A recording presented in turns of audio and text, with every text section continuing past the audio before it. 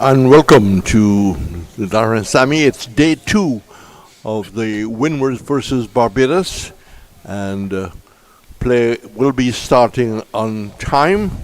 The umpires are already out.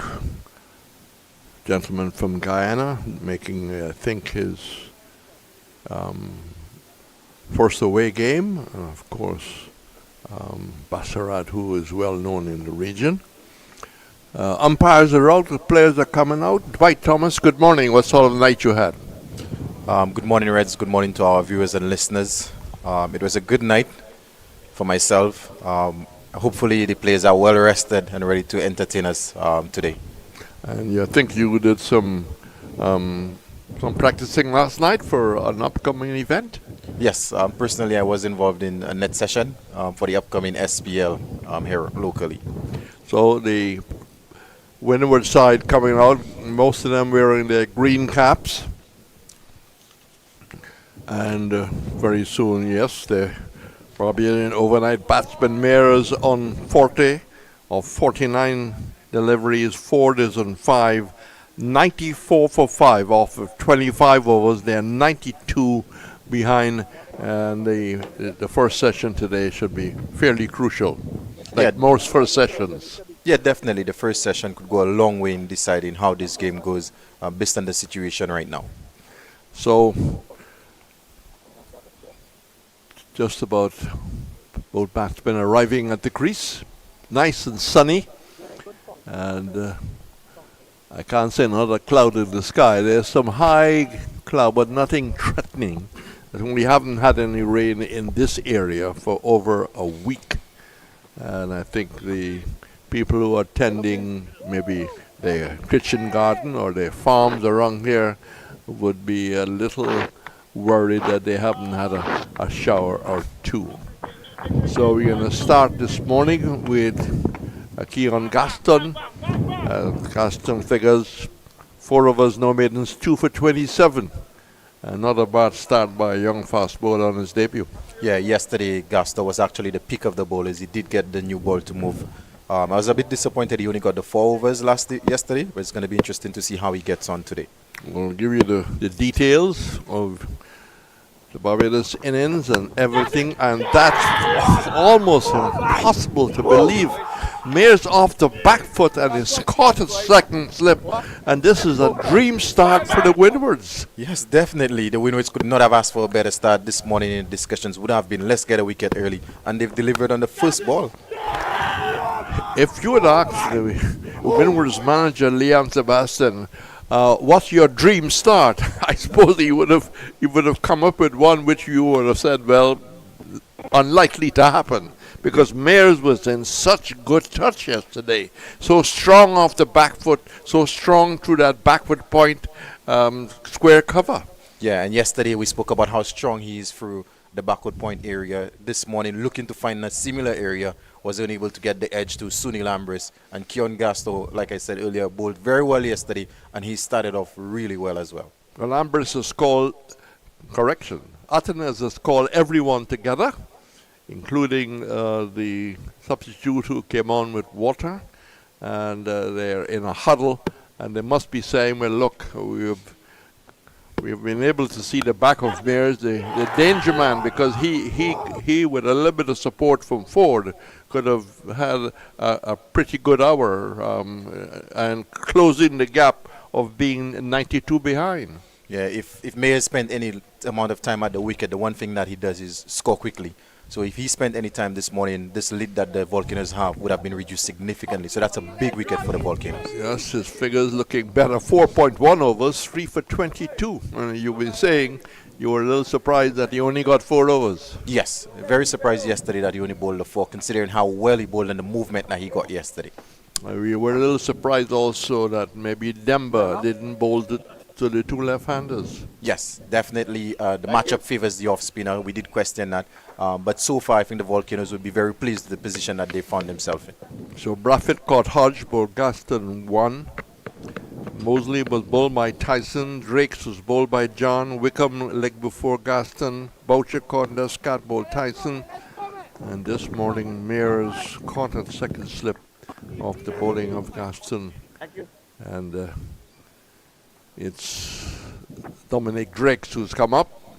No slouch with the bat. Very capable. Tapping away as Gaston goes in, looking to drive at that, and big appeal, but maybe missing off stump, but a good start. Second up and hitting the pad. Yeah, excellent start from Gaston. That one, watching it on the replay right now. Maybe height that did come back in, chipped nicely back in, but maybe the height, it's a good decision from the umpire. So great start by the Windwards, a dream start. And Gaston walking back, the sun just dropping away for a while, a cloud just making it very, very cool and good in the eyes as Gaston rushes in from the far end and sliding off the face of the bat. Meant. Don't really the bowler could take any credit for that, so he's off and running. Drake's 1. And it's going to be Matthew Ford, 5. He should be very accustomed to this ground. He's done a lot of practicing here. He's played here quite a lot for the St. Lucia Kings, who of course went on to win the title. And early wicket, no pressure on the right-hander. One would have thought maybe a forward short leg or a third slip.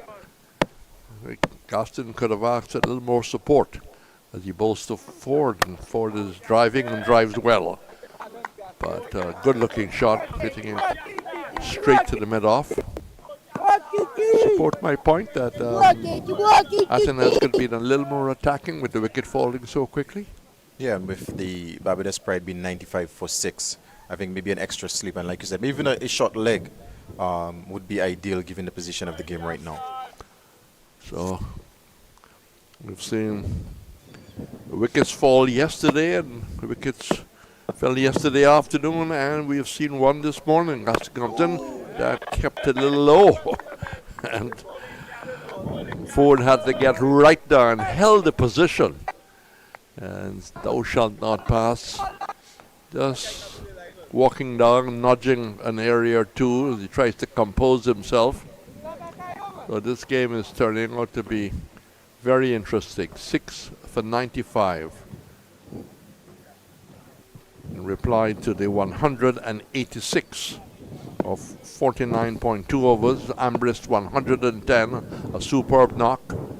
Carson Bowes, and a little raising of the hands as if it probably took the inside edge onto the pad. So a great start on the second morning, and Barbados starting the morning at 94 for 5. Have lost, of course, Mears overnight on 40. Didn't quite add, and a dream start. Almost unbelievable to see someone go first delivery, caught and slip. Yeah, definitely the perfect start. Exactly what the Volcanoes would have been speaking about in the team meeting this morning or last evening. On the other hand, exactly what the Barbados Pride did not want to lose a wicket so early. And importantly, the big wicket, that of Kyle Mears, who, like I said, if he spent half an hour at the crease, he could have easily taken the game away from the Volcanoes. So yes, yep. That's quite so. He was the danger man. I mean, he certainly was able to advance the Barbados score yesterday despite the follow wickets. Yeah, because he got his 40 or 49 deliveries, so in pretty quick time. So the bowling will come from the commentary box end, the Groseley end. Tomorrow night is a special night in Groseley for Caribbean people, for people who have been here. It's a street party. The first street party I ever went to was in Copenhagen, Denmark. No traffic. You can walk and relax. No bicycles. But it's going to be John, and that's probing outside the off stump. And pretty good carry. This has been a good cricket wicket. Yeah, definitely the wicket here at the Darren Sammy usually is a very good cricket wicket. If you bowl in the right areas, you could get results, and there's also the opportunity for batsmen to really score as well. Overnight, CCC, 238, Academy 37 for 1, Guyana 193, Leewards replying strong, 143 for 4. Jamaica in the pink ball game rallied 274 for 6. Barbados at the Darren Sammy at 96 for 5. And Ford is on his way. Muscular, strong Grenadian outside the off stump, probing away that canal of danger. And Leo almost happily dances across. His family, his club members must be extremely pleased for his little debut yesterday. Yeah, definitely. The comments on social media was very positive in terms of what he was able to achieve yesterday. So definitely a very good start to his first-class career. Only 2 slips, gully, no third slip, no forward short leg, no silly point. And that's played going on to the back foot. Well, good, very good stop by Descott, running to his left. So the pressure is on. You don't want to, at this stage, having any easy singles being allowed, just to rotate the strike, just to take the pressure off. Should Athens look for a third slip? I think he should.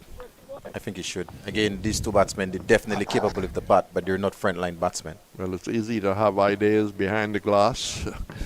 The captain is out there, so one must judge. They're sticking to a game plan. Now, that was outside the off stump, came back.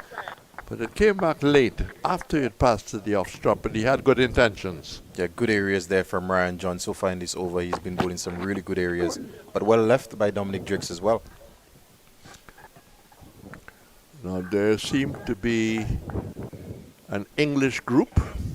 Your eyes are better than mine, younger than mine. They seem to be wearing a kind of a tangerine shirt. I think that was a group that Roland Cox is working on, playing a number of friendly matches in St. Lucia. John once more. And that's turned away nicely by Drakes. Just a single. I think he was hoping to get a bit more. But the mid-wicket came across. Fairly straight mid-wicket. And accepted a single. So Drakes is 2, 4, 5. Barbados needs a partnership. Start today, 92 behind, 5 wickets down, 5 for 94. And sun going and coming. One spectator, I think 2 in the Johnson Charles stand. But we're very happy to see the English group here. I think Roland Cox will be sitting somewhere in the middle of them. Outstanding scorer, very good organizer. As John just easing onto the back foot and playing with good control. So time for these two to justify that they have been selected to play an all-rounder role. Yes, and they've done the job with the ball. Now it's an opportunity for them to showcase their talents with the bat in hand. Yes, the Barbados bowling was on the highest order yesterday. Really bowled. Great length, great line, varying the pace. A mixture of the 2 left-handers, and it's going to be Gaston to continue. He's going to bowl at the Drakes. Drakes thinking of playing and then in 2 minds pulling out of it. There's a poem by a Barbadian writer, when things are tight. Well, things are in fact very tight here. 96 for 6. Low scoring game so far. Will this change on day 3 or day 4? Who knows? Well, at this rate, we may not get a day 4, Eds. No, let's hope for a day 4. Gaston driving and again just opening that face of the bat. They come back for the second run. Nicely played. Was pitched up. He didn't try to hit it out of the ground. He did try to burst the red cherry, but he just caressed it. And the backward point had to come around towards the scoreboard. It's a beautiful scoreboard. Well, there's a number of things which have improved at all the grounds because of the ICC World Cup. 98 for 6. 2 slips. Gully. Cover mid-off, mid-on, mid-wicket. Square leg. Forward, solid looking. Pushing out on the offside. Umpiring yesterday, I think no one can really complain. Dwight, I think the 2 young men, especially the debutant, I think they're generally a high standard. Yes, definitely, right. I would have to agree with that. So the man with the ball from the far end, trying to maintain a high standard. He started well overnight, comes in, bowls to Drake's driving fairly carefully. He's gifted with height. I suppose that Gaston will have to make the adjustment when bowling to Ford and when bowling to Drake's. One much taller than the other. Yeah, in terms of his length, he would have to be really good if his length in terms of to trouble those 2 batsmen, considering the difference in height. He is back to his mark. Drake's is ready. It's 6 for 98. And that's fairly in. There's just a shot outside the line of the off stump. That will encourage just about everyone standing around in white. But no appeal. Goes through to Leo. Fairly breezy morning. The 3 flags to the left. Really pushing out.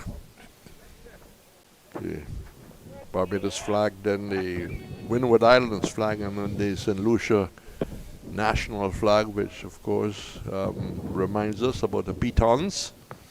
Gaston outside the off stump. No looking to attack on that occasion. A probing delivery, and the batsman not playing at all. So, in case you have just joined us, wherever you are in the Caribbean, wherever you are in the world, it's bright and sunny here. Barbados have lost Mayers from his overnight score of 40 off the bowling of Gaston, with Drake's on 4, Ford on 5, trying to put together partnership. They are 98 for 6, 28 overs bowled. Yes, and being 98 for 6 means they need another 88 for first innings, which right now seems a long way away with only 4 wickets in hand. So credit must be given to the Volcanoes. Well, the batting to come will have to play their role. The Windwards has been getting a lot of lore the batting, so it's time for Ford and Drake's to come good for Barbados. As Ford goes in, and good solid defensive shot, head over the ball, good tight. And I would think that Ford, from when he started, his cricket has improved. Yes, definitely. I remember him playing one of the first years he played for St. Lucia Kings. From the player he was to what he is now, he has improved so much so that he's gone on to represent West Indies. Well, he's obviously worked. He's been helped by his coaches. He's got the right attitude as Ford, and that's a delivery whipped away. Well, taking the pace of the ball and being able, despite the situation, was able to quickly take advantage of it high over the square leg boundary. The score races up to 104 for 6. Well played. Yeah, we were just talking about his improvement and how much he has grown as a player, and here's a sign of it. of the white ball that he's played. That is a shot that you would see in the white ball. Very good shot, and he was able to clear the boundary quite comfortably. Yes, I think he used the pace of the ball. It was starting to go down leg and simply got the bat onto it, and it cleared the fieldsman back on the rope. Just for a moment, he probably thought it might have just been pulled down, but it cleared his head easily. 104 for 6.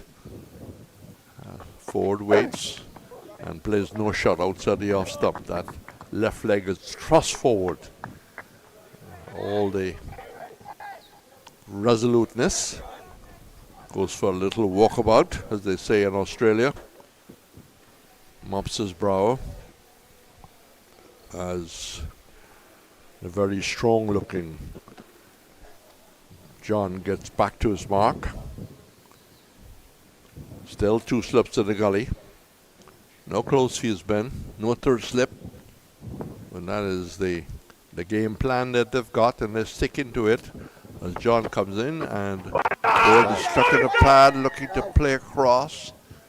Umpire shaking his head and kept a little low also.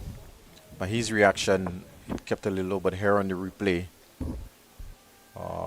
good movement, but again, very good decision by the umpire. That looked like that was heading down the leg side. Yes, but not playing straight, looking to play towards the squaring umpire. Yeah, he's better off looking to hit that from mid-on. Yeah. Well, there is a value for sometimes playing across the line, but get yourself in trouble. 104 for 6. That's outside the off stump. No pressure on the right-hander.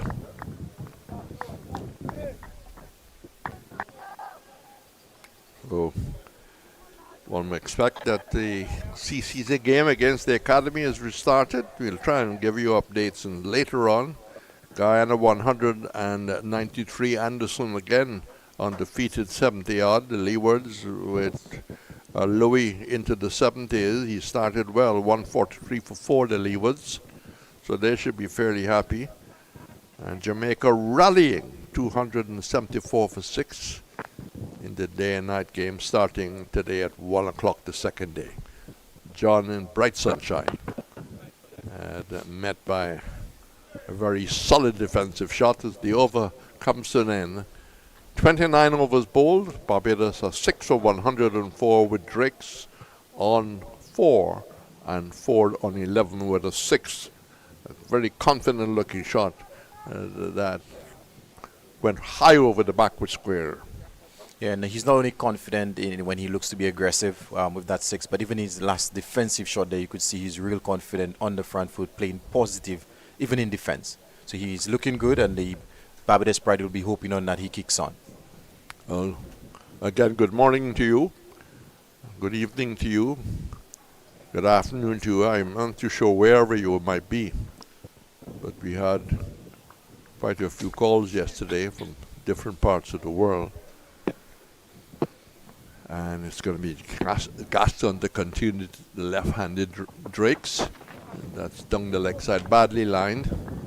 Almost looking to entice him to flick that away, but shoulders, arms, and going through to Tyson. So we're about a week away from the launch of the former Barbadian-born England batsman Roland Butcher. We hope that his book launch goes very, very well, and he sold many hundreds of copies. That's reaching for it, and again playing with nice hands and playing square onto the front foot and working the ball away quite nicely. Drakes is showing a number of shots square, back with a square cover. Yeah, his 2 scoring shots this morning has been to that same area, so he looks like one of his strengths. Yes, but he hasn't had much to play off the leg, so he can only play what he has received. Takes the total to 106 for 6. Drake's has gone to 6. He's off the back foot on this occasion. Again, the line is outside the off stump, straight to cover. The Barbados team was here very early and had a net. The Windwards team arrived about 10 minutes after. They had a short meeting from all we can gather. Gaston off the back foot, dangerous shot. And second loose shot by Drakes. Pulls in the helmet as he walks away, maybe talking to himself.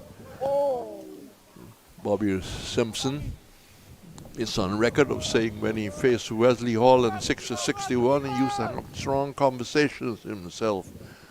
But he tell him, get to 10, get to 15, get to 20. So men do talk to themselves. Gaston, and in two minds, whether to maybe tuck it at the onside or play straight. He decided, let me play straight, and that was the better decision. Yes, in the previous over of Ryan John, Ford maybe played it for not a straight bat, but this time much better in defense by Dominic Drakes. Right, we have issued an invitation to the Barbados management, and we expect a guest at about 10:30 if that is still on. Gaston in and playing straight and good thinking, good run. Not trying to hit it too hard, a control shot. Maybe he surprised him off by getting out of the blocks like Obed Thompson would have done for Barbados. And a quick signal, very quick signal, 107 for 6. Drake's getting more and more confident. 7. Ford is on 11. And we've got quite an interesting morning. Yes, after getting a wicket of the first delivery this morning, both Ford and Drakes, they've looked rather comfortable. Ford on 11, Drakes on 7 now. So far they've put on 13 for the 7th wicket partnership. So definitely they're looking good. And for the Barbados pride, that's a really good sign. Well, a really good sign. A couple of tourists has come into our far right in the Johnson Charles stand. There must be at least 1,000 English-born tourists. Are they aware of cricket from their respective managers? We do not know. Now, John is going around the wicket. He's going to bowl to the left-hander, who lets it go outside the line of the off stump. Walks back, very quiet. Nice sunny day, Thursday. John marching back.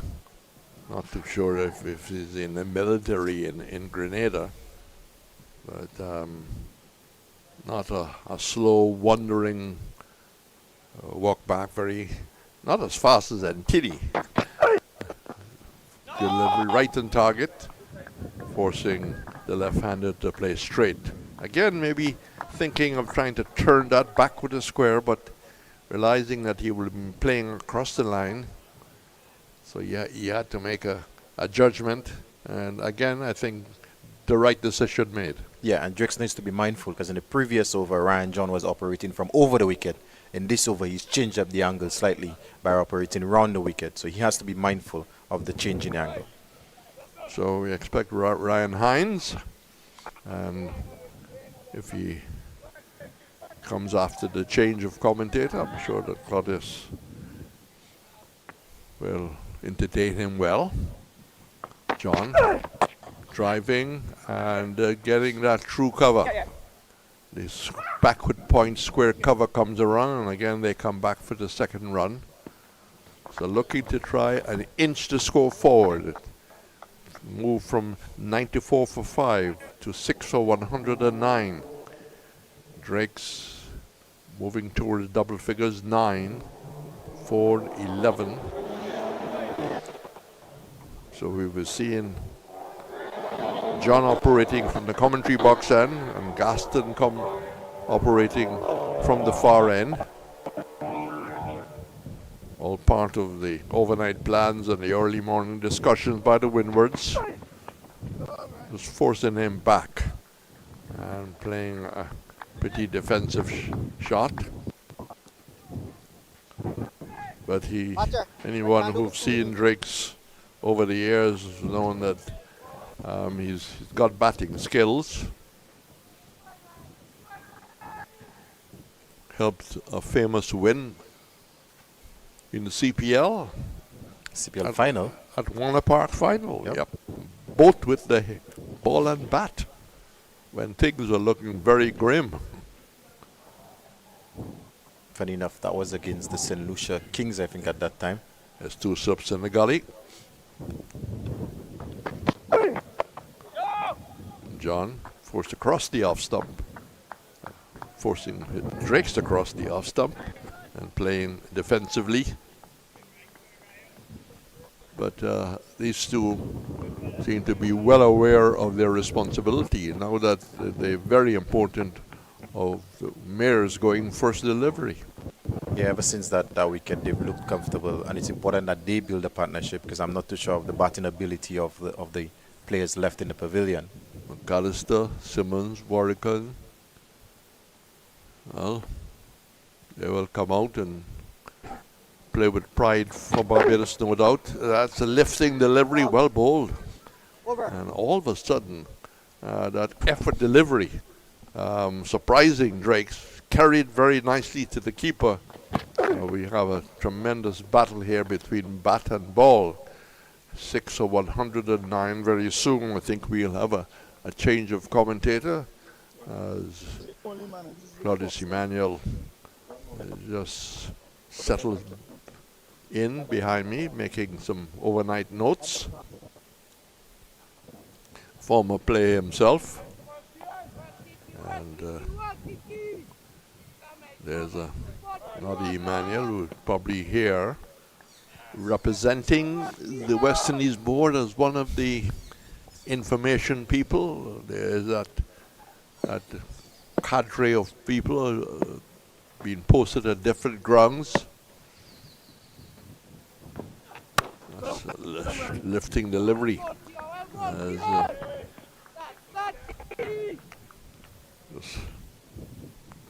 Just back of a length and changing the length, and well bowled, well played. Yeah, very good bowling from Gaston. He's been on the money this morning in his 4th over, and he's only considered the 6 runs, and did get that big wicket of Mayers with the first delivery of the morning. And Ford looking at the bat, if it was very near to the splice as he played defensively.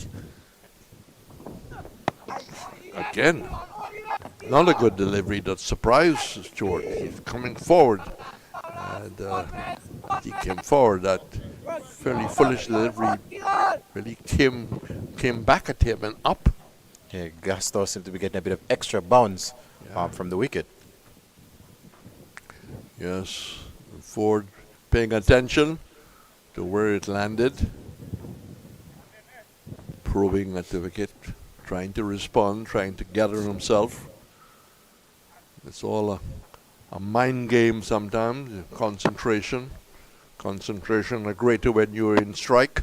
As Gaston in and turning that away. There's runs here for Barbados. Could go all the way as the man at the fine leg position goes running across like a 400-meter runner around the bend and lost his footing but recovered well enough to stop the ball from going over the boundary. So more runs for Barbados. In fact, it did go over the boundary, I beg your pardon. I was giving him the benefit of the doubt. Total rushes up to 113 for 6. And Ford into 15. Well played. Yeah, very well played there by Matthew Ford, but a bit of a poor work by Kimani Melu. You see, he covered the ground, kept the ball in play, but when he picked up the ball, his feet was outside, so poor fielding there. Yes, I think lost his footing at the wrong time. As Gaston Bowles looking dry. Beautiful shot. Oh, it's early days yet in the morning, but that has to be the shot of the morning. Lovely cover drive. Rushes him to 19. And all of a sudden, the run seems to be coming easier for Barbados. Yeah, without a doubt, that's a shot of the morning. Ford on that occasion just took a step down the wicket and drove that nicely from covers. And he's looking more and more confident by the ball. He's 19, Driggs is 9, a partnership of 23. Valuable runs. They need 187 to get first innings points. Barbados, like the Leewards, like Trinidad, like Guyana, all have a chance of taking the title. Gaston may be nearing his end of his effort this morning, and a little bit of loose bit of cricket by the bowler. Very casually bending down with the right hand. It slipped past him, and quickly Ford was out of the blocks. So a single that takes him to 20. Drake's 9. 6 for 118. 31.5 overs bowled. As Drake takes his time. Taps once, taps twice, leaning on the bat. Not English type like Greg. Now he picks it up and looking to flick that away. Takes it high on the thigh. Has a quick little bit of rub. And Barbados seem to have maybe come through this very, very important 30-odd minutes for the loss of Mears. Yeah, after losing a wicket, first ball this morning, the Volcanoes would have sensed an opportunity to maybe get a few more in the first half hour. But so far, credit must be given to Matthew Ford, especially for the way that he's batted this morning, as well as Dominic Drakes. Well, we have a bowling change. We have a commentator's change. More from you, Dwight. And it'll be Claudius if we say good morning to him. Yes, so a bowling change from the media center end or the commentary box end. It's going to be Gillan Tyson for his first spell this morning. Yesterday he bowled his 7 overs and 2 for 27. Bowled really well yesterday, bowled really good areas, good pace yesterday as well. So it's going to be interesting to see how he gets on this morning. As I welcome Claudius Emmanuel for the first time this morning. Good morning, Dwight. Good morning, viewers, listeners. As we get ready for Tyson, his first effort for the morning. As he goes into Ford. Ford pulls away. And that's gone onto the onside boundary. Question is whether it has gone all the way. Yes, confirmation from umpire Ben Wari now. As we look at it on the monitor. Ford quickly latching onto it and hitting it away into the Johnson Charles stand. So a maximum for Ford, taking him to 26. And the Barbados Pride 124 for 6. Yes, not the best start from Gillan Tyson. First ball of the morning, very short. And Matthew Ford is very quick onto that and deposited that into the Johnson Charles stand. Like we said, Reds and I said earlier, he's been a member of the St. Lucia Kings team for a few years. So he's definitely familiar with the conditions there.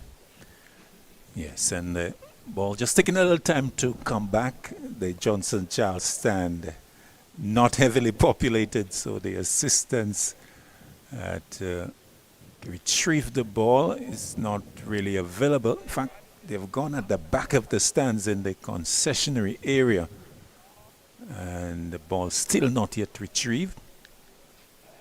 And well, umpires may be thinking of a replacement, but it can't be all that far away. It's just maybe lodged behind a seat behind some object, and it's not yet retrieved.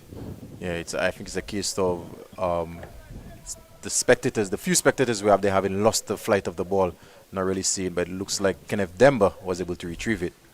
Yes, ball coming back into the play. Of course, umpire Baziraf will take a good look at it to ensure that it's not damaged in any way, and he's giving the thumbs up to the players. So we're going to continue with the self-sim ball.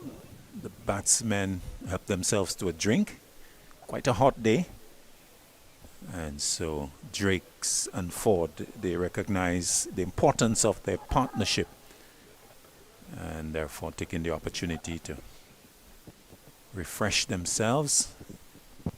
Just about 35 minutes of play so far. Barbados losing the wicket of Mares. First delivery of the morning caught Ambrose. Bowled Gaston for his overnight score. So Barbados losing that wicket of the very first ball of the day. So this pair, they have put on 30 for the 7th wicket. We're going to resume now. Tyson to Ford, bowls into the pad and played down to long leg for a single. Signal coming from the umpire, leg by. So the total goes up with the extra to 125 for 6.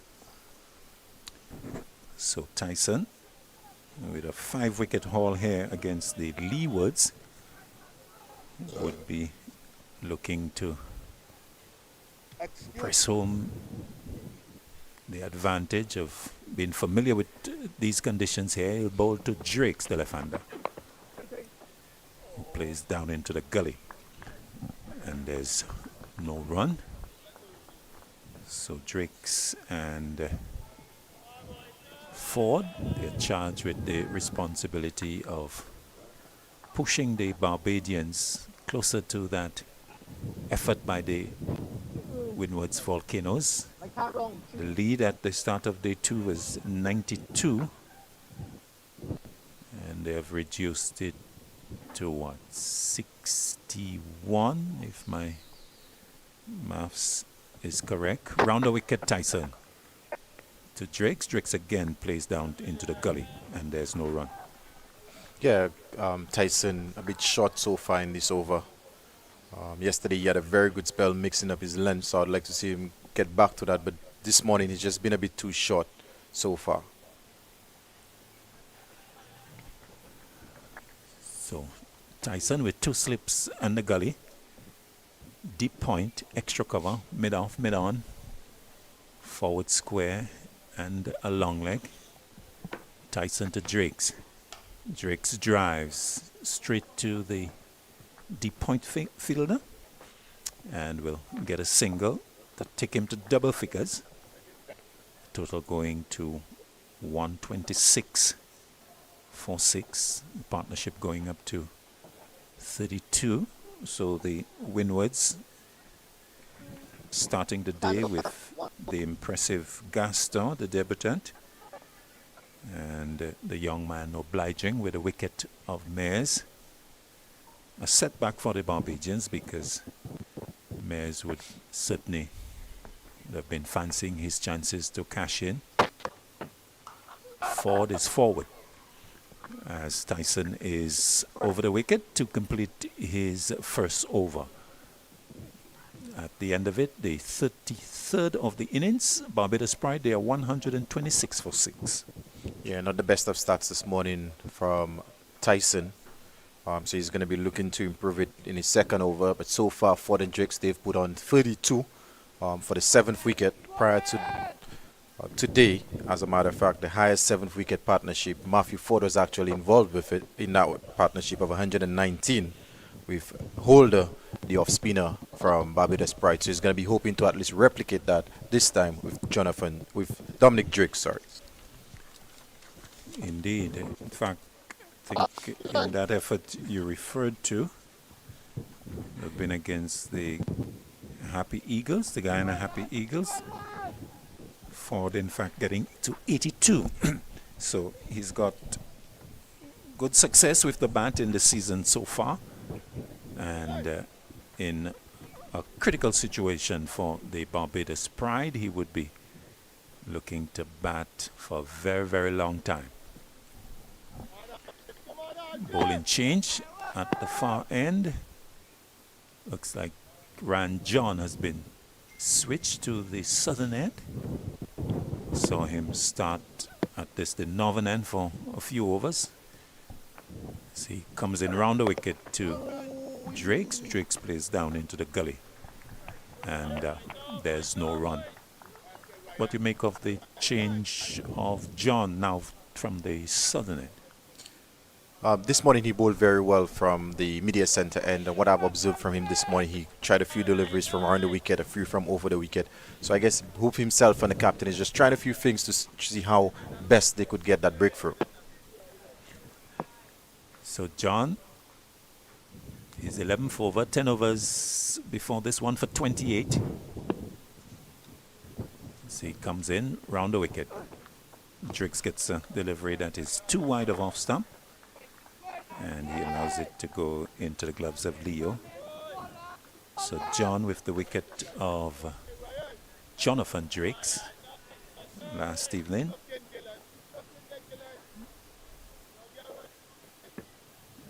Driggs going for 6. So John gets an opportunity to see what he can produce from the southern end. Nice breeze blowing across the right-hander, who again ignores it outside off stump. And Leo takes. So 2 slips in a gully, a deep point, extra cover mid-off. It's almost identical to what we had in the previous over. Mid-on, forward square, and a long leg. So that very stiff breeze blowing from left to right as we look at it from the northern end. John, again, very wide of off stump. And Driggs is not interested. John is a little too wide of off stump. Yeah, a bit too wide there. Earlier in his previous spell, he did make the batsman play a lot from this end. But now that he's moved, he's a bit too wide. He's got a lot straighter and forced Driggs to play those deliveries, especially with 2 slips and a gully waiting. And perhaps maybe looking to employ a much fuller length to maybe bring that breeze into play. It's a situation that we have had all day with that strong breeze. Delivery that's outside the off stump, and Drake's pushing at it, and the ball going past the outside edge. Yeah, excellent delivery on that occasion. Exactly what we just spoke about and what is required. Unlucky not to have gotten the edge on that occasion. So Drake's plugging away. I think he understands the importance of a long innings here for his team. 126 for 6. It's amazing, this game of cricket. At 86 for 7 yesterday, the Volcanoes were in a lot of trouble, but they have come back well. Delivery that's driven nicely straight to the fielder at extra cover though. Descart very happily across, completing the fielding to complete the over. At the end of the 34th over of the innings, Barbados Pride, they're 6 for 126. Yeah, Ryan John having switched now to the players' pavilion, and the first 3 or 4 deliveries was way too wide. He adjusted his line and length and was a bit unlucky there with the 5th delivery not to get the wicket. This is more of the area that he needs to be. And the Windward Islands are really now searching for that 7th wicket. Again, haven't gotten a wicket of the first ball this morning. They would have ambitions of maybe bowling the Barbados Pride out within the first session, which may well happen, but they would need to get a breakthrough. These are 2 all-rounders, definitely capable with the bat. They've looked very confident. Not sure about what's left in terms of the batting prowess of the players left, but this wicket is a very important wicket for the Volcanoes. So Gillan Tyson will continue. Yes, Tyson will continue from the media center end, and he's going to bowl into Matthew Ford. Tyson to Ford. Ford turns it around to the onside for a single. Atenes is sliding away, and he completes the fielding. So 1 more to Ford. He goes to 27. And the total with the single 127 for 6. The left-handed Driggs will come into strike. Dwight Thomas takes a break and will be joined by Jamal James. Delivery that's driven nicely, but straight to the mid-off fielder. And there is no run. 126, 127 for 6. As we say, good morning to Jamal James. How are you, sir? You had a good evening? Good morning to you, Claudius, and to the viewers and listeners. I certainly did. Good evening at the prospect of an exciting game at the Darren Sammy. Tyson, round the wicket to the left-handed Drakes. Drakes forward, hesitation, but in the end they decide against the single. It was not on. Both Drakes and Ford initially going for the single, but they cancel the advance, so they stay in their respective creases. 127 for 6. The lead 59. So this is still Jamal James, a pretty open game. I think yesterday when we spoke about it, we said even Stevens down the leg side and let go by Drakes. You reckon it's still even Stevens? Certainly poised for an interesting finish, but yes, at this point in time, you would have to say so. We know of the ability of Drakes and Matthew Ford, and not much happening out there with the ball by way of movement, swing in the air, or anything significant off the pitch. So you would have to say that if these batters continue to dig in, they can make things difficult for the Windwards. Tyson to Drakes. Drakes turns it away through square leg for 1, only 1. As Melius recovers, completing the fielding. So 1 more to Drakes is 11. And the total going up to 128 for 6. Remember Dwight speaking of the efforts of Tyson this morning. Has yet to really get it right. But he does have the pace, he does have what it takes. Has picked up a 5-wicket haul early on in the season. And Captain Afanez would be looking to him to pick up another breakthrough. Is over the wicket to the right-handed Ford. Goes back and will get the single as he plays square into the offside. So these two biding their time and doing it with caution. The over is completed, the 35th of the innings. Barbados 6 for 129. Yes, and seeing as you had asked me about my sleep last night, Claudius, the Pride team would have gone to bed thinking that Kyle Mayers would have done something special today, had already gotten himself a good start. He himself would have had a good sleep going to bed overnight on 40. Prospect of a big score under these perfect batting conditions. But first thing in the morning, the impressive debutant Keon Gaston counting for another big wicket, another test wicket in his back pocket. First he got former captain Craig Brathwaite, now he has Kyle Mayers. Absolutely, a dream debut for Keon Gaston, but you can just imagine the frustration of a Kyle Mayers because you go to bed feeling good, 40 from 49, bright sunshine day 2, and you're really looking to cash in, having visions of getting 50 and going to 3 figures, but just the 1 ball and it's all gone. Delivery that's split away nicely down the ground by Ford. It will go pretty close. In fact, we'll get into the straight boundary for 4. Nice timing on this drive there from Matthew Ford, helping himself to another boundary, takes him into the 30s. He goes to 32, and it's 133 for 6. We know of his quality with the bat, being a member of the Signature Kings team, and Dwight Thomas read a stat that he's one member of the highest 7th wicket partnership. So ominous signs for the Windwards as he just strode across the stumps and drove this one sweetly down the ground. Ford waits. John moving in over the wicket. It's outside off stump, and the right hander allows it to go to the keeper.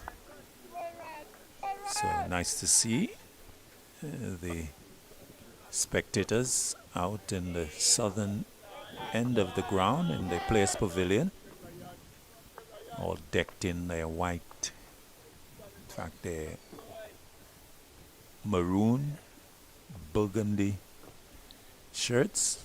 It's a UK school team. Roland Cox, the organizer, doing great work. Delivery that's driven in the air for a while. The throw, direct hit, missing the striker stumps. Ford driving, not in control, as the ball went out of from the outer portion of the bat, and it was Descartes who fired in the return. One more to 40, goes to 33, 134 for 6. Again, making his intentions quite clear, advancing at the bowler Ryan John. But the good thing is that these batters are alive to the opportunity for the single. Very interested in keeping the scoreboard ticking. One way to ease the pressure and to return the pressure on the opposition for sure. The left-handed Drakes will come in to strike. 2 slips and a gully. Over the wicket is John. Driven into the offside by Drakes. They've taken one, they'll be thinking of the second, but they decide against it as Drakes loses his footing at the on-striker's end, so one more to him. He goes to 12 and the total 135 for 6.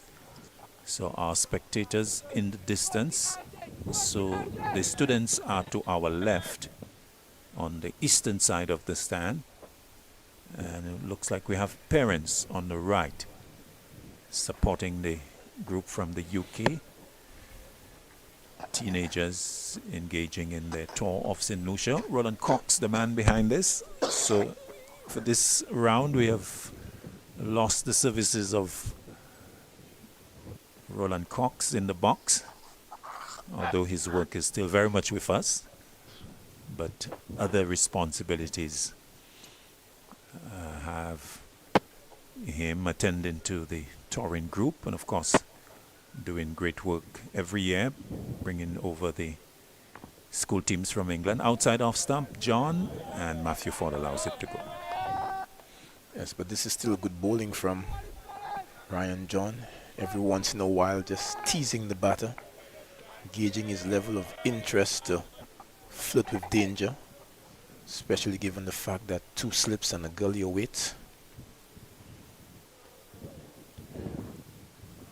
So John continuing to probe away.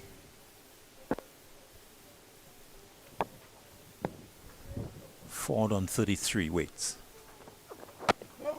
It's a good delivery and plays back in defense to complete the over, at the end of which Barbados Pride, they are 6 for 135. So 3 wickets for Gaston, 3 for 37. Tyson has also picked up 2 for 33 and 1 for John. John completing his 12th over. So Barbados Pride still 51 runs away from the Windwards first innings effort. Yes, 145 for 6. Captain Affan is still persisting with the Pacers. And you know, Claudius, there's always a game within a game. Lots of different things to look at. I remember yesterday when there was a big partnership from the Windwards batters, when Noel Leo and Sunil Ambrose were going great guns. And Captain Brathwaite introduced his spinner quite early in the piece. But Captain Affan from the Volcanoes has yet to really give Kenneth Demba a good amount of overs. Just had that over in bad light conditions yesterday, but we haven't seen him yet for the morning. It's Tyson that's with us. To Drake's off the back foot, hit into the offside. The sweeper is posted, so it will be just a single as Drake's ups himself to the single. He goes to 13, 136 for 6. So let's look at the bowling. We have had John 12 in terms of overs. Descartes has had 6. This is Tyson's 10th, Gaston has bowled 8, so a lot of seam. And as you said, Jamal, just a 1 over of spin last evening. And it was really an enforced situation. Delivery that Matthew Ford is playing a hoik. And luckily for him, no touch. We have seen him use his feet to the bowlers, taking a couple of steps down and then finding the ball outside the off stump and looking to access the vacant mid-wicket region. Not successful. There are 2 men back, long leg and deep square leg. Tyson over the wicket to Ford. Ford is punching defensively to the extra cover fielder Melius. There's no run. So that 1 over of spin last evening was actually enforced when the umpire suggested that the light was not good enough to continue with the seamers. So Atanaz obliged, but he hasn't opted for the spin in bright sunshine. Tyson to Ford. Ford lets it go. Outside off stump. And good carry to Leo. A case of Atanaz not being so keen on the spin here on this track. I mean, you just wonder, is it a case that Craig Brathwaite would have had more confidence in the international spinner in Jamal Warrican, that he gave him a go even when conditions did not really suit him, that he brought a measure of control and stability to the innings, keeping the pressure on. Tyson to Ford. A play and a miss outside off stump. This one going a little lower to Leo. So Atanez perhaps just happy with what he has gotten from his seamers. The 4 seamers have bowled in his thinking adequately enough, and so he doesn't think that he really needs the services of the off spin of Denver as yet. Tyson to Ford. Ford gets a Yorker, digs it out, and plays up on the onside to complete the over, the 37th of the innings. At the end of it, it is 136 for 6, which indicates that we have had just about an hour's play on day 2 because the umpires have called for drinks. So 1 hour of play. The Barbados Pride, they have taken the total from 94 for 5 at the start. And they have made slow progress, you'd say, 136. So they've added some, 42 runs. And they have lost the wicket of Mayers. Your assessment of the first hour, Jamal?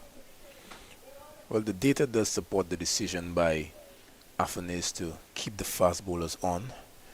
They have done well picking up the 6 wickets among them. But for sure, that big wicket of Kyle Mayers would have been the highlight of the morning. A player that the Pride would have been looking forward to shepherding the tail and putting up a big score. Kyle Mayers is the sort of player to, by reputation, put some big totals on the board. We remember that double century that he had in Bangladesh, where he really announced himself on the world stage as a test player.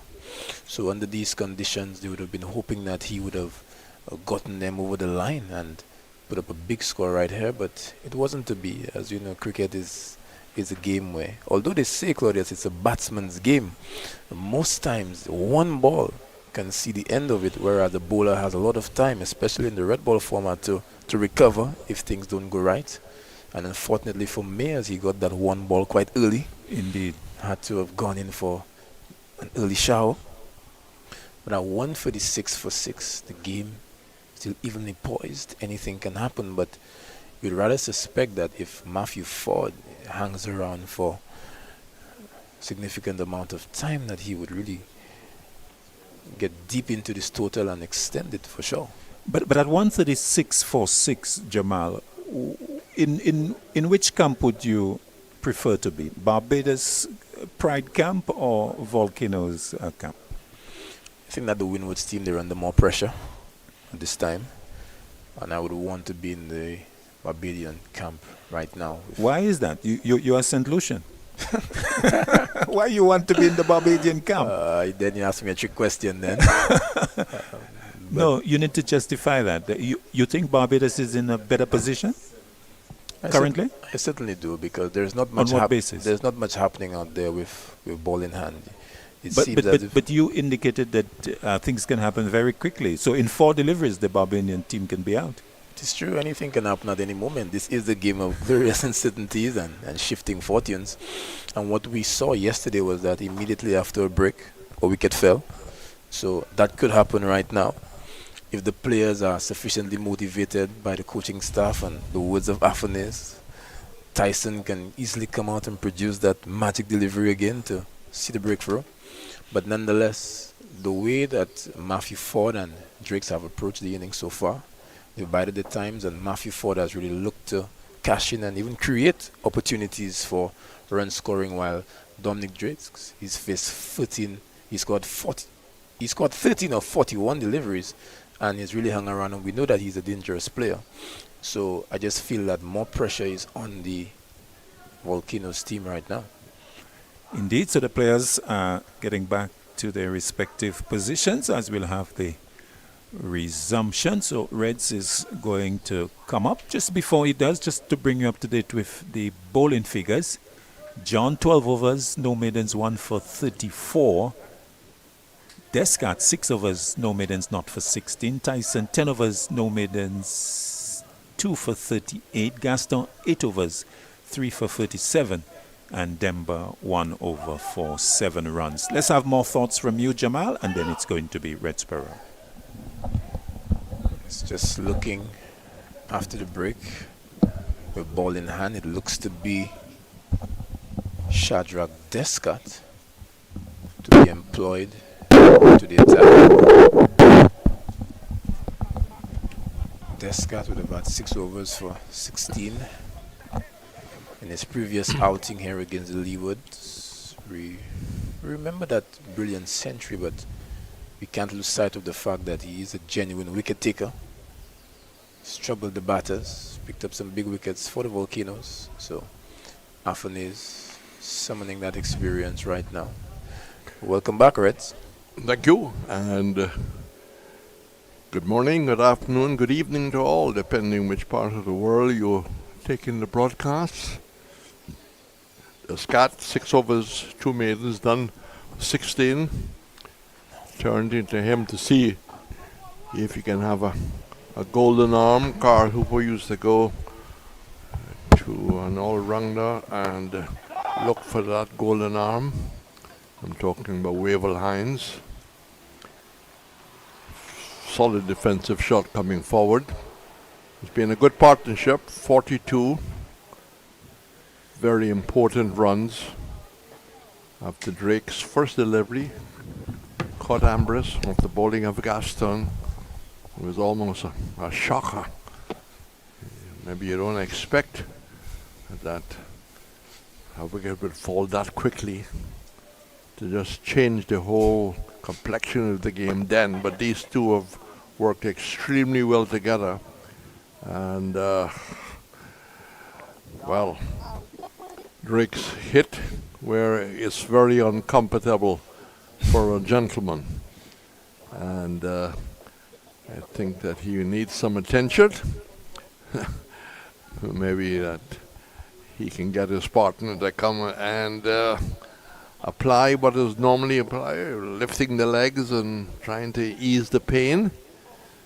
But he really seemed to be in a fair amount of pain. Now the physio from Barbados is coming out. Long serving, she's done a great job over the years. I saw her this morning and she wished me well. I think one of the coaches are also coming out. And just to accompany Drake's, just to accompany Drake's, Ford comes and lies next to him. Yeah, Ford is lending support to his. Solidarity. Well, it's amusing and it's not amusing, but yes, the legs are now being worked on. But there was a situation where David Lloyd, facing Dennis Lee, was struck on the box in Australia. And he could probably hold an audience for about 30, 45 minutes about that whole scenario. He showed a picture of the box. It was split in half. You're a batsman. You've been hit in the box once or twice. I have been hit in the box and hit without the box. Oh! You forgot the box? Or you didn't have one? At that point in time, I didn't have one. It was a long, long time ago. And you bought one the next day? Yeah. That's a mistake I'll never make again. No, I think Drake's is up for the count. It got to 9, and normal movements are starting to reappear. The support staff is walking off. And it was funny that sense of humor there by Ford, who came and took a lie-down position right next to Drake's. Well, all seems to have gone away in terms of maybe the initial pain. It will be there for a little while. But 6 for 136 as this play is about to resume. But it does, for someone who has experienced it, it does affect your concentration. Yes, and it hits for a lot longer. I know he's back up on his feet, but I'm sure he's going to be feeling this for the next few minutes. Well, there's 2 slips in the gully as Descat comes in, and outside the off stump, it seemed to just lifted a bit, kept it down. It didn't come off the outer edge by any means. But this has been a pretty good innings and a good partnership.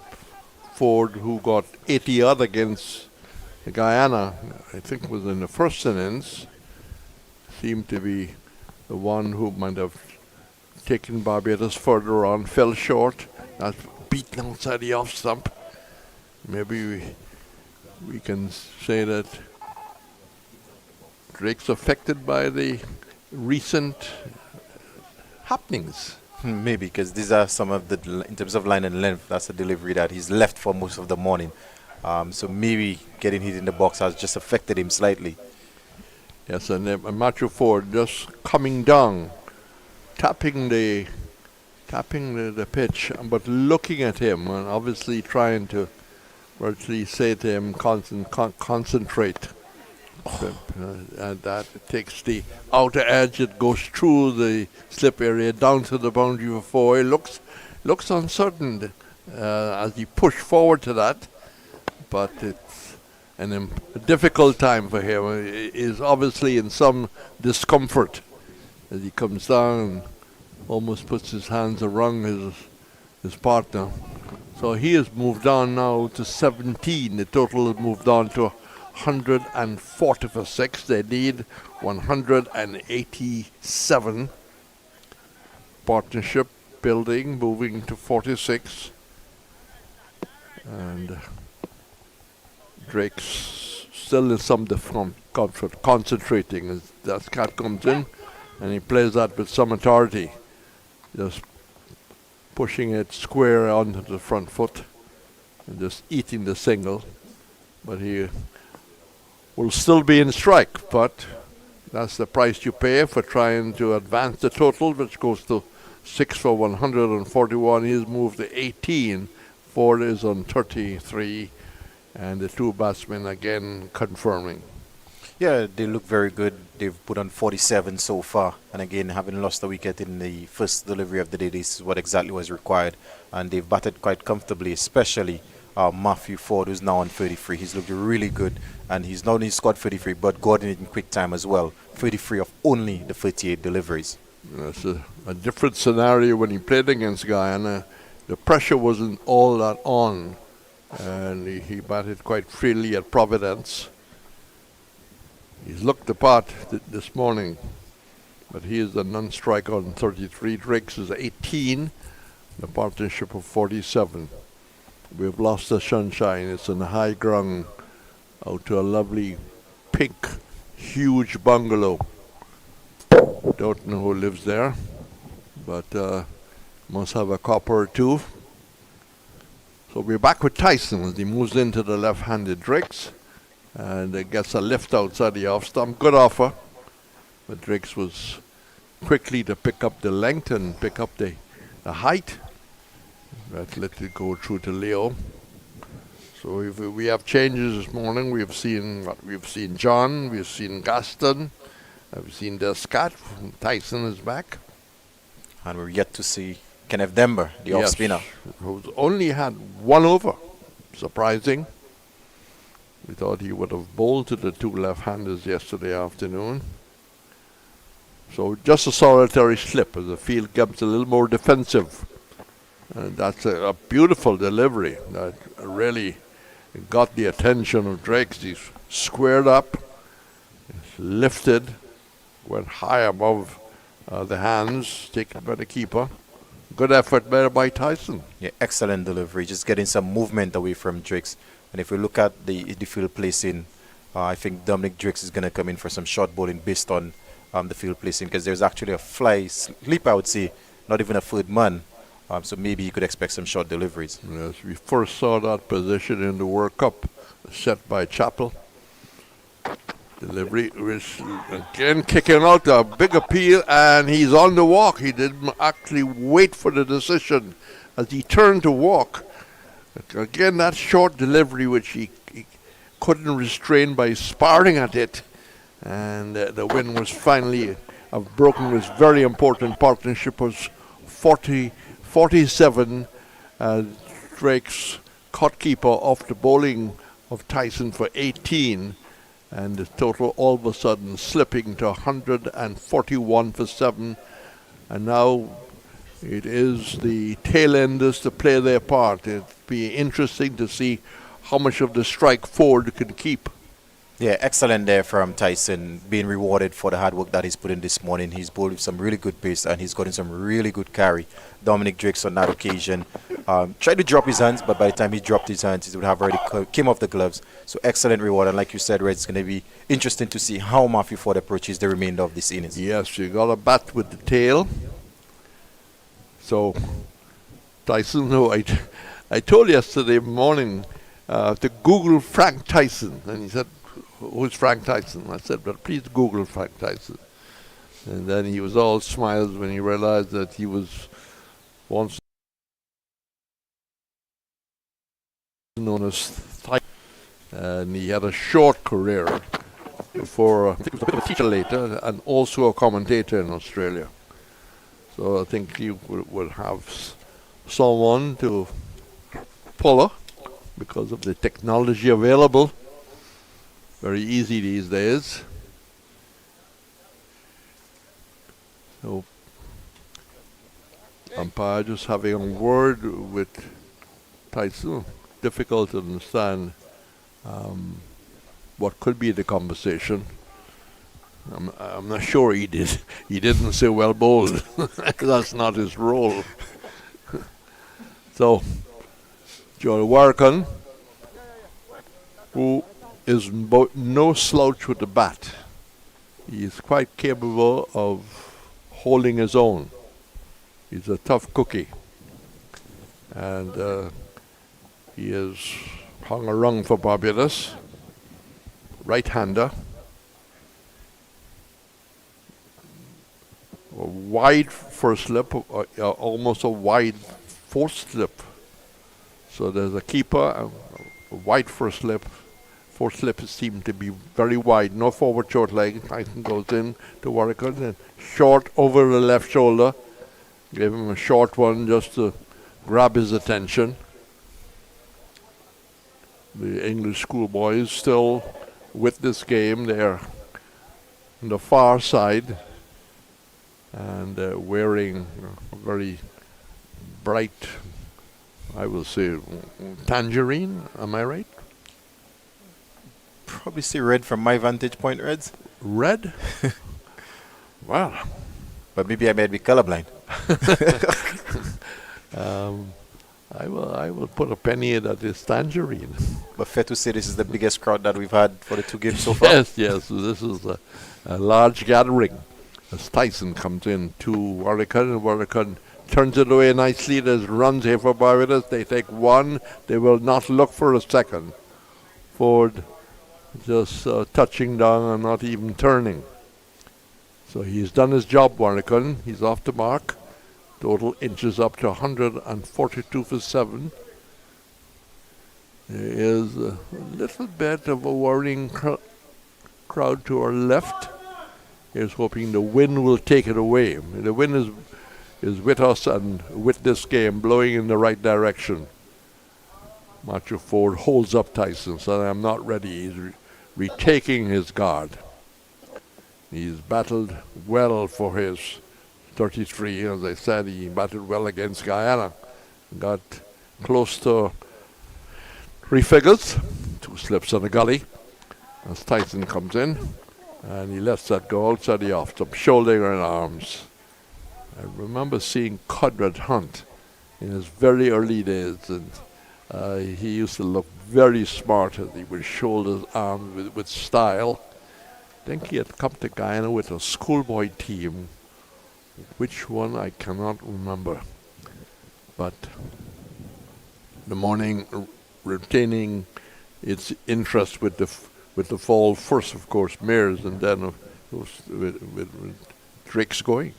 Yes, the game is evenly poised, I would say, at this moment. An interesting game. When the Volcanoes got bowled out yesterday, 486, I think we all felt that they were way short of what would be a really good score. But the way they've come out and bowled, they've given themselves a chance, with Barbados Pride still trailing by 44 runs. Yes, you were talking that from a point of view of the theorists, if they'd gotten to 50 to 6 in a game-on situation, well, that 186 turned out to be a big man score right now. 7 for 142. So it's going to be Descartes. He could look for a bowling change, but he didn't. That beats him outside the off stump. Just losing concentration. Played when he didn't have to play. Yeah, Warwickon flirting with danger there. Again, the most he could have actually done is maybe just edge that to the wicketkeeper first slip. And Ford just giving some long-range advice. Well, he's picked a bowl. Didn't get much of a bowler. But now he's got to contribute with the bat. The scat in to Warwickon. Solid forward defensive shot. Back to the bowler. There's a number of sporting events, of course, coming up. The Junior Carifta, Jamaica, Barbados, and St. Lucia naming their squads yesterday. And there is a major international 3-3 coming up in Guyana, starting on the 5th. 20-odd countries, many Caribbean countries going. That's outside the off stump, still playing. And this is a bit of loose cricket, totally unnecessary. They weren't looking for a single. And for some reason, the man at Gully just deciding, well, is he going to surprise someone by trying to hit the woodwork? Yeah, very unnecessary single. And importantly, what it does, it brings Matthew Ford back on strike. And I'm sure the Volcanoes would want to bowl as many deliveries to Warwickon as possible. Yeah, Athens could not be happy. I think everyone was surprised. But sometimes men make rash decisions, and that was one. So Ford is now in strike, which the Barbados coaching staff would want. 143 for 7. The Scott. And look, playing straight. It initially was trying to pass the bowler, who showed his football skills, and parried it down towards the mid-on. So for giving the strike away straight away, well, I suppose if you want to build some confidence in Warrican, you have to let them be part of a partnership. Just 3 runs added. They need a lot more. 2 slips in the gully. Plays that very confidently.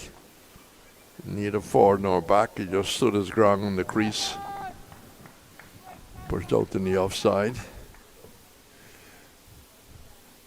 Is it getting a little cooler, Dwight? Yes, and a bit dark, I would say. Yes. I am not a commentator of gloom. I wouldn't want the rain to come.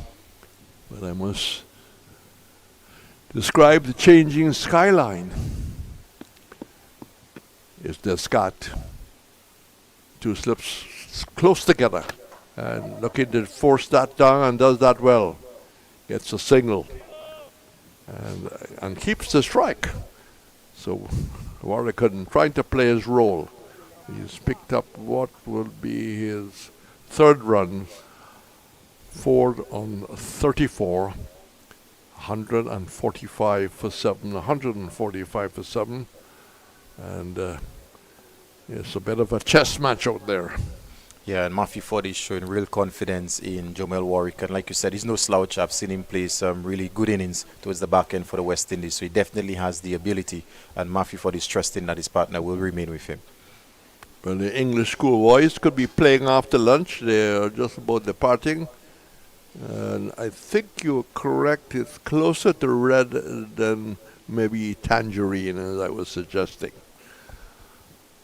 Tyson starts again for the Windwards. Short delivery goes down the leg side, and Leo takes it. Don't know where they're playing, but they normally spend a week and 10 days playing 5 or 6 matches. Do tours to Soufrière and wherever. But they're under good management, and Roland Cox is a great planner in terms of getting pitches prepared and grounds prepared. A slip wide and a wide 4 slip. Tyson goes in and pitched up, and that will be runs to Barbados. It goes through the mid-on area to roll into the boundary. Does that now, just near to David Pascal, who probably took a picture of the shot played. But a very important shot, very confident, and had enough power to beat mid-on. Yeah, very good shot there from Warwick. And the on-drive is probably one of the most difficult shots to play in cricket, and he showed a really good balance there. As he moves to 7, the total goes to 149 for 7. So that will give Ford a fair amount of confidence. Tyson once again trying for the scalp of Warrican, who goes back and looking for an unnecessary signal. That's the dart back. As Menenis moved in from the cover. I think the rain is on its way out to our right. Maybe it might fall somewhere in Moshi or something like that. Yeah, but thankfully it looks like it has gone past the stadium. Hopefully it remains that way. Yeah, Tyson Bowles and just covering up, getting behind it, playing very sound. He is someone who has always give you the impression that he is mentally very strong, Warrican. As we said yesterday, is Vincentian born. They have produced some international cricketers who also played for England. Tyson, no pressure. But the style there from Warrican, bending at the knees and letting it go. That's confidence starting to get better and better for the West Indies left arm spinner. Goes a little walkabout.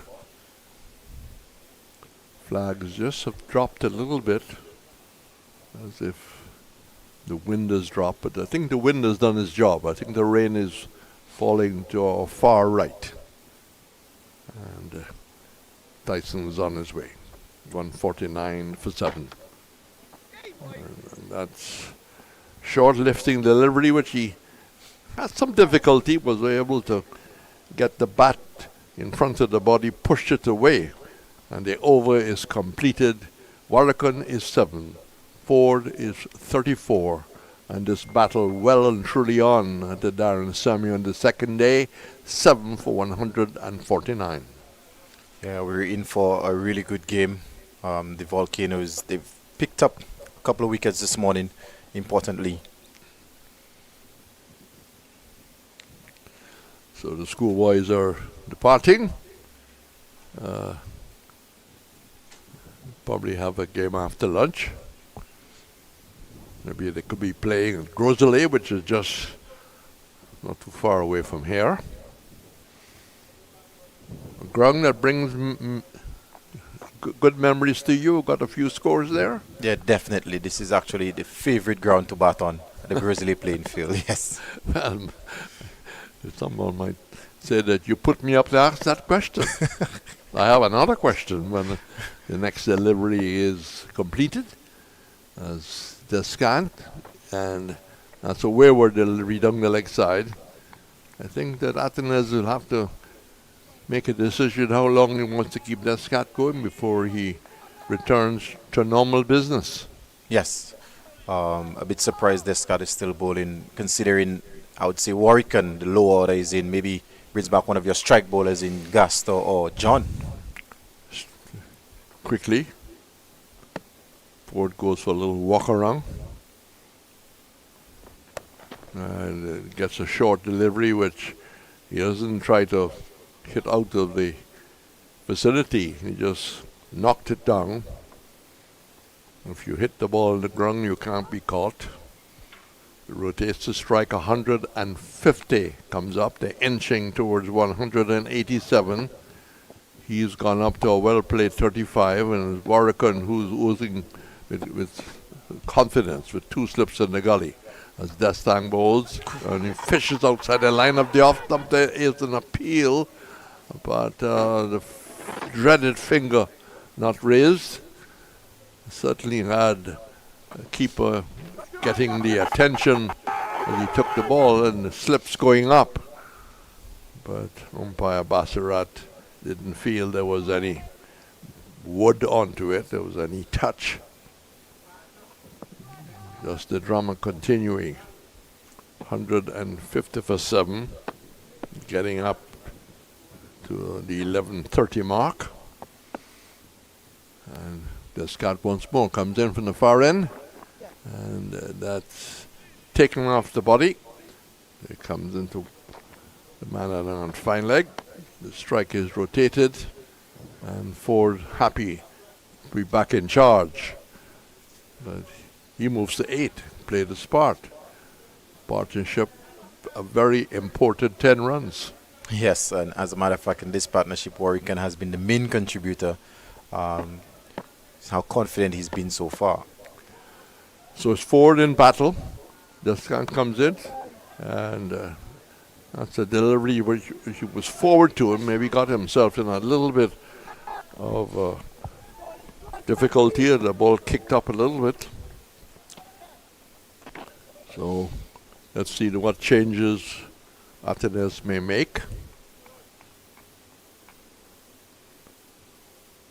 So netball coming up in Barbados, the Jean Pair annual competition, short over the head, trying to mix up the length.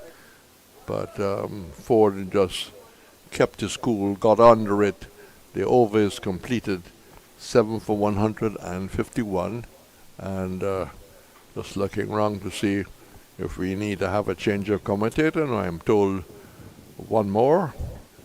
And one more will be done after this. Tyson is going to continue, just waiting to see whether there'll be a change. So the worst of the weather have passed. The sun has come back out, and we just for a moment we probably had a little drizzle, but that's gone his way. So now there is, in fact, a leg gully and a forward short leg. So you can expect the length, what the length will be. Yeah, it's going to be short and fast. And there's also the fine leg and a man on the boundary at deep square leg. So clearly the plan is to go short at Warwick. So Warwick got to be brave when you're representing a nation. You have to be as strong as you could. And there have been many low-order partnerships that we can recall, just too many to choose one. So Warwick on 8, and Tyson trying to see if he can see the back of him as he moves in and runs away from us now. And that is a surprising shot. It was wide down the leg side. I mean, he had no need. He just needed to watch it and decided that I'm going to have a swing at this. And the Barbados dressing room would have been very disappointed if there was some battle onto that. Yeah, Warwick, predicting the length is going to be short, decided he's going to at least try to fight fire with fire. Yep. So the fortune favoring the ball there, but that is not his role.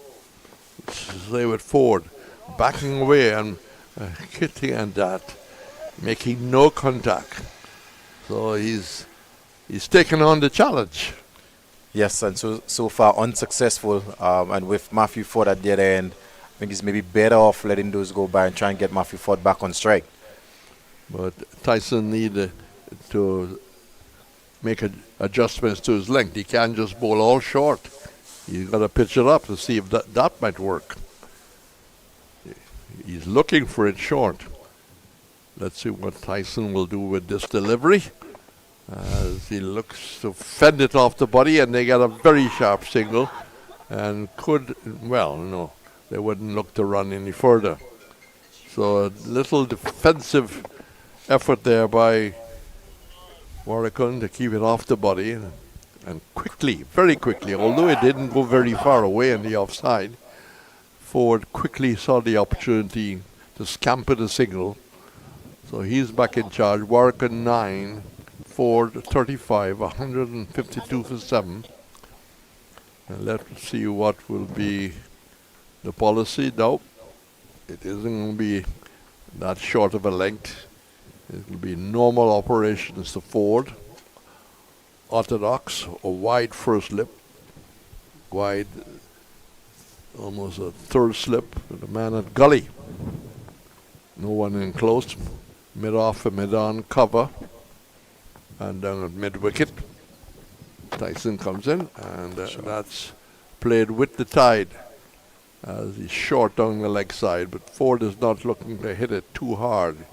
Good control shot out the mid-wicket, who comes off the boundary. Rotation of the strike, 153 for 7.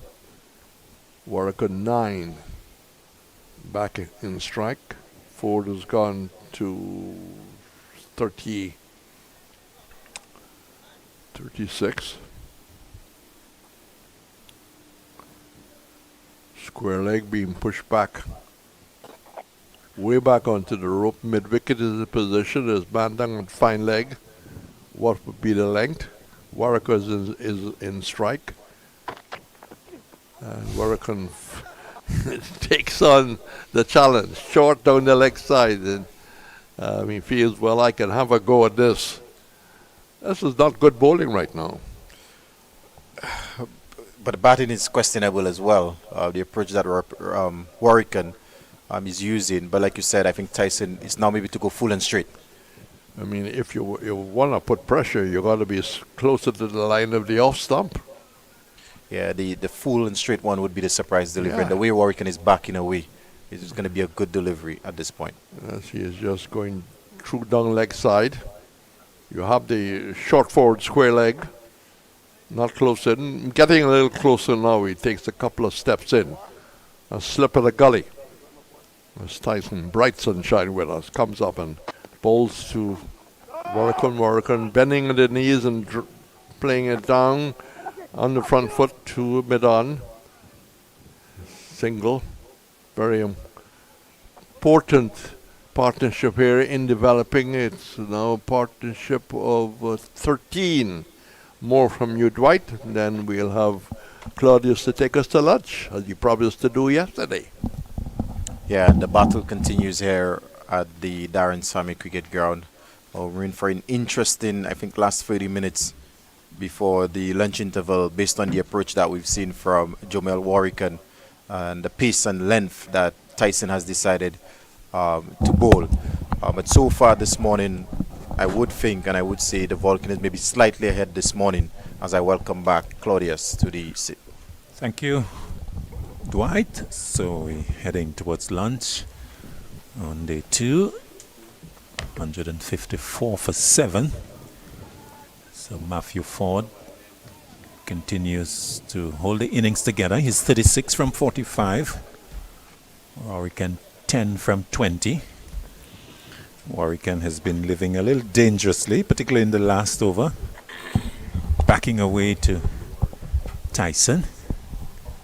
He's in strike to Descart. Let's see how he fares against Descart from the sudden end. 2 slips and a gully. He's forward a lot more solidly. I think the sort of approach I think that Ryan Hines and the Barbados management would be happy with.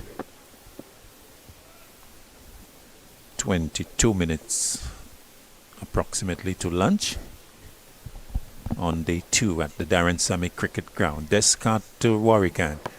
Short delivery and played up on the onside, and would have been a very comfortable catch to a short leg fielder under the helmet, but there's none. Atanaz happy to have the fielders 2 slips in a gully and the others on the edge of the circle, used in the one-day game outside off stump. And Warwick doesn't play. So the lead 32, Barbados Pride, they trail by 32. And these two, Jamal, as you come back with us as we head towards lunch, these two looking to take the Barbadian Pride to lunch. Descart to Warwick. Down the leg side, a play and a miss. Yes, but the way that Warwick has gone about it in recent times, it looks a bit iffy. Because in as much as the Windwards have not executed the plan as well as they would have liked, I admire that plan.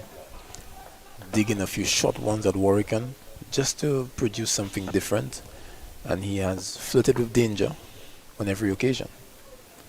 Descart to Warwick, who lets it go outside the off stump. Now, to be fair to Warwick, and maybe it's a case where he's been rattled by the short delivery, particularly from Tyson, because to Descart in this over, he has looked quite solid, and his judgment seemed to be more on song in terms of playing the ball on its merit. Yes, and it's been said quite often that fast bowling tends to make you look a bit silly. Descart to Warwick, drive in.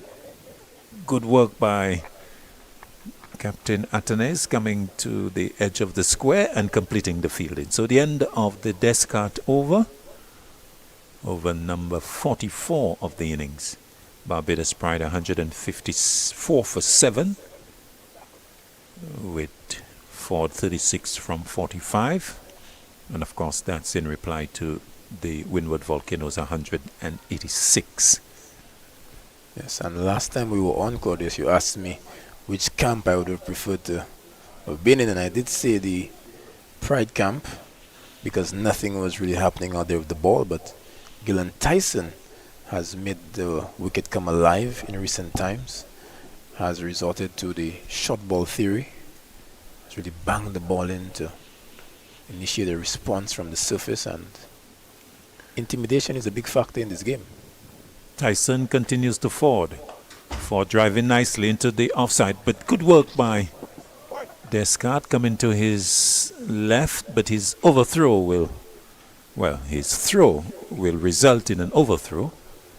That gives Ford an additional run, so 2 to him. The all-rounder, we'll have to say, he goes to 38. And the Barbados Pride 156 for 7. Could be a case of the field on the boundary there. Demba caught napping, should have been backing up that throw. Surely they would have wanted for Warwican to have been on strike. 2 men back on the hook as Tyson to Ford. Ford squared up and wants to single. The throw from Melius misses, but he has support out on the boundary at square leg. So they take 1 in the end. Matthew Ford getting his 39th run, and Barbados Pride going to 157 for 7. It's 1 via another overthrow. So we've seen 2 in consecutive deliveries, but I would hasten to add that that is what the Windwards would have wanted. A single from Ford to get off strike to get Warwican on strike for the game within the game. Warwican versus Tyson. Tyson to him. Tyson now round the wicket with 3 men back. Pulls does Warwican. It beats the fielder at mid-on and into the boundary for 4. So Warwican backing away. It was not as short as in the previous over, and he was able to hit it away to the right of Atanaz at mid-on, and getting himself a boundary that takes him to 14, and Barbados Pride 161 for 7. The intentions are very clear from the batter and the bowler. Tyson going around the wicket, opting to get Warwican to smell that leather, hit someone in the armpit or the grill of the helmet. Warwican just opening up that stance and clearing the front leg, getting this one past mid-on for 4. Tyson again to Warwican. A hook and a miss. As Warwican well outside of leg stump. And making no bones about it, he's looking to go aerial, looking to go maximum. He has to contend with 3 men on the onside boundary. Long leg, square leg, mid-wicket. There's also 3rd man on the ropes.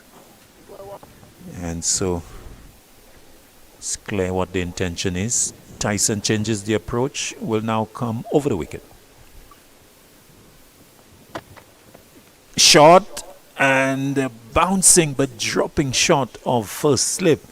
An awkward delivery for Warwican, and playing that from the throat area, throat height, and luckily for him didn't carry to the first slip. Frustration for Tyson. Tyson getting this one to really spit off the surface. Really takes a lot of energy to keep doing that ball after ball, Claudius. But Tyson looks a fit man as he runs into Warwican. A short one, again a swing, a miss into the gloves of the keeper at the end of the over. 161 for 7. The Barbados Pride, they trail by 25. Yes, and the way that Warwican is playing, that 25-run deficit could be overhauled in just a few moments. He's swinging after everything once he sees the ball back pitched from Tyson. And you have to applaud the clarity, the clarity of thought that no matter what, once he sees the ball in his zone, he's going to go for it.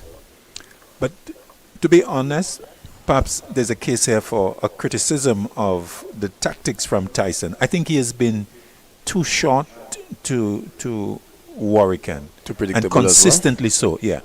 I think with Warwican really backing away and exposing the stumps, we needed to have seen a few fuller deliveries, or a lot more fuller deliveries being presented by Tyson.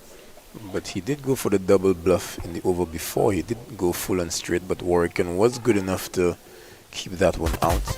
And interestingly enough, he's bowling without a mid-off as well, so probably wary of that, not wanting to come too full. Shadrach Descartes will continue over number 46, his 11th, and he'll bowl to Matthew Ford. Ford is on 39, 2 slips and a gully in place. Drive in, out towards the offside, a run for the sweeper to his right, and they will come back comfortably for the second. So Ford has continued his impressive knock so far. He goes to 41, and they have come in quite quick time. He's just faced the 48 deliveries. Deficit reduced to 23, 163 for 7. Descartes to Ford. Ford is back in defense as Descartes picks up. So I just did some research on Ford. He does have one first-class half-century. And we know from his exploits in the white ball formats for West Indies that he is fully capable of the bat. Descartes to Ford. Plays down to long on for single. 42nd run for him. 163 for 4. Like you mentioned, his half century. Picked that up against the Guyana Happy Eagles.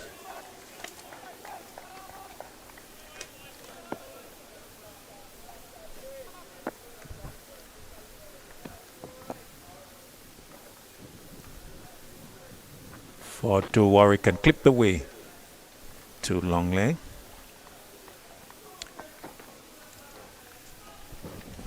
And they get one. So Ford getting that half century, 82 against the Guyana Happy Eagles. So a man fancying his chances of doing well with the bat, and he's doing exactly that in this innings. An important knock of 42. Descartes to him. Gets a delivery that's angled in and plays down to long on for another single. 165 for 7. Do you think it's a case of things being made too easy for Matthew Ford out there in the middle with such a defensive field? Descartes continuing. Well, we have seen a reluctance to use the close infielders, particularly under the bat. 2 slips and a gully seem to be sufficient attack for Atenes. Outside off stump, or he can ignores it to complete the over. 46 have been bowled in the innings. Barbados Pride 7 for 166. They are 20 runs shy of the Windward Volcanoes' first innings total. Yes, and this partnership flourishing quite nicely. Partnership up to 25 or 45. 2 of these players with a good understanding of each other's games. They've understood the game within the game. Gill and Tyson really expending a lot of energy, banging that ball in, trying to employ a different tactic. But seems that that energy would have been spent because Captain Afanes has called upon the services of the impressive debutant Keon Gaster moments before lunch. Keon Gaster would have already picked up through wickets. And the ceiling for this young man is very high, lots of room for upward mobility and growth. Has really impressed a lot of individuals on debut thus far. So he comes back about 10 minutes before lunch with a spell. He'll be bowling to Ford outside off stump, and moving further away forward allows it to go into the gloves of the keeper. So Keon Gaston, 8 overs, 3 for 37. The wickets of Craig Brathwaite, Kevin Wickham, and today Kyle Mayers. So a very impressive set of wickets for Gaston, who would keep those in memory outside off stump. And Matthew Ford is not interested. Testimony to his good work on debut, getting a third spell here, being called on by Atenes to pick up a wicket before lunch. We saw him start from the southern end and got the new ball to move away from the right-hander. Much older ball, 47th over now, and he's operating from the northern end. And struck on the pad. That ball is given. Another wicket for Gaston. Matthew Ford getting a delivery that was in line and looking to turn it on the onside. Struck on the pad, and umpire Ben Wari raising the index finger.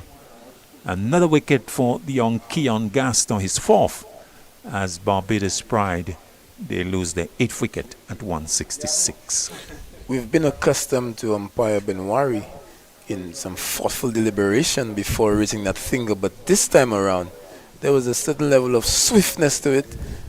He gave the impression that he was quite certain that this one was crashing into the stumps, and upon review, just looking at that replay there, Claudius, we just have to agree with that decision. Another beautiful delivery produced by the impressive Keon Gaston, dislodging Matthew Ford. Matthew Ford was going quite well and looked to have been quite dangerous.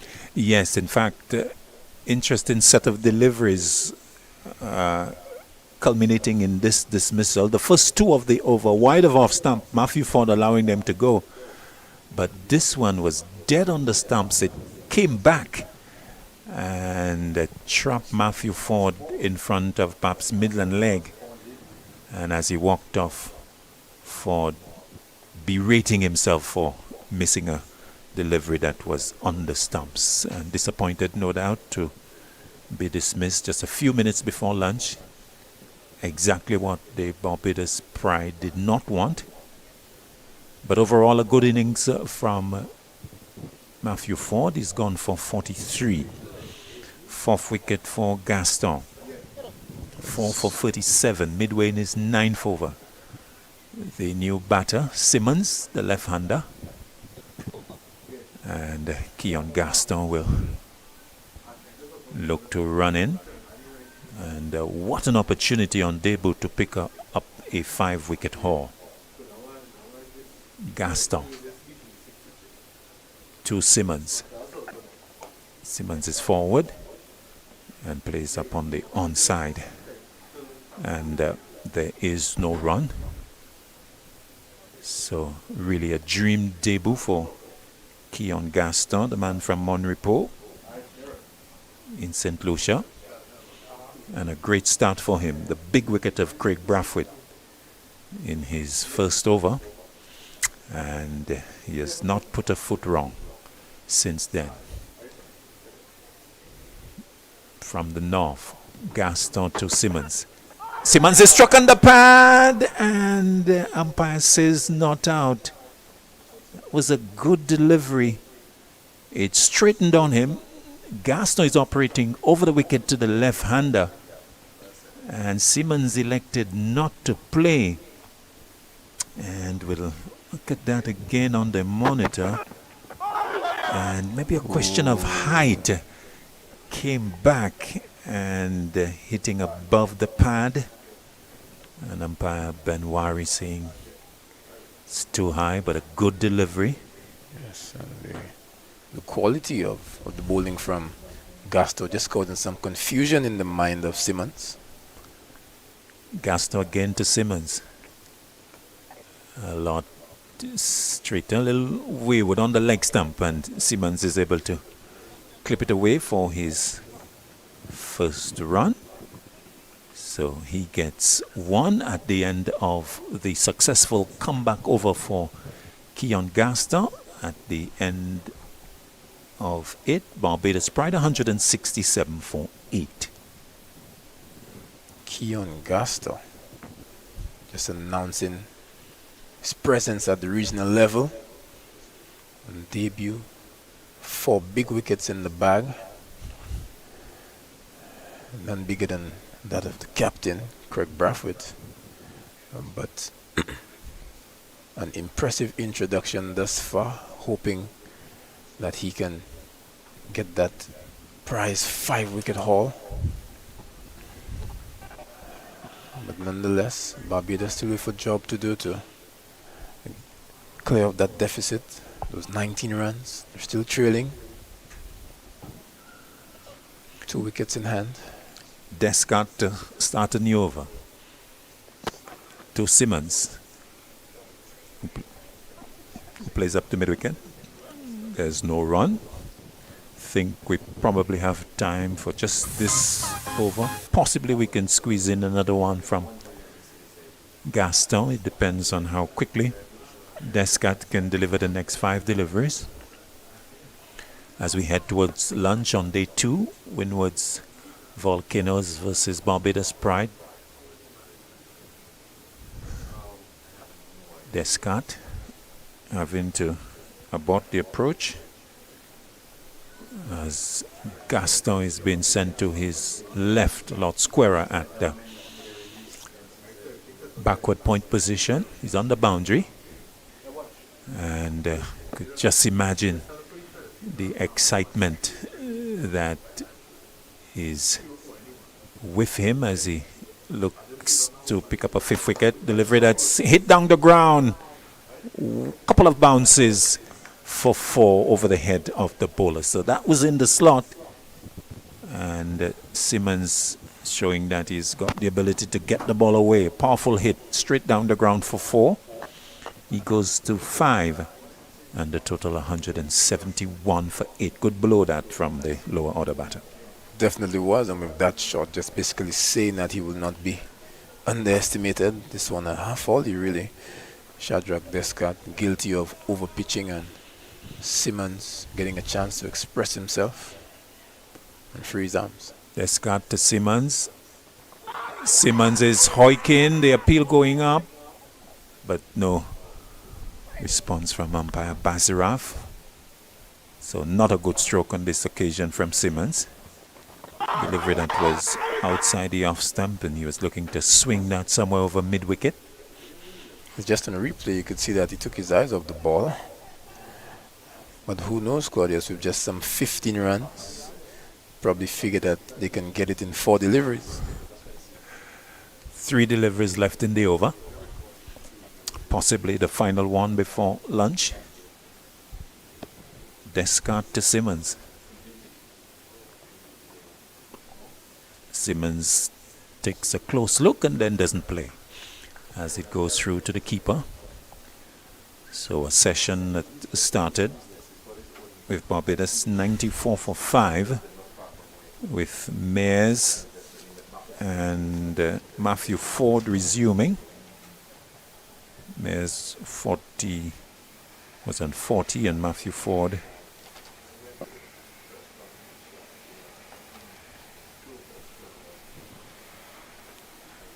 outside the off stump goes Descart as he's come round the wicket for this delivery, and Simmons ignoring that.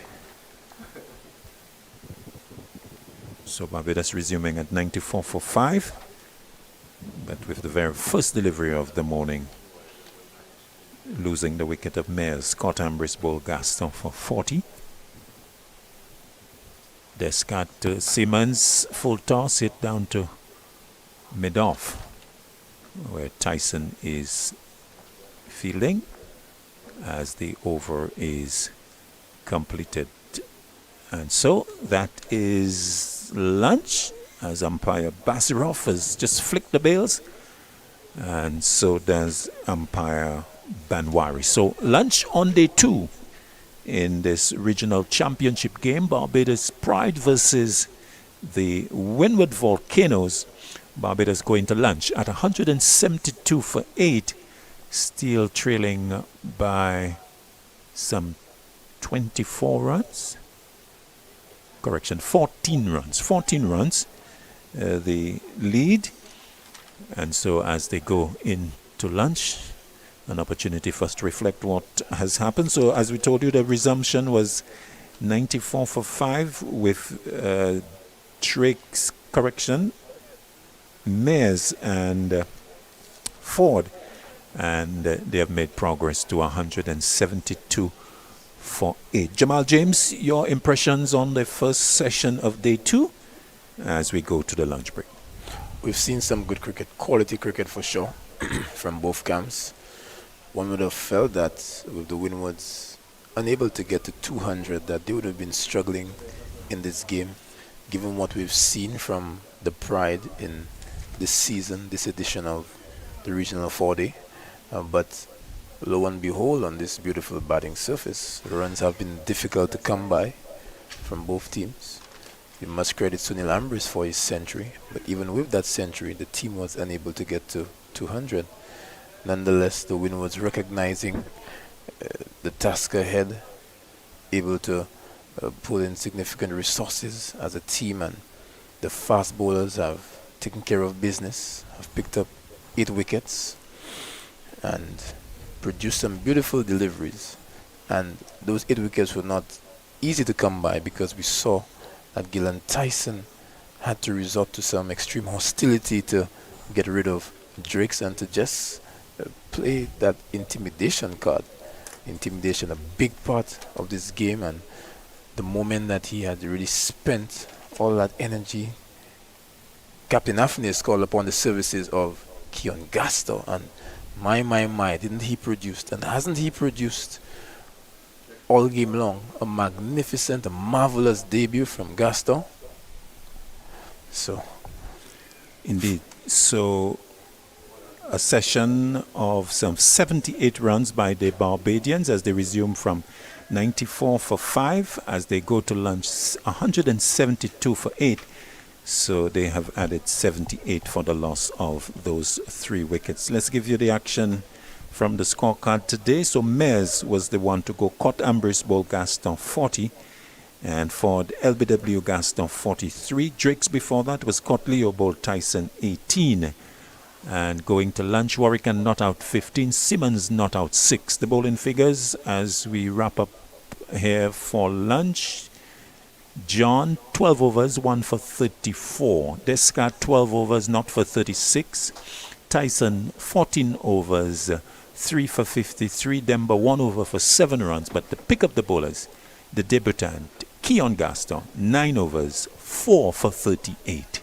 So that is the position here from us at the Darren Summit Cricket Ground. It's lunch. So we take a break and ask you to join us back in about 35 minutes so for more action on day 2 from the Darren Summit Cricket Ground.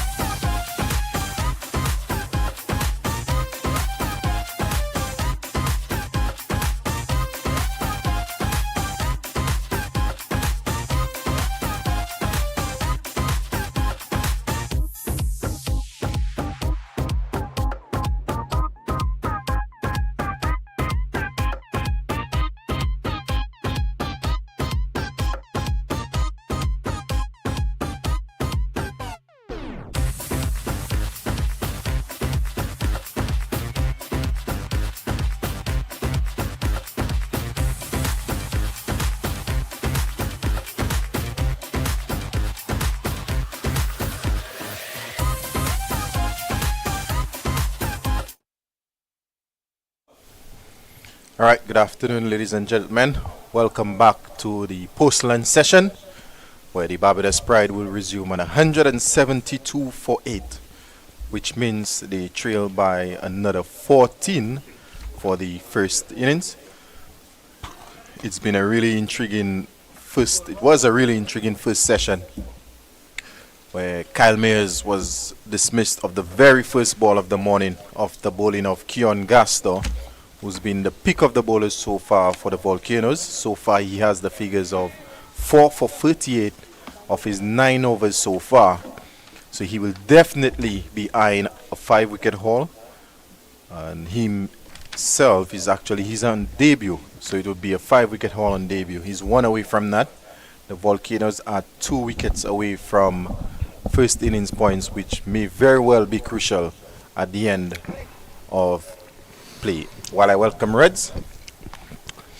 As we welcome Gaston, looking for his fifth wicket, as you just mentioned.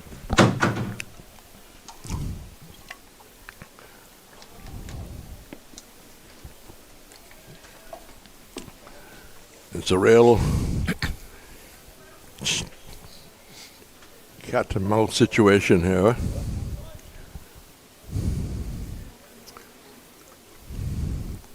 $14 runs needed. 172 for 8. Young Simmons in strike. Gets a wide delivery.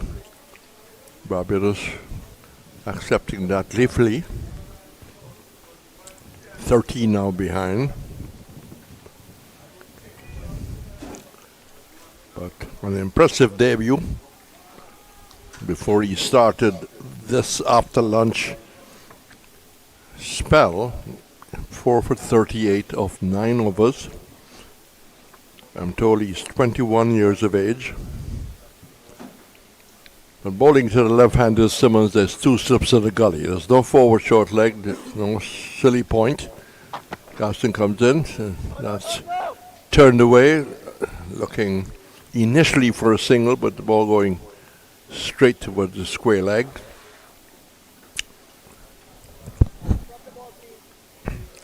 But this kind of situation makes very interesting commentary. Yes, definitely, Reds. The platform is there for us to have a really good second session. So it's touch and go here. Gaston once more comes up and getting a little bit of bat onto that, I think, as he rehearses the forward defensive stroke.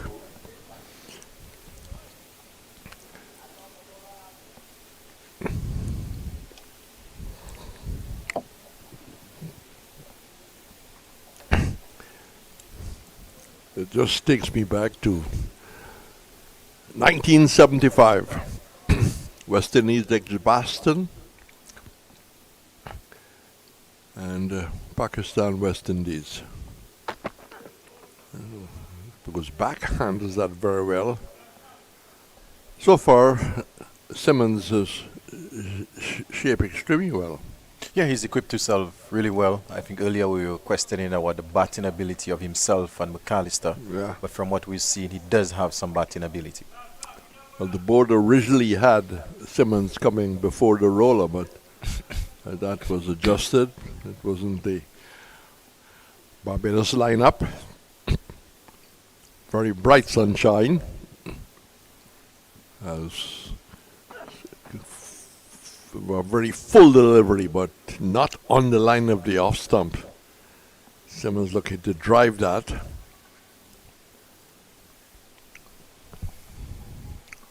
The UK schoolboys are still here. They came back, had a photo opportunity during the lunchtime period. It will all be shown to their classmates when they get back to England, other than how they played. Good, solid forward defensive, looking good, shaping well. Basic fundamentals very tight, very good. So a discussion between Warrican and Simmons. 173 for 8. For those of you who might have been away from the entire bit of information we've been providing, Drake scored Leo about Tyson for 18. Ford leg before to Gaston for 43. And that's how the wicket fell. So it's 173 for 8. 49 overs.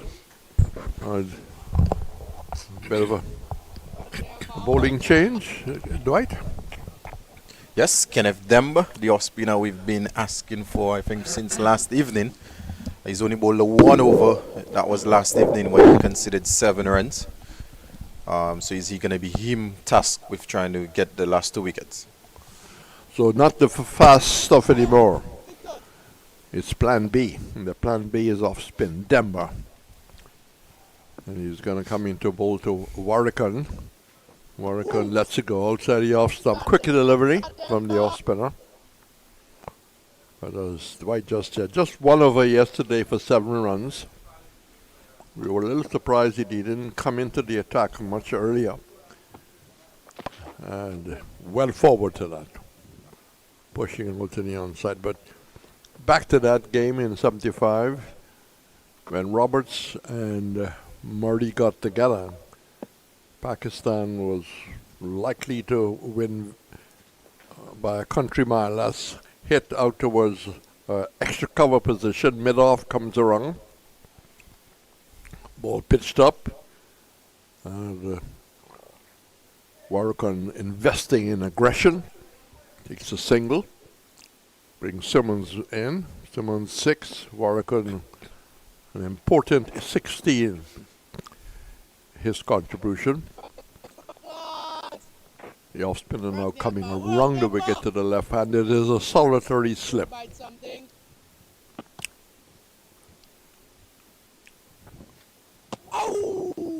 Probing outside the line of the off stump. No contact, no appeal.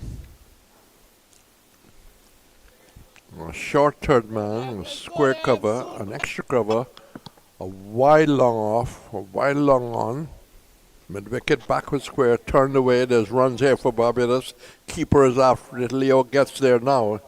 Settle for 1. As they say, 1-1 Dirty Bill Dam. In terms of Revy defense, for those who live up country.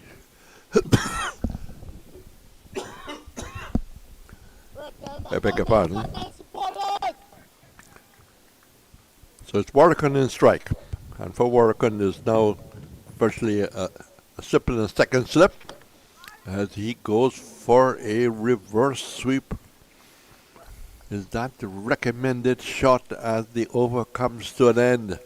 A little conference coming up between Warrican and Simmons. But sometimes in a situation like this you don't expect a reverse sweep. Yeah, a bit uncharacteristic of Warrican, who's normally very solid in defense. To be fair, even in the first session, he played quite a few shots. I could remember him really trying to take the ball into Tyson, but not making much contact. And that was the case as well with that reverse sweep.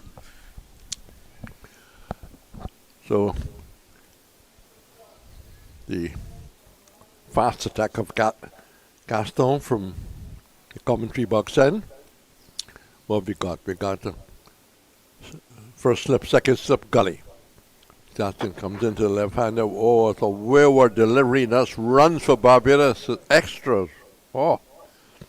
They can't afford to give that away now. Wayward. Maybe just trying too hard. Score 175 for 8. That was a bonus for Barbados. Yeah, just gifted the Barbados 5 runs there, 5 wides. Like you said, it may be a case of Keon Gaster really searching for that 5th wicket. It's not often someone gets to take a 5-4 on debut, and he has the opportunity. So maybe looking a bit too hard. Maybe just trying too hard for that, trying too hard maybe to end it. But there's still McAllister to come as he goes in. And Simmons covering up, turning away down to a forward square leg. Menendez picking it up. This time, maybe one or two of the opening batsmen for Windwards are thinking about their second knock.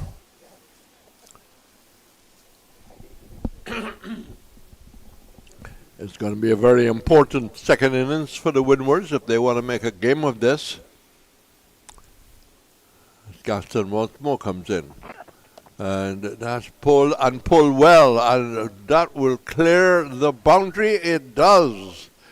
What a shot. What a well-played shot. He is not batting as a man coming this late. Maybe more batting skills than well, certainly that we probably was aware of. But that was short and nicely put away. Total goes to 186. The scores are level. Yeah, the first real shot delivery that we've seen from Gaston for the entire game, and that one was deposited over square leg by Raymond Simmons, who's actually looking very accomplished to the bat. And when I remember the scores are level, it brings me back to the late Tony Cozier. He used to say that so often, scores are level. Or the scores are dead level here. 186 for 8. Partnership now of a very important 20 runs. So Barbados has just maybe got their nose ahead at this time. Are we going to see more drama? And a wicket falling now will bring about that kind of high drama in high sunshine in front of a very, very small crowd. And that's struck on the pad, but missing leg as he pushed towards the leg side. Rehearses a tremendous pull shot through mid-wicket. Maybe that was the intention. If the length was right, cameraman Dave Pascal shooting for the West Indies board is down to our far right.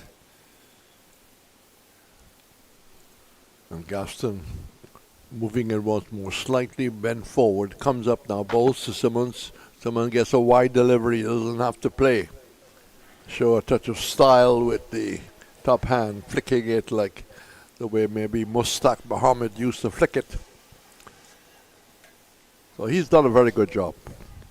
The decision to promote him, well, we don't know if he was promoted because the board might have just had the lineup wrong for Barbados. Warwickon standing wide.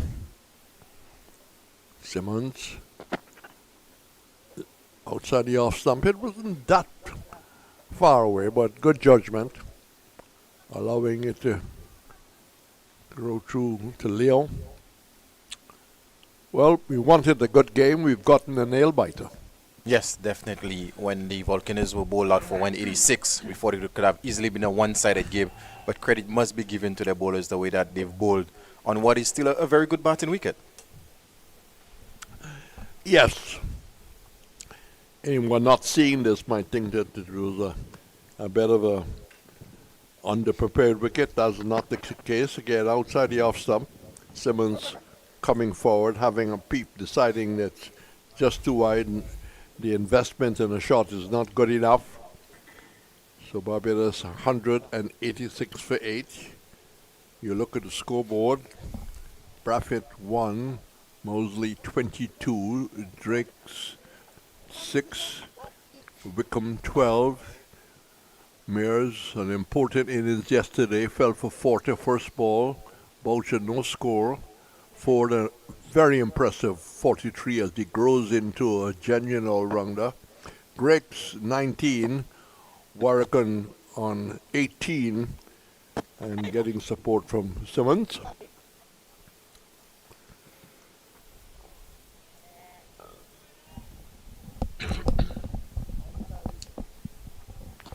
I don't know where that frog has come from. I'll try and get rid of it. Now backs away and looks for a square cut. Ball spinning a lot. So taking on the off spinner. got a wide open stance. Looks to turn that away to square leg, and ball half stopped by the umpire who was trying to get out of the way. So it's still even Steven, but 8 wickets down.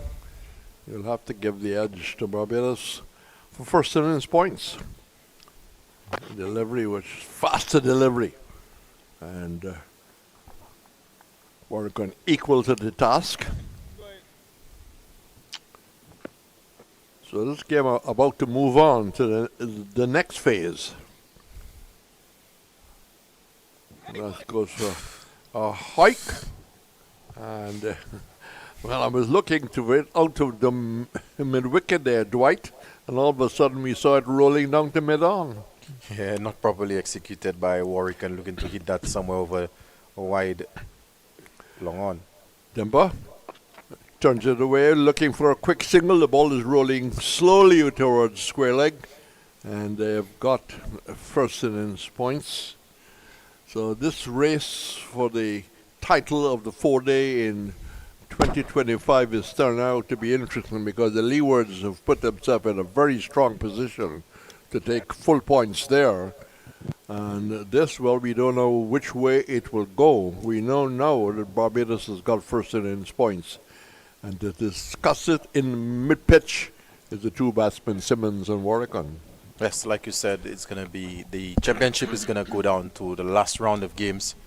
As of right now, any of 4 teams are in a very good position to win this championship. Ideal. The West Indies board should really promote the next final round, and of course, what should be a grand final. So Trinidad plays Guyana next.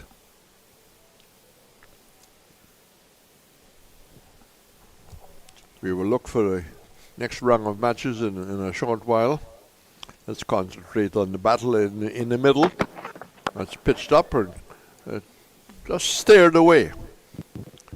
Down towards a backward point. Ball pitched well up. Well handled by Warwickon.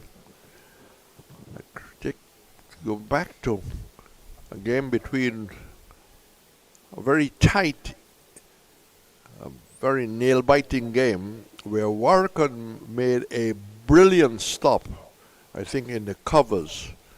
Guyana seemed to be almost through the covers, and a brilliant bit of fielding denied Guyana the winning runs they were looking for, and Barbados was able to come back and picked up a victory at Providence, looking to swipe at that and hitting the off stump. Oh, he bends over almost in pain. But all coming a little too late for the Windwards, but you get 186, you want to keep the opposition as low as possible. It's now 9 for 188, and one must say congratulations to Barbados. Yes, Barbados got first innings points, but I must credit Keon Gastor, Pfeiffer, the young man on debut, the young man out of Monrepo has now gotten a 5 on debut. Fantastic effort from the young man. Well, I couldn't have described the Pfeiffer. I thought I would leave it to a Lucian voice. I know that you thought highly of him from day one. You told me he's 21 years of age? Yes, 21 years of age, a member of the St. Lucia High Performance Center. His first year in this Volcanoes setup, first game on debut on home soil, taking a 5. Kudos to him, and he deserves it. So how many debutants we've had of late? Leo, debutant. Leo, Gastor, definitely 2 debutants in this specific game. The previous game, there weren't any debutants in terms of for the Windward Islands, but this season, these have been the 2 debutants so far. Well, a great investment for the future. And I'm sure that Wayne O'Geese, the president of the St. Lucia board, probably here, but we do not know. Could have been tucked away somewhere. So the selectors and the coaching staff will be very pleased with the future of St. Lucia's cricket and the future of any member state is all to the benefit of the West Indies.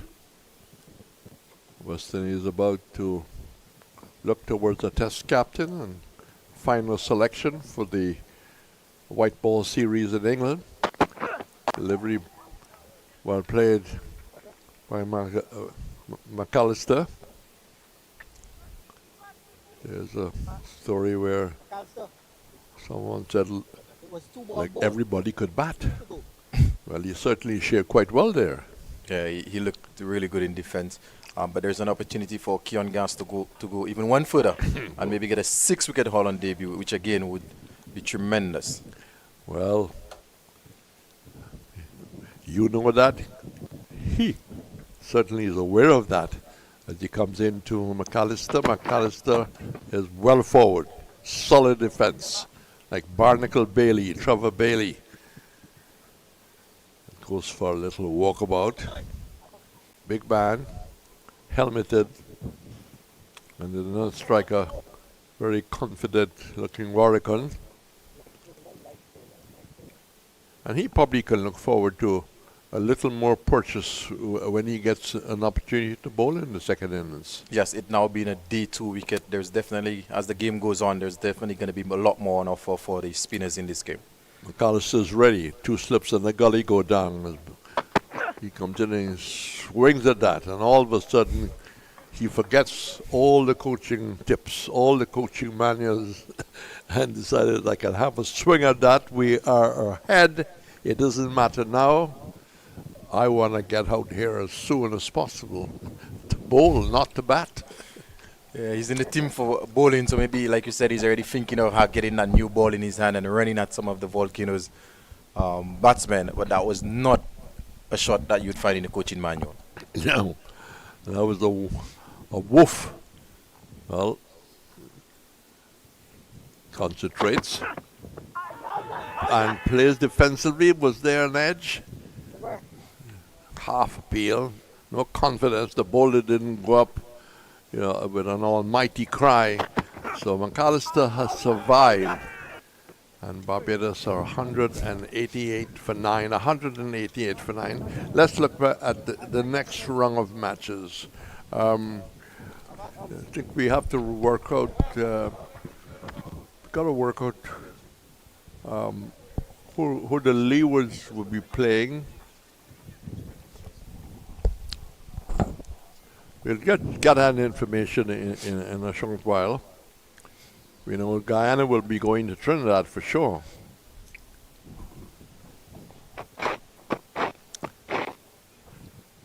So the technology will soon provide as Demba moves in, or started to move in. Dwight has got his little computer going. Solitary slip. Demba holds and gets forward, drives it back to the bowler. So 2025 is turning out to be a very interesting 4-day competition, which is still to be sponsored, but that's hit well and hit hard and will be won. At one time, I'm sure that Oregon thought that might have gone to the rope, but the long on coming around picked it up. So McAllister's now in strike, 189 for 9, 54th over being bowled. Dwight? In terms of the fixtures for the last round, like you said, Trinidad versus Guyana, Happy Eagles. The Academy will entertain the Volcanoes. And that's hiked away. And clearing the boundary once more. 4 to the total. Pitch about leg stump. And McAllister seeing that there's no real danger there, hitting it out just to the right of the scoreboard. So more runs for Barbados as McAllister goes to 4. Warwickon 19. Played a very good hand for his country. Demba to McAllister. McAllister is pushing forward. Again, the line is not good. It's going down leg side, so it's a very confident. You want to repeat the final run again? Yes, so it's Trinidad and Tobago, Guyana Happy Eagles, the West Indies Academy versus the Volcanoes, Leeward Islands Hurricanes will entertain the Barbados Pride, Wow. and it's CCC versus Jamaica in the last round. And that's a defensive shot. Barbados is playing at home. No, they're going to play in Warner Park, so St. Kitts. Oh, seeing Barbados will be playing away. Yes. So that's set up very nicely for the Leewards. But home advantage doesn't always work. This is the delivery which is turned fine. There's runs here for Barbados. This will probably go into the boundary. It does now. More runs as Barbados marches forward to 197 for 9. A day that started, Dwight, at 94 for 5. What a story we've had.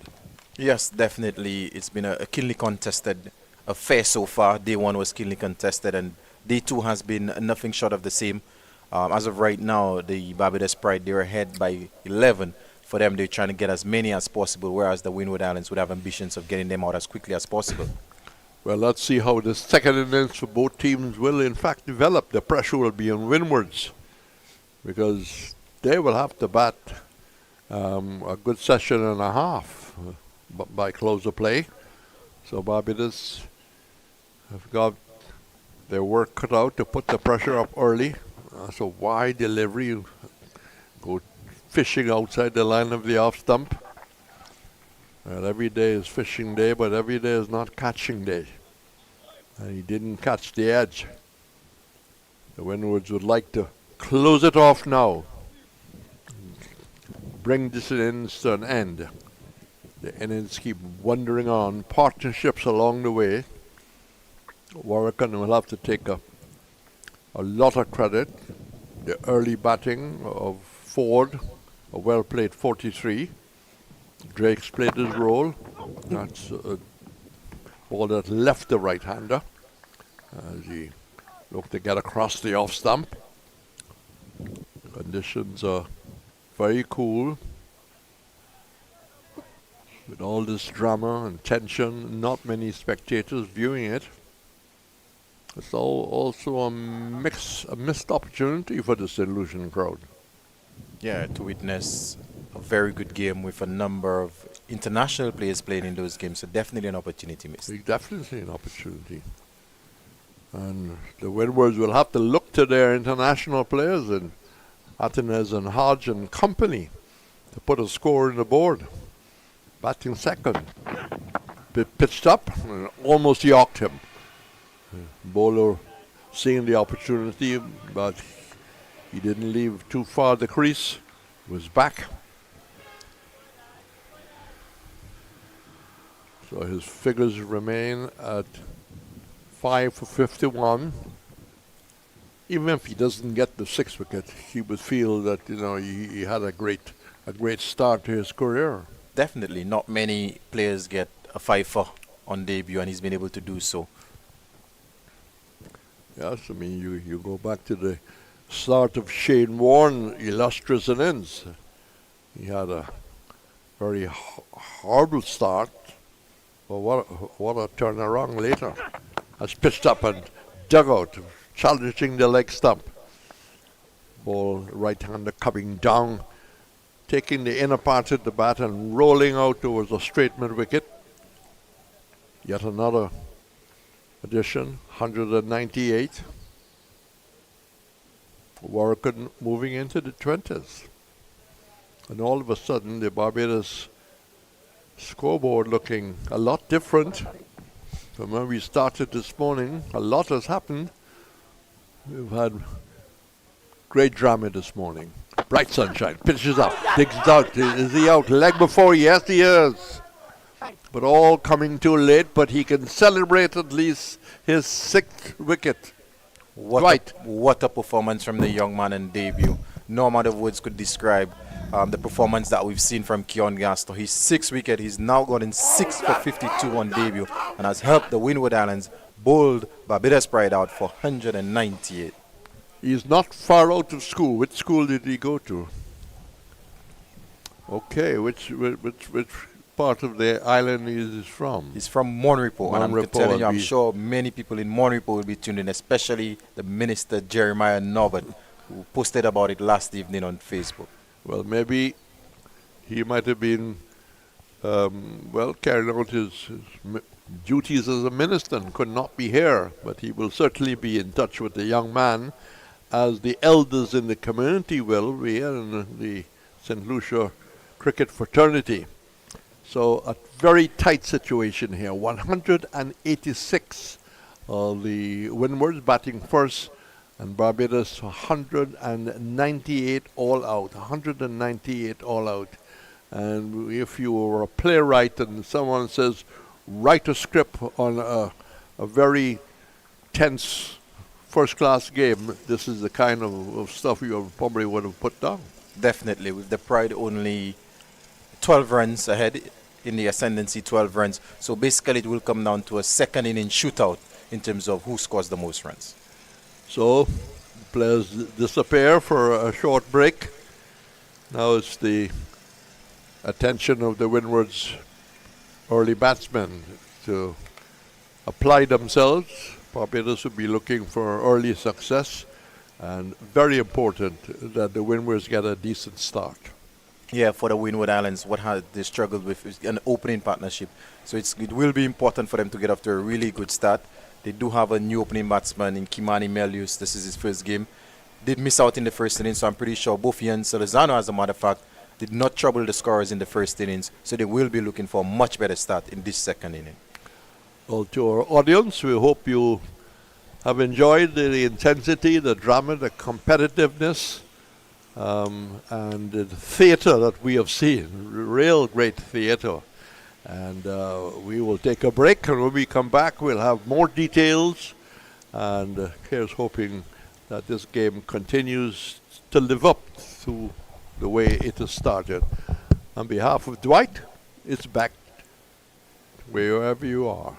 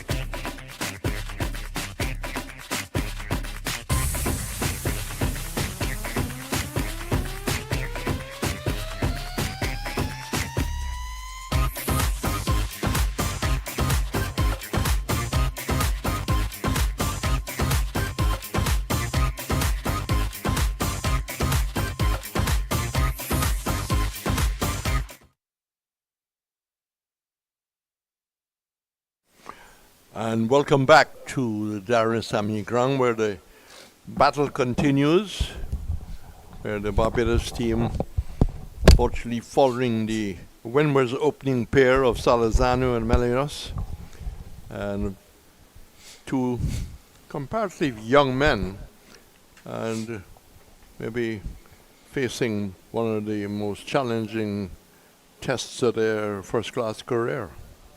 Yeah, definitely two young men, but I would say two experienced men at this level. Solozano does have a West Indies cap, like we discussed on the first day, and Kimani Melius has been at this level for quite a few years, and also a captain of the West Indies under 19 team. So might be young in age, but very experienced and talented players. Well, they both will have to draw on all that experience, and remember what they've been told over and over at the start of an innings. You allow the bowler to have the first half an hour and respect that period. Don't be too ambitious. This is not a situation where we're in the third day where you have to look for quick runs. Yes, it's a matter today of just surviving, I would say, and trying to bat out the rest of the day. Well, it's going to be Simmons with first slip and second slip very close. Mares a step forward in a gully. And Simmons from the far end, and that's no pressure on the batsman. As the right-hander Melinas, number one on his back. He will want to add a bit more important numbers to that one, if it's at all possible. The scoreboard says not.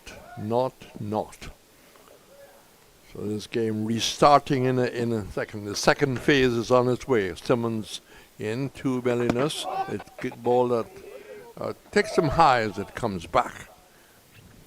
And no appeal. He goes for a walk around. Many things will go through a batsman's mind at this stage. Remembering the high points, remembering how he was able to survive in different games he's played. Concentration is very important. Mental strength, backing yourself, playing the right shots. And that's an ambitious shot outside the off stump. That is not what the Windwards coaching staff we want, but you know, it's easy to be here and saying that is a bad shot, but what's happening in the middle? That's pressure. Yeah, maybe the pressure get into him. It's only 3 deliveries into his innings. Was out without scoring in the first innings. So I think a more cautious approach would be the way to go. Yes, he didn't have to go for that. But as they say, pressure does bust pipe. And he wasn't very far away from leaking. As Simmons comes in to Melinas, but is looking to drive at that and gets it very nicely out towards cover. That should give his confidence a fair amount of good, but maybe again a little too aggressive in the early overs. Based on the last 2 shots that we've seen, maybe he's decided that he's going to counter-attack and be aggressive and play his natural game. Well, he moves to 4, so is the Windwards score. They're behind by 12. Barbados led by 12 in the first innings. The Leewards have got first innings points over Guyana. As this competition builds up, Simmons goes in and he's back defending, plays it down towards backward point. So he's picked up an important 5 runs in this over. That should do his confidence a great deal of good. A boundary is always a nerve settler, and we'll see how the progress of this opening pair.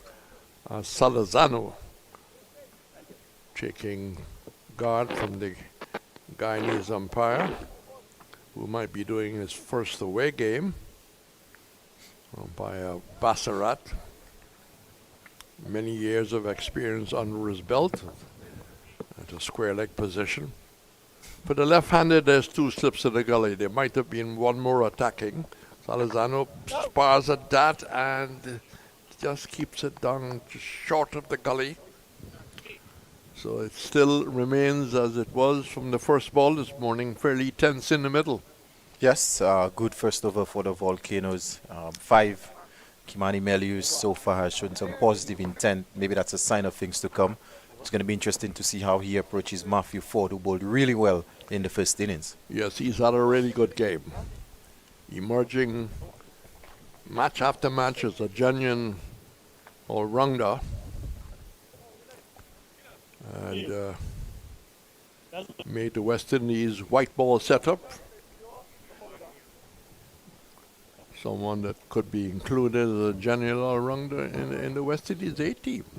Just to Well, definitely, the opportunity is there for him. Like you said, he's had a good enough regional season, top score of 83, has gotten some wickets with the ball as well. And that South African A Tour, all the matches we are told will be played here. And here's hoping the publicity will be great and will encourage a fairly decent crowd. Delivery pitched up and taking the inner part of the bat. Keeper did very well to get across. We can look at that replay.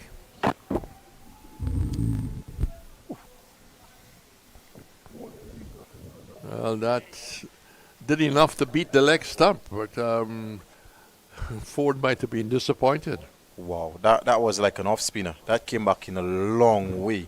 So much so it actually missed the leg stump. So the pressure back on Melinas. He is 5. That's the total. And Ford, with 2 slips in the gully, starts to make his way in. Almost there. And that's a reaction shot. It's pitched up square. And just to follow what you said just a few minutes ago, Dwight, Melinas has decided that he's going to back himself and look to try and punch his way out of this little bit of uncertainty. Yeah, that's his approach. Clearly, that's the intent that he's come out with. And I think that's a good intent and a positive intent to have. And usually he himself is by nature a very aggressive kind of player. So it's nice to see. Yes, you can't just defend. You will bring more pressure, more close fieldmen around you. So he goes to 9. And that boundary should do his confidence a great deal of good. It was pitched up. He was driven through cover 4. There's no gully anymore. As delivering wide of the off stump, and he's far to settle. I mean, that was so wide. Why even moving across the play? Yeah, that's way too wide to be playing. That's just trying to get yourself into trouble. That's what that is. Yeah, that's the ball you should just leave alone and wait for the next offer from Matthew Ford. Little discussions taking place between the bowler and his captain. I see they've taken away the gully. Yeah, and that is the intent. Because of the intent that Melius has shown, it's a much more defensive field now, only the 2 slips, and there's actually 3 men out on the boundary. Backward point, the cover now coming squarer. Are we getting the gully back? Yes, we have. Yes, the gully has come back. Drake's has come from mid-wicket out towards cover. Forward square leg has come in near the umpire. And too many people moving. And quite rightly, the umpire have stopped play. Yeah, while Ford was running in, there was still some field adjustments being made to the field. It looks like they've settled on the 2 slips and a gully right now. Well, the batsman, the one to quickly draw away if people are still be moving into position.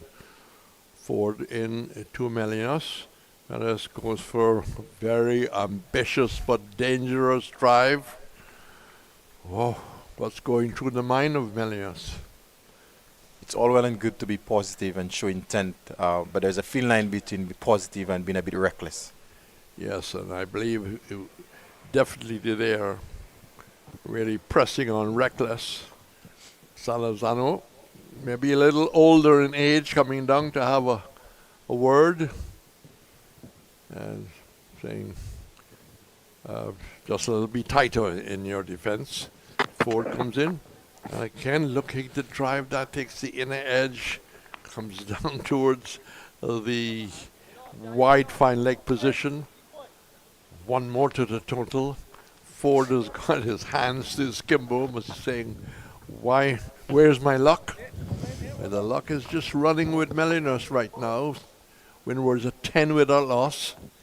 And they have been no apparent change by the approach.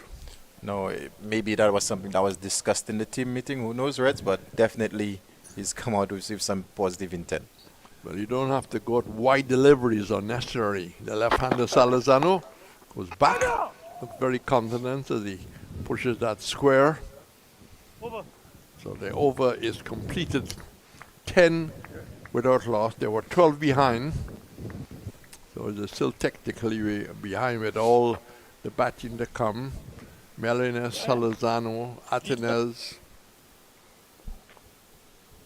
Ambris, Hodge, according to the board, is coming a little lower. Then Dembo, Leo, the Scott, Tyson, Gaston. They will be hoping not to bat this afternoon if they had a choice. But it's these two in the middle that will determine who will come and when they will come. Simmons from the top of his mark. Bowl to Melias, who is going through this very difficult period of what to play and what not to play. Look for a drive outside the off stump. Tears away from the wide outside edge and going to the keeper. Yeah, again, a bit of a, how would I put it, a big drive being attempted by Kimani Melius. Looking to maybe hit that straight over Raymond Simmons. And Raymond Simmons is getting the ball to shape away. So he has to be careful playing that shot. And after that shot, there's this fly slip coming in that we first saw in 75 by Ian Chappell. But Melinas waits outside the off stump. And all the basics applied on that occasion. Danced around, pull the bat away, threw it to the keeper.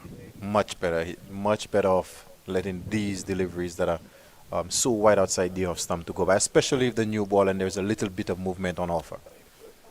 So the Windwards, they're not on their balcony. I'm just trying to, a few of them are sitting in the enclosure outside. But it's probably pretty tense in the Windwards dressing room as they try to look for a good start. Simmons in to Melines. Melines turns it away, wants a single. Salazano doesn't respond. It wasn't on, it went straight to mid-on. Turned out to be a beautiful day. It's a day for sensible batting, a day for good bowling. And the quality of bowling, I think, is ahead of the quality of batting in this game so far. Yes, definitely. The bowlers have made the better use of the conditions that we have on offer so far. So a young, promising left arm, medium fast, comes up, bowls off the back foot. Plays it confidently enough, but going straight towards the cover. 10 without loss. What a game we've had. A lot of wickets falling in just a day and a bit. 20 wickets falling. So you've had your money's worth if as a spectator and you wanted action. Yeah, it may not have been high scoring, but definitely entertaining. It's Simmons. And just hit outside the line of the off stump as he jumped back to play. And it's a pretty long time towards tea. So the pressure will continue to be intense. As we've been saying, with the Leewards getting a solid first innings lead already. I think when last we checked, there were what, 303 for 7 the Leewards. Simmons at the Darren Sammy. wide outside the off stump. He dances across, gets everything right. It goes through to the keeper, taken by Boucher. And the over comes to an end, and there's a little mid-wicket discussion between Salazano and Melinas. Yes, they may be discussing the game plan. I think first objective for the Volcanoes is to bat an hour or maybe bat till tea without losing a wicket. And if they're able to do so, they would put themselves in a position, in a good position. To simplify it, Dwight, just bat. Yep. Well, famous statement by Sir Clyde Walcott that West Indians need to bat on and bat on. Salazano trying to bat on as Ford goes around the wicket, doesn't force the batsman to play. Seeing it going through to Boucher. So Barbados will be heading to Warner Park, named after a former British governor, correction, not government. Warner Park. Smallest ground in the Caribbean. Delivery which, again, just allowing him to go onto the back foot. Playing a little defensive shot. Been to St. Kitts? St. Kitts, yes. To play cricket, no. Yeah, but definitely visited there. You went to the St. Kitts Carnival, Jazz Festival, Music Festival. No. I would love to go someday, but no. Well, you have a choice. It's year-round, these festivals. That's nice, tight defensive shot as Salazana comes forward. This is a very important partnership for the Windwards, a very important partnership in terms of Barbados' journey towards the title. Yeah, and the Volcanoes, they've struggled all season with the opening partnership. Hence the change at the top of the order, because we've had Pascal prior to this game playing the entire season. Hence the reason that they brought in Melius. The Windwards could be seen as a possible spoiler to the Barbados chances, but we will have no idea whether that will happen. That's outside the off stumps. Salazano deciding not to play.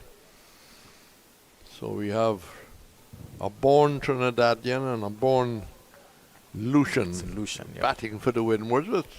That's great. I mean, over the years you've had many people, and many people's careers have been made because of playing elsewhere. Perfect example, I think you would say Justin Greaves, who played for the Volcanoes, and Kyle Mayers played for the Volcanoes. Exactly. Delivery which prompts him forward, trying to turn it away. And I think the final example is Reefer, who played for Guyana. Yes. And came on leaps and bounds as a genuine all-rounder. And did help Guyana to win a couple of titles. I think ever since the implementation of the franchise system, it has definitely worked for certain players. Yes. I would have liked to see maybe in the West Indies board make a firm decision that you must have one or you must have two. Correct. Because some teams tend to not to go into the draft. Nope. For the round wicket to Salazano, that's down the leg side, wayward delivery. He allows it to slip past the hip, taken by Boucher. So far, so good for this uncertain period for the Windwards, but they're 10 without loss, and that's the important thing. Maybe the worst is past. Compared to what we had in the first innings, that's a big improvement, because both the openers went without scoring in the first innings. They still trail by 2, but they've put themselves right now in a good position to build on something. And the responsibility is not on just these two. Athena's next. Ambrose to follow. Brilliant 100. Hodge to follow. Demba must make a contribution. It's a team game. And again we see Braffett sending Drakes down to that in-between position on a fly slip. Back he comes as Simmons pulls the leg back, gets behind it, looks at his bat, Maybe he chats with himself. But he's had a great development that led him into the under-19 competition for the Windwards, and then onto the West Indies under-19, and then captain in the West Indies. You need to draw on all those opportunities, all those moments in his life. Melios looking at his toes, concentrating, and beaten outside the line of the off stump. There's a appeal, but umpire didn't quite respond. The appeal wasn't very confident. Yeah, there wasn't even an appeal from Raymond Simmons, and by his little indication there, he said Melius would have actually gotten some bat on that. Yes, well, back of the batsman. Maybe it just blocking us momentarily, but he did push forward. The slip started to go up, but not the bowler. 10 without loss. All 10 to Melios. Solizano has had not much of the strike. He's the non-strike on this occasion. Simmons bowled, and the wobbles continue in the minds of Melinos. Goes for a mighty square drive. Yeah, he's looking to deposit that somewhere over the Johnson Charleston, but not making contact on that occasion. Well, if he's not careful, he would deposit it into the hands of Boucher. So, you can have discussions with your coaching staff. They can say, this is what you must do. Apply yourself. Grin and bear, battle it out. It's all in the middle. And hitting that over the bowler's head, this will probably run away. It wouldn't have legs to go into the boundary. They come back for the second run. But again, it's not a confident shot. Seemed to hit off middle. Yeah, excellent bowling there from Raymond Simmons. That was actually a slower ball, and he completely deceived Kimani Melius on that occasion. Lucky that did not go straight to Craig Braffett at mid-on. Nope. So they have now drawn level. They were led by 12. They're 12 without loss. But it's been hard going in the 4.4 overs for the Windwards, but they've survived. That is important. Simmons comes in, and that was missing. No appeal. Jump back. And ensuring that he is grounded his bat. He goes down to Chuck with Salavano. So the communication is good. It's very important that young batsmen in particular, talk about adjustments that we need to make. Yeah, definitely. And Solozano, being at the non-strikers end, could easily see something that Kimani may not have seen. So definitely the communication is very important. So Melinos taking his time. Settles. Simmons early into the forward movement, beats him alongside the line of the off stump as he pushes towards the line. He's taken by Boucher. Still 12 without loss at the end of 5 overs. And, this is not a game for the faint of heart. No, Reds. I can't imagine the Volcanoes fans or the Pride fans enjoying this game. Definitely the neutrals are, but definitely it's a very intriguing game, evenly poised at the moment. Well, I think even the viewership must be responding to the competitiveness, the drama of this story. As Ford around the wicket to Salazano, who lets go outside the off stump. Salazano has had very little to play at, very little to try and get off the mark. Yeah, and he's only faced the 9 deliveries. Kimani Melius has faced the majority of the deliveries bowled so far. Well, maybe Melius would like to face a few less, but Salazano, left-hander, small and built. Stewart bungs in. Good athlete, good solid forward defensive shot. Rolls it down towards mid-off. And just to keep Boucher alive and active, McAllister, maybe warming the shoulders up, fires the return back to the keeper. Yeah, he may not be too far away from a ball, so ensuring that the shoulder is nice and loose. Maybe just trying to give Captain Braffett a hint. I'm ready, skipper. Well, Ford is ready. Zano is also ready. And again coming forward and covering up, but not looking to drive, just playing a check defensive shot. Goes for a breather, walks around, mops his brow with the help of the glove. I've never batted with a helmet on. I understand from people I've spoken to, it's not an easy thing to get accustomed to. No, I remember at youth cricket when I started playing cricket, it took me a while to get used to wearing a helmet. So definitely takes some getting used to. Salazano is helmeted. Again, he comes forward, looks very comfortable with it. He plays a sorry defensive shot. Great responsibility on the two young men.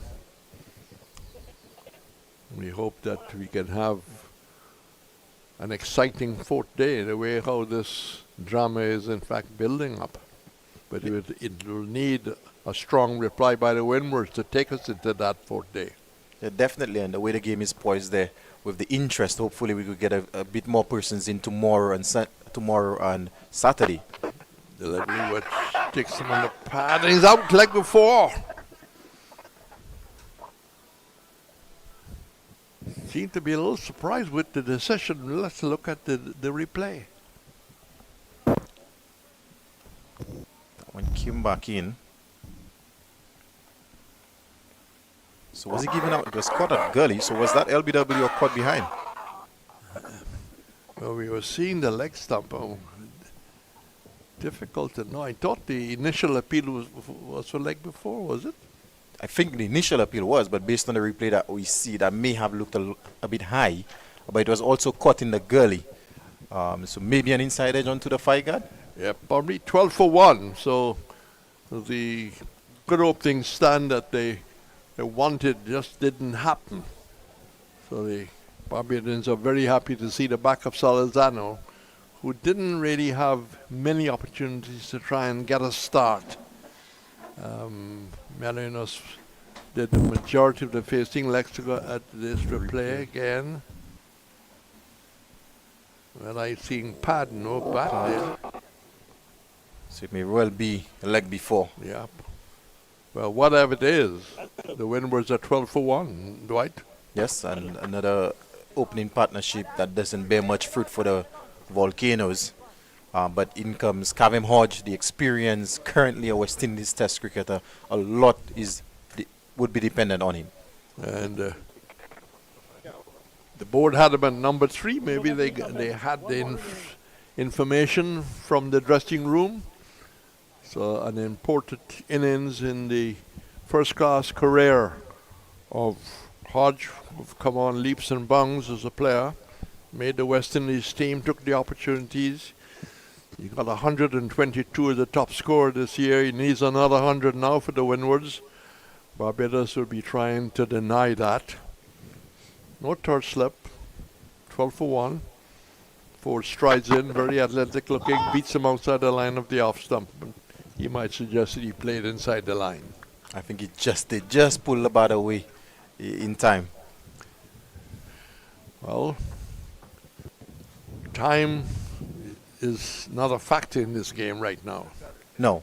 From what we've seen, there's still a lot of time left in this game. It's just a matter of the Volcanoes trying to bat long and trying to get as many runs as possible to give the Barbados team something to chase. So Melios 12. Hodge yet to get off the dreaded knot, but there was no uncertainty about him. Melios still a question mark which way he will go. Will he settle down and not chase wide deliveries, but where there's life there's hope, and he's still alive, still batting, waiting for Simmons, who goes in. Melios beaten outside the line of the off stump. This drama will continue. Carlos Emmanuel will continue the drama. And welcome back. Or a school teacher. Not teaching school today. Which school do you teach? Patricia D. James. But the Reds seem to have forgotten that I'm a cricketer as well. Oh, I'm sorry I didn't call all your all your great accolades. Simmons. And let's go to the 11 off stump. Let's talk about your cricket career. Which school you played for? Well, I attended St. Mary's College. Oh, top school. Yes, for sure. And but I would have played for St. Lucia at the various levels. You got runs for St. Mary's College? Oh, yes, I did. You're being very quiet about it. How many runs? I can't recall. That was a long time ago. Oh, I see. So we're back with the cricket, back with Simmons. Mariners waiting for the Barbadian to arrive. And tucks that away. There's one. Will there be a second? There could be danger here. The return is coming in. And no pressure. It didn't come in maybe to the keeper's end, which probably was the logical place. But two more important runs to Mariners as he moves to 14. This could be a career decider for Mariners.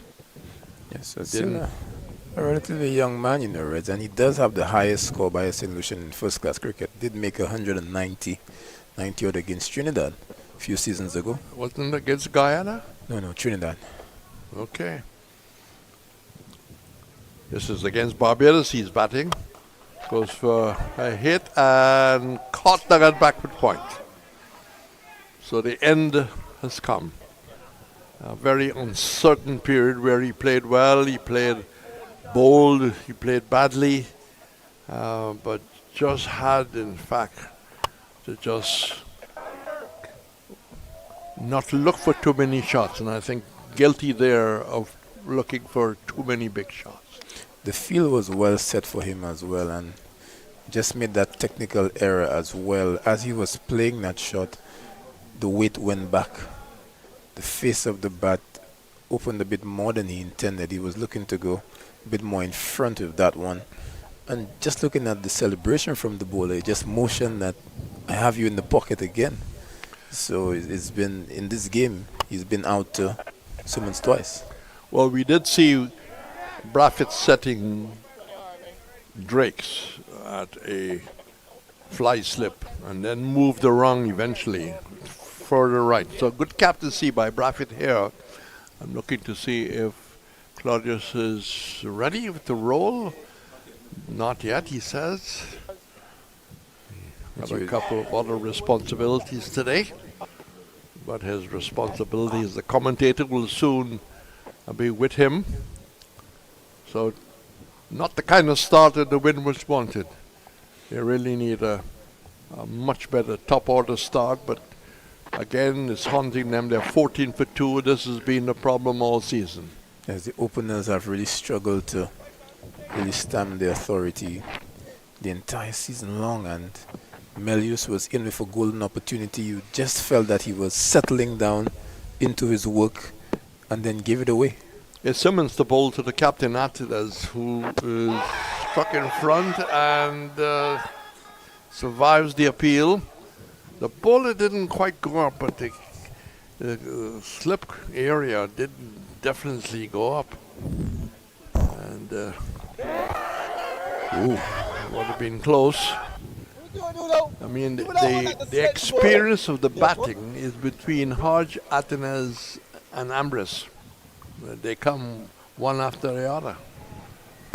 Yes, and this is why you would have expected more run production from those three throughout the tournament, but hasn't been thus far. Atenas, sung forward defensive shot. As all systems working, all common sense working, playing there. So the end of a successful over from the left armour. Figures are 1 for 9. Ford is 1 for 5. Both have had 3 overs and 4 overs each. And Ford will continue. A little discussion between the two Dominicans.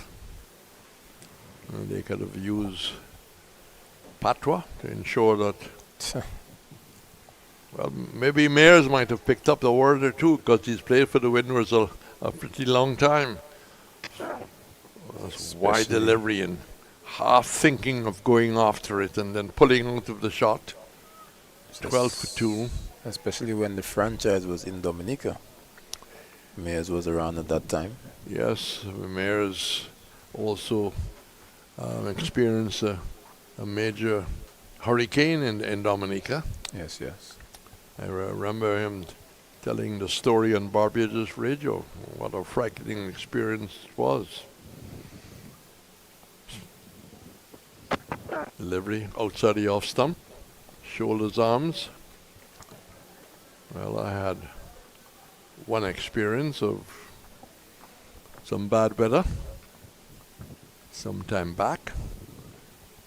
Lost my roof, but we are happy that everyone survived. Right, was that while you were in the house? Huh?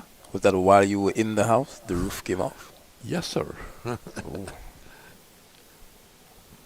2 slips in the gully. And just pulling the bat in, and Ford looking back at the umpire, but doesn't really ask the question. Yeah, Tomas was some system that brought great damage to St. Lucia. And maybe I must be very thankful that I only lost my roof. You see, it was shingles. And the shingles went one after the other. Oh. And within an hour, the entire house was flooded.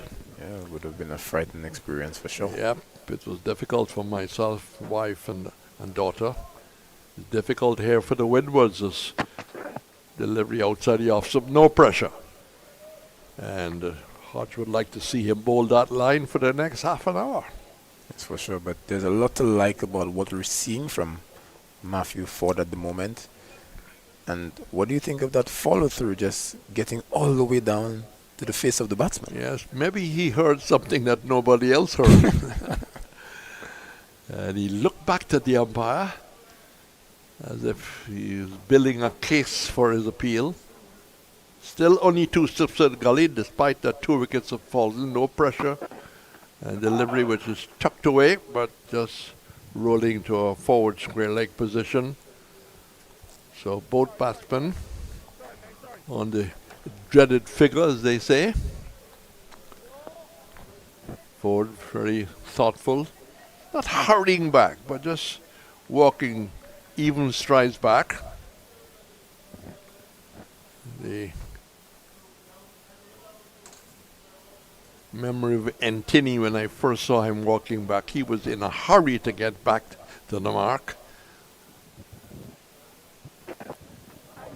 No pressure outside the line of the off stump. Taken by Boucher. It's more to you, teacher. I think your students might be missing you, but listening to you, and then it will be Claudius.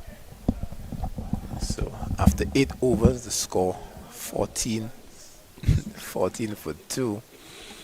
Both openers back in the hut for the Windwards Volcanoes. Melius has scored 14, so all of the runs thus far belong to Melius.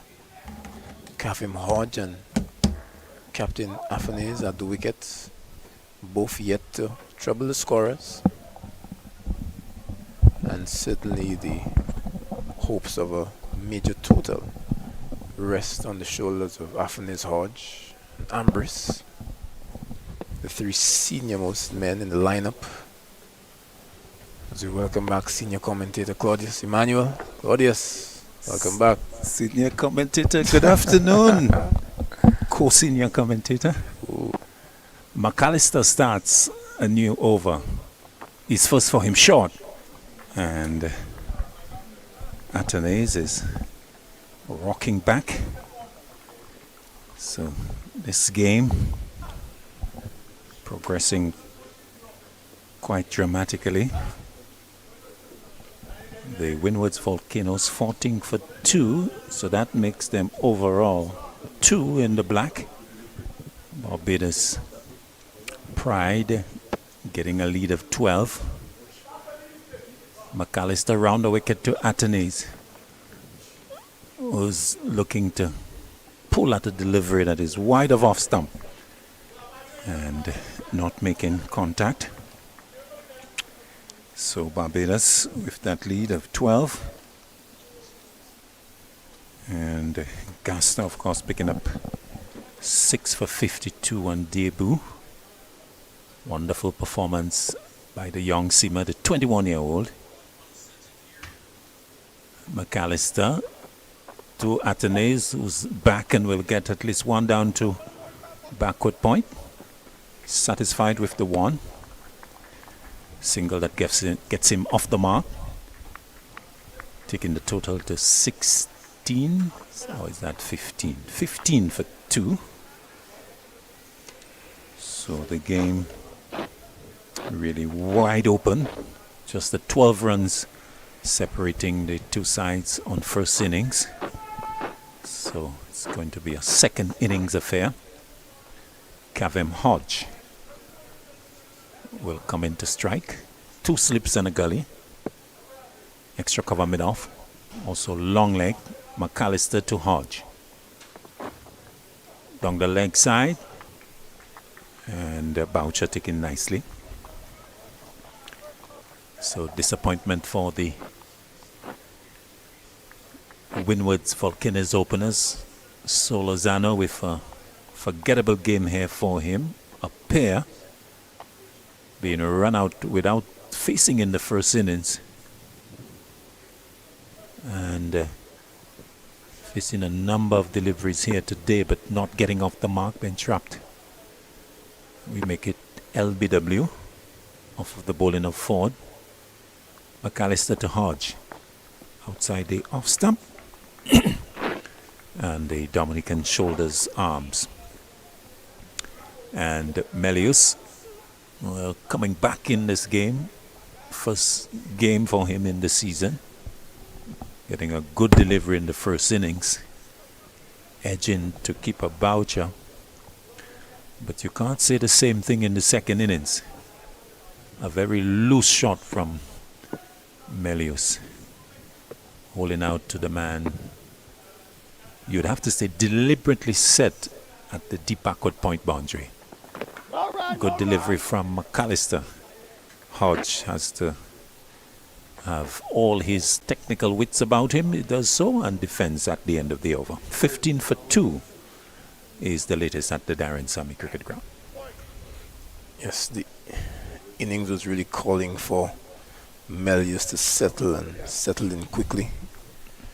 Sometimes batters, in an effort to find the feet in the innings, they tend to be aggressive at the start. We saw the same with Shadrach Descart yesterday, really searching to put bat and ball with aggressive intent.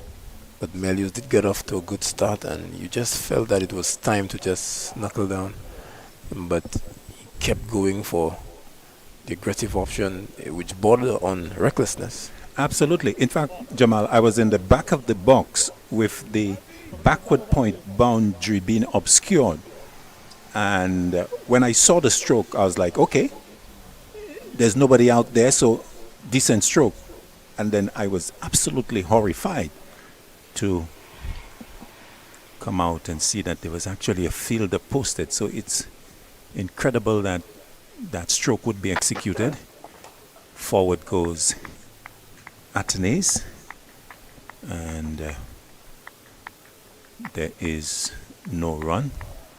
And it's quite disappointing because given the struggles that Melius has had in terms of entering the 11, one would have thought that a different approach would have been employed to really knuckle down and bat long, even though the runs are ugly, but really graft and make it count. Outside the off stump, and Athenaeus allowing it to go. Melio's the local boy, and just while he was playing those wild shots, you heard from the few spectators, bat long, bat on, because he's well known in these parts, and it seems that everyone knew the importance of this innings from Melius, making a re-entrance into the team after a long time, has had struggles and some personal issues to settle. Ford to Athenaeus, good delivery. And Athenaeus pushing at it, finding the ball angled across him. Luckily for him, eluding the edge. And of course, for Kimani Melius, a difficult past few weeks for him, having to deal with the passing of his father, so that would obviously weigh on his mind to at a time when he was having difficulty in making the 11. Also had some fitness issues, the hamstring. They keep him out of action for some time. And yes, but certainly those issues, those events are recognized. But getting the opportunity, okay, even with the dismissal in the first innings, a good delivery as we said. But not much he today, could have done yes, about that one. today good batting conditions. One would have expected a different approach. Ford goes round the wicket and bowls wide of off stump. Yes, and I'm a bit surprised as well that he wasn't given the opportunity to feature in the upcoming Breakout League. So this was a real opportunity for him to set the regional light, just remind everyone of the talent.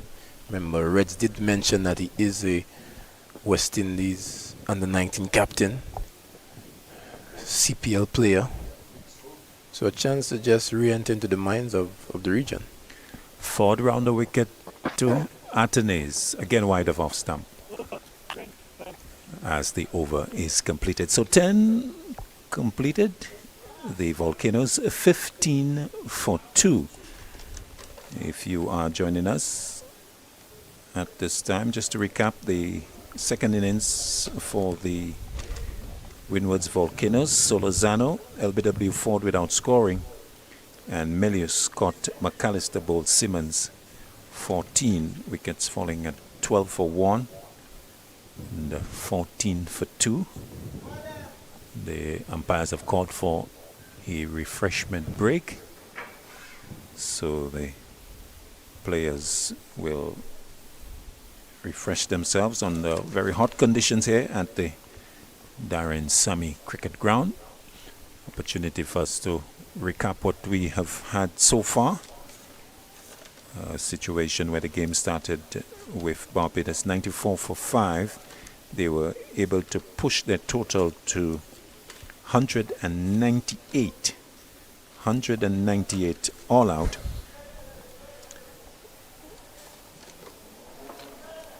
And so we had a situation where they got to that 198. So 40 from Mares and 43 from Ford. And in the bowling, Gaston on debut, 12.5 overs, no maidens, 6 for 52. Tyson, 14 overs, 2 maidens, 3 for 49, and a wicket for Ryan John.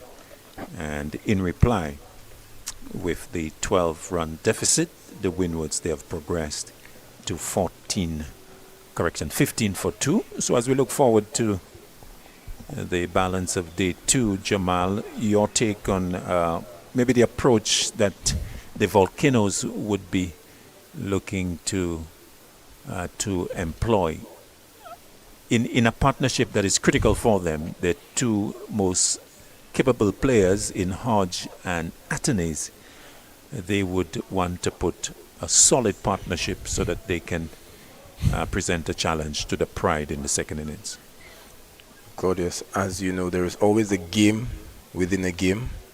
A lot to play for these two especially. Yes, there is the burden of being the senior most experienced players in the team, so the responsibility and the bulk of the batting effort would rest on their shoulders. But with this entire idea that has captivated the region about selection of the team, the test team going forward, and those two are incumbent, and they would have been the two leading run scorers for the West Indies in the previous year. So a lot of rest on their shoulders in terms of answering critics and just responding to the faith shown in them. This is a big innings. This is certainly a big innings for these two. They have not represented the talent, ability, and potential thus far in the regional tournament, and no better place, no better conditions to do it than right here at the Darren Sammy. Indeed, Hodge will argue that he has gotten a free figure knock so far, 122 he got in the previous round, so he's been among the runs. I think of more concern has been the form of Captain Alec Atenes. In fact, Hodge getting 126, and that was against Trinidad and Tobago. And Atenes, a higher score for him so far of 39 against the Guyana Happy Eagles, and he would be looking to put a good performance. In fact, at the toss yesterday, he was indicating that the batting unit is feeling good, and suggesting that although the production has not materialized, that he personally is feeling good, and runs therefore would not be too far away for him in the near future. Well, this is a good opportunity for him to confirm that confidence that he spoke about outside the off-stump, McAllister, as he starts a new over. Atenes, just by looking at him, you can see that he passes the eye test, has done well for the West Indies, and is certainly worth every investment. But your main currency as a batter is runs. And in recent times, at the regional level, we haven't seen him just repay, just cashing on the talent.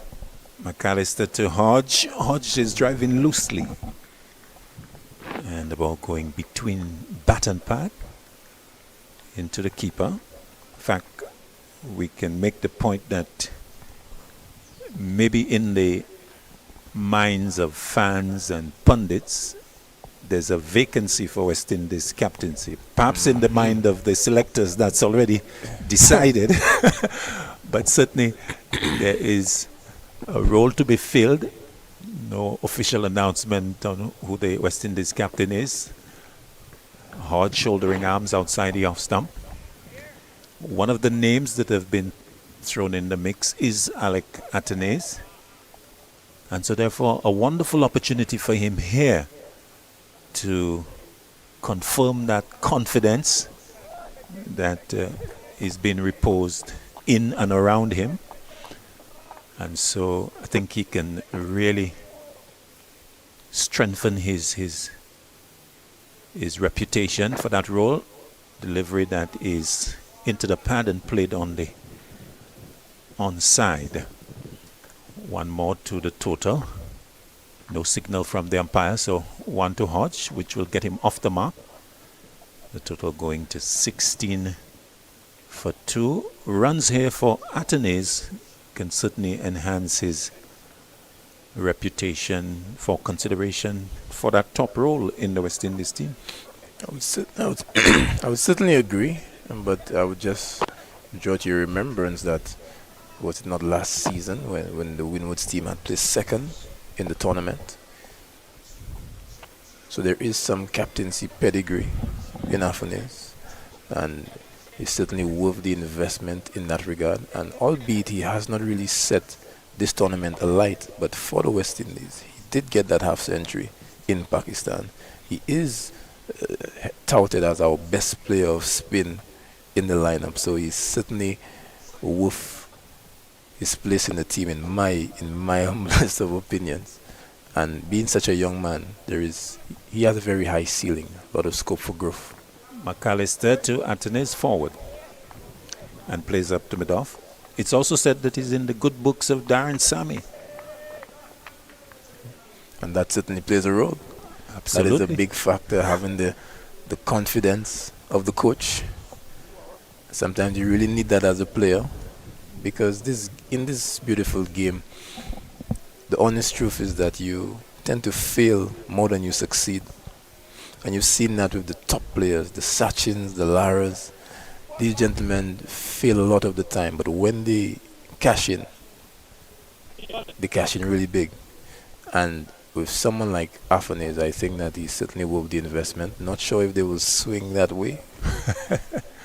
But just in the minds of many armchair selectors and pundits, Afanes wouldn't be such a bad bet. Matthew Ford maybe suggesting that he ought to be in consideration as well for the red ball outfit outside the off stump and into the gloves of Boucher. Has Matthew Ford done sufficiently to be penciled in there for consideration on the test squad, Jamal? I wouldn't say so as yet, but he's another man who's in the good books of the coach, Darren Sammy. I know that Sammy thinks quite highly of Ford. And he's a man with a reputation for moving that ball. And what we've seen thus far, he has moved the ball both ways. And he seems to have good control of his skill set. Ford to Hodge. Good delivery, sending Hodge back. He's especially plays a top ball dangerous to the left-handers. And you saw that in the way that he dismissed Solozano. Away movement, and is able to get one to just move back in, wrap on the pad. And some people would suggest that this is the reason why he has restarted his red ball career. Maybe he's smelling something on on the test circuit. Or perhaps he's playing on advisement. Good back of a length delivery once again. And there's no run. So it's also possible that Mr. Darren Sammy may be sending certain hints to air-marked individuals to play a little bit more red ball, because I have my eyes on you. You think so? Certainly possible, and I think it's the way to go. You want your regional tournament to have the best players available, matching skill for skill to bring out the best in the players. Ford too hard. George turns it to backward square leg for just a one. Simmons with the return as they take one. 17 for 2. We've got 2 deliveries left in the 12th over. So the Volcanoes looking to push on. They've erased the 12-run deficit, so they are 5 in the good. Question is, how much will they present to the Barbados Pride? So none of the teams have gotten past the 200 in the first innings. Ooh la la. Oh, How do you describe that, Claudius? what a stroke from, or an attempt at a stroke from Atenes, advancing against Ford and coming down leg side-ish and looking to access the offside. I'm not sure why he would want to play the stroke. Luckily for him, didn't make any contact. Score remaining on 17 for 2. Certainly not a shot for the purists. Afanes advancing down and having a wild swipe. Ford to Atenes, who's a lot more composed as he plays up on the onside to complete the over, at the end of which the score remains 17 for 2, the Windwards Volcanoes. Just wonder if that last shot was born out of some words from Matthew Ford. Every time he just runs down to the batsman and just has a bit of a chirp. You just wonder if Afanes was keen to answer back. Certainly, as the captain, the leader of this team in some struggles, you would reckon that that is not the way to approach it. Certainly not. You can speak with your bat in a different manner. You can be back and across and be solid in defense. You can execute an attacking stroke, but with the technical protocols intact. But what we saw there from Atenes, you find it really difficult to justify that approach. Delivery, that inside edge, they'll get the single. But that almost sneaked in from the inside edge onto the stumps as Hodge was back. Good anticipation by Atenes, calling him for a single. As he goes to 3, it's 18 for 2 as the left-handed Atenes comes in strike. Needs to approach this innings with a clear mind. Take some responsibility for the innings. 2 men back on the hook for Atenes. McAllister to him. And he lets it go outside off.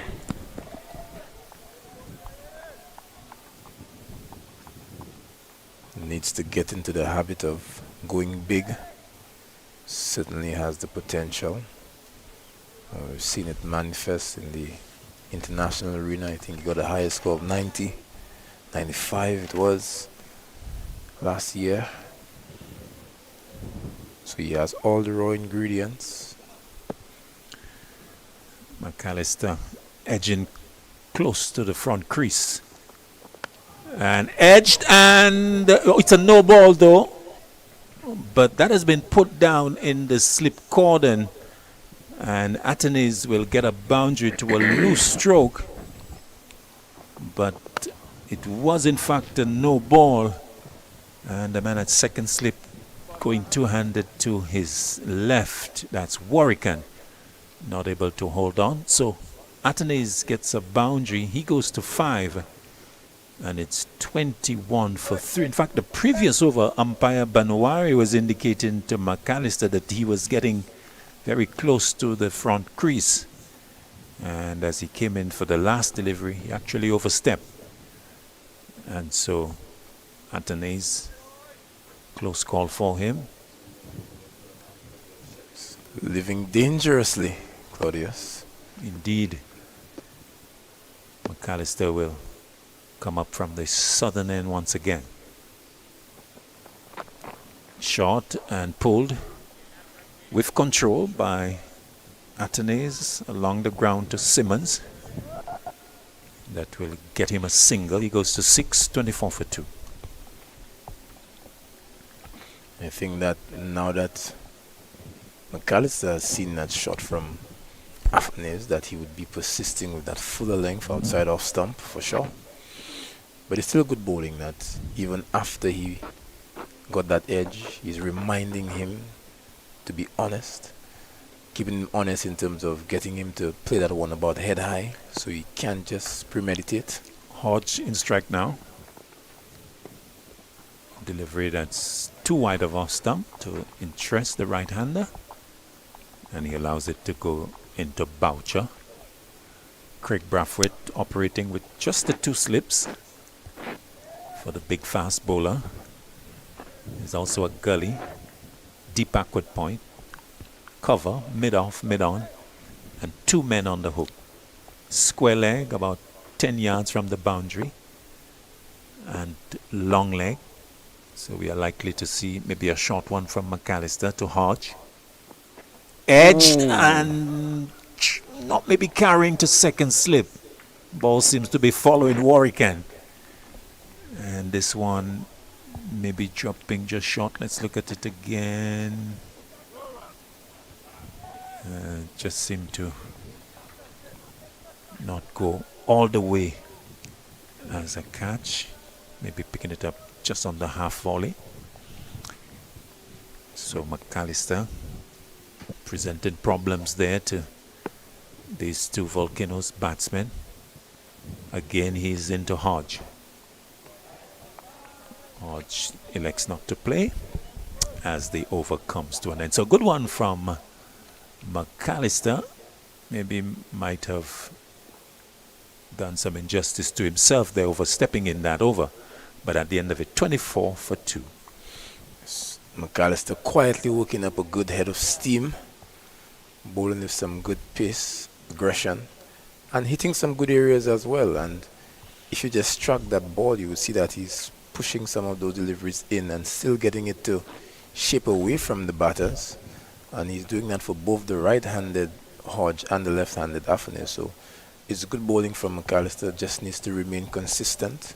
In that last over, he got the edge of both batters. So a lot of promise in this spell from the quick. Bowling change as Dominic Drakes is being introduced. So Simmons goes off 4 overs, 1 for 9. The wicket of Melius. Back goes Atenes to the first delivery from Drakes and plays into the offside. So the Volcanoes, they lead now 12 as the second innings well in progress. Just the 12 runs separating the two teams. Barbados Pride 198 in reply to Volcanoes 186. Drakes over the wicket to Atenes. A wild swing and a miss outside the off stump. The ball shipping away from the left-hander, but another ill-advised stroke from the Volcanoes captain. Afane has made up his mind that this is the way that he's going to go, which does prompt a field change from Brathwaite, getting a man to head out to third man. In fact, that man is not going to go all the way, so it's like a fly-slip situation. Not all the way on the boundary, maybe 10, 15 yards inside. Drakes to Atenes, who's forward and plays defensively. So Matthew Ford being taken out from the onside and being posted at that fielding position deliberately inside the boundary for that sort of slashing drive that we have seen him play. In fact, he edged one from McAllister in the previous delivery, put down, but it was a no ball. Drakes to Atenes, slashing down to the fielder on the bounce. Well. As they take one. But Atenes living very dangerously indeed. That plan almost bore some fruit for Brathwaite and his Pride team. Had the field just been in a few steps more, Afane would have walked back very disappointed. Absolutely incredible. Hodge in strike. Drakes moves in. Good delivery. Clipped away though. Out towards the mid-wicket fielder who comes off the boundary. And sends a high return. One more to Hodge. He goes to 3. And the total 26 for 2. You know, Claudius, one would hope that after that edge through the cordon and that last delivery from Afane, that drop shot of the fielder, that would be enough to just switch him on again and remind himself that, hey, I need to just bat more responsibly now. He's in strike to Drakes. Turns it nicely down to backward square leg and into the boundary for 4. So you wonder why a player who's got such deft touches to be able to get the ball to the boundary look to play the forcing and ugly looking strokes that he often tends to get himself into. The end of the over, it's 30 for 2. We've had 14 overs in the innings. I was thinking the same. This is a batsman that oozes class. He passes the eye test, silky smooth and elegant.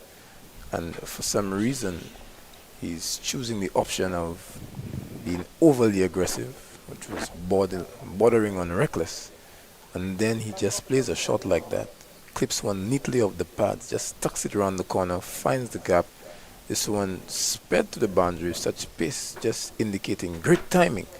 So again, hoping that that would switch him on to the realization that he doesn't need to play these reckless strokes.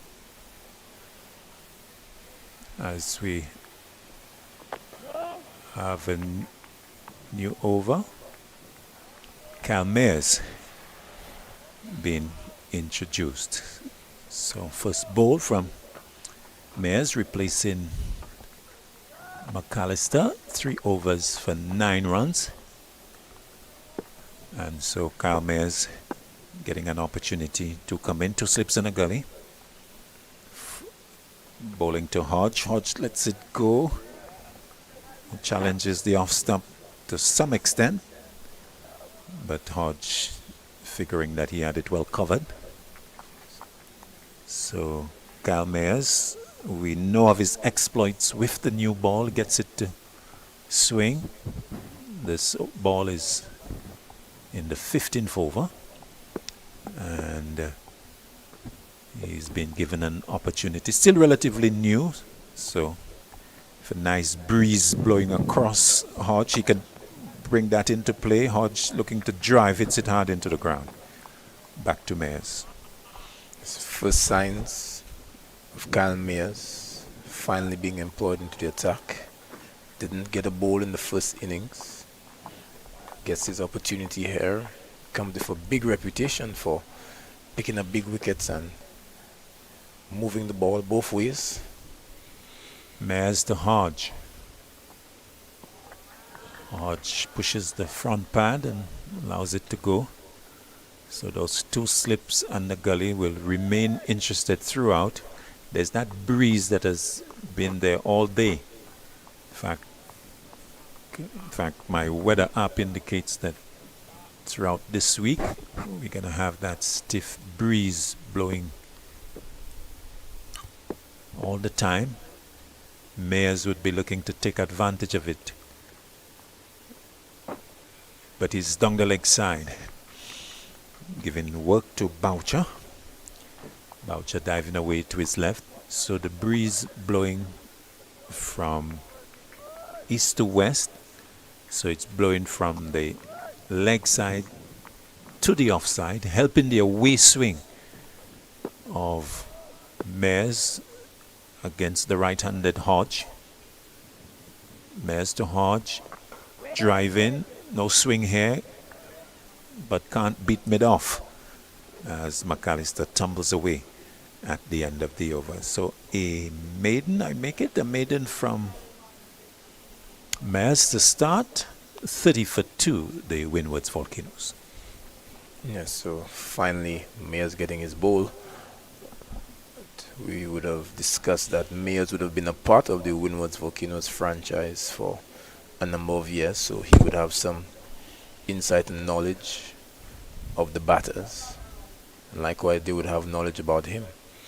But with Hodge, remember that those two would have been playing together from since the under 19 days. Would have played that West Indies under 19 tournament together when they got onto the West Indies under 19 team. Drake starts a new over to Atenes, who chops it down to the slip cordon and will get a single as the gully fielder parrying it down to the fly slip. One more to Atenes. He goes to 12. And the total 31 for 2. The Volcanoes lead going up to 19. This is over number 16. The left-handed Drakes over the wicket to Hodge, the right-hander. Angle across him and allowed to go by the batsman. The total remaining 31 for 2. Bright sunshine here at the Darren Sammy Cricket Ground, but that breeze that I spoke about, ensuring that it's not too hot, not too unbearable,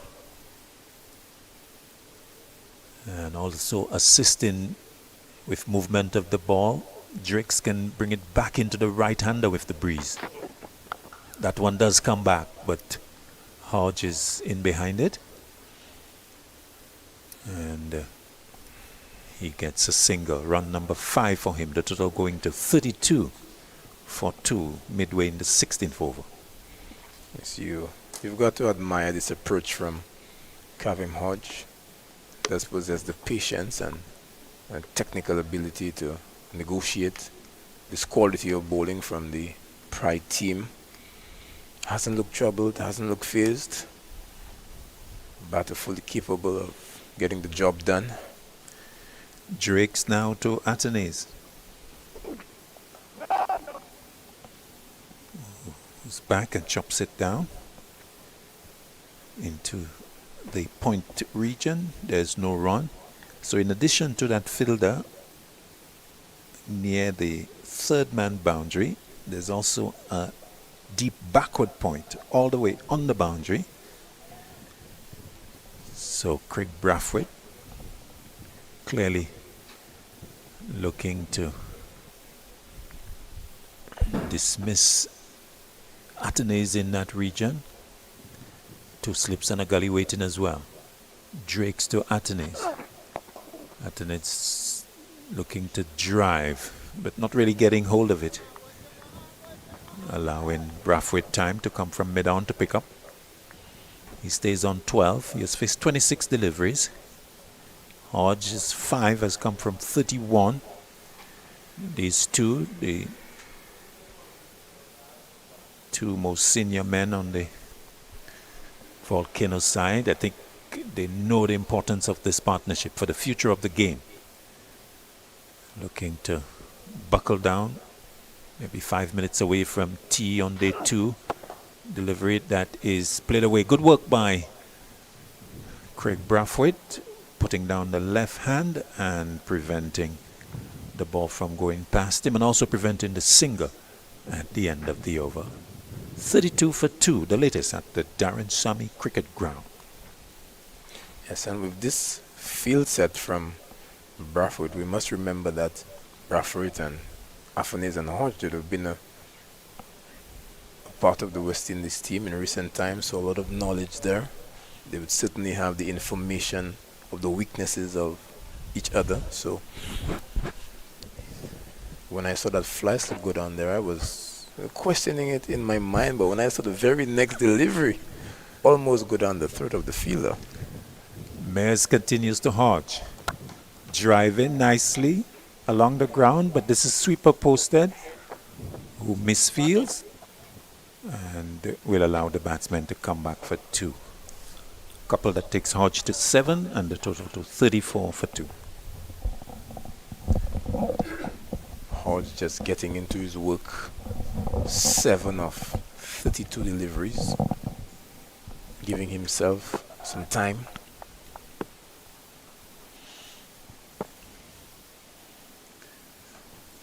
Mayers again to Hodge. Hodge lets it go. It's got away movement on it.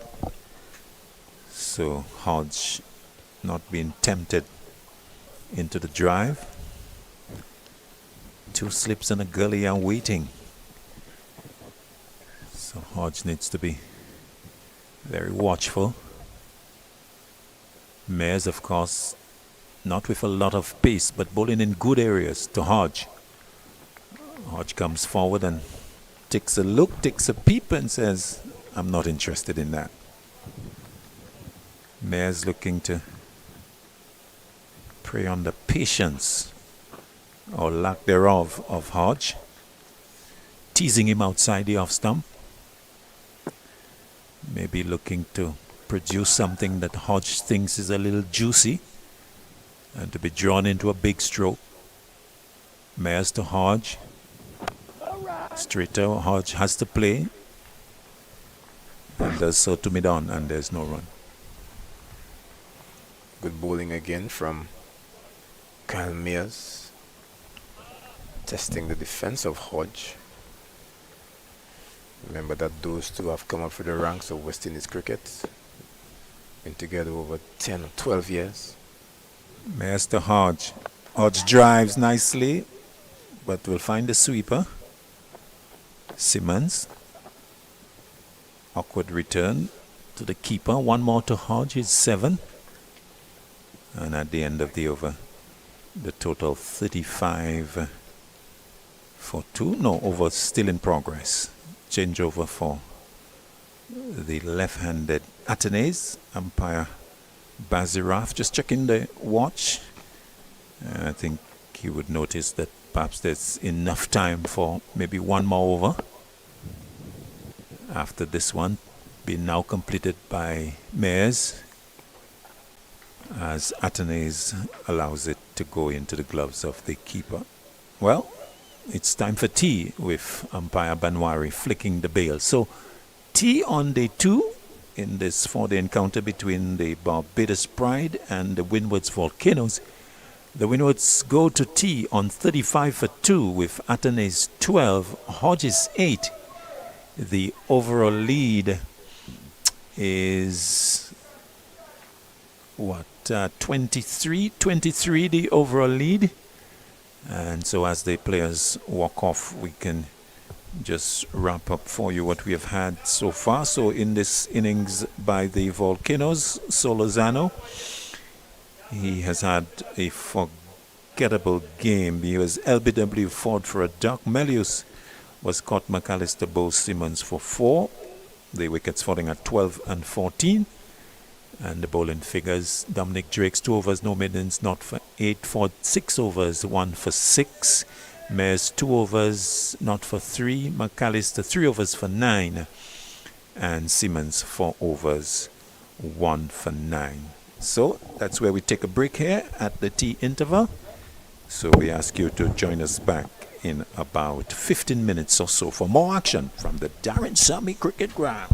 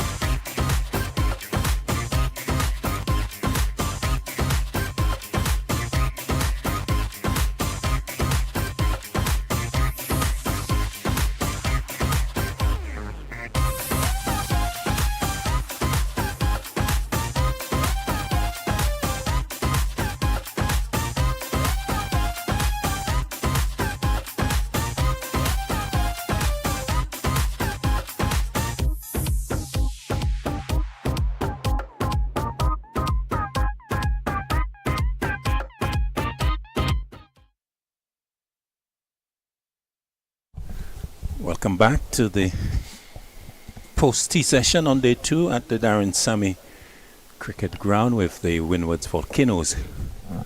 Resuming 35 for 2. Atten is 12. Kavem Hodge is on 8.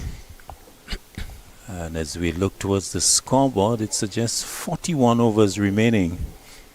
That's a lot of cricket left. I'm joined by Dwight Thomas.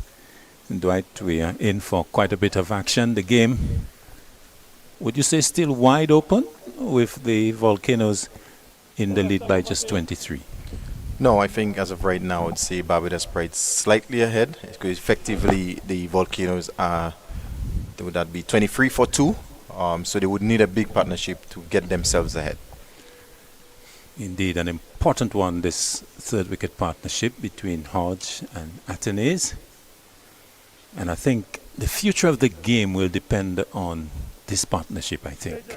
If these two can put a good partnership together, well, they can extend it into the third, even the fourth day. Outside the off-stump pole, possibility of a catch. Oh, valiant attempt. Not successful. I think that's McAllister looking to get on that. And, well, player might have done a bit of damage to himself as the batters get one. In fact, it's Ford with that big dive looking to make a catch of it. As Hodge gets a let off. Ford didn't actually get his hands to it, but it was a close thing with the single. Hodge goes to 9, 36 for 2. And a close thing there for Kavem Hodge. Yeah, you were just talking about the importance of this partnership, and the first ball in the last session, there was an opportunity created. Murphy fought valiant effort in the end, but was just not able to get there.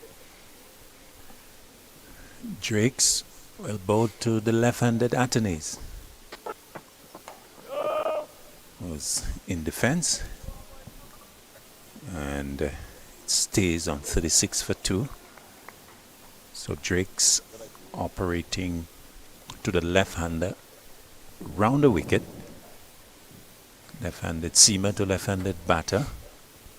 So the angle is across Atenes, and we've got the 2 men back on the deep point boundary.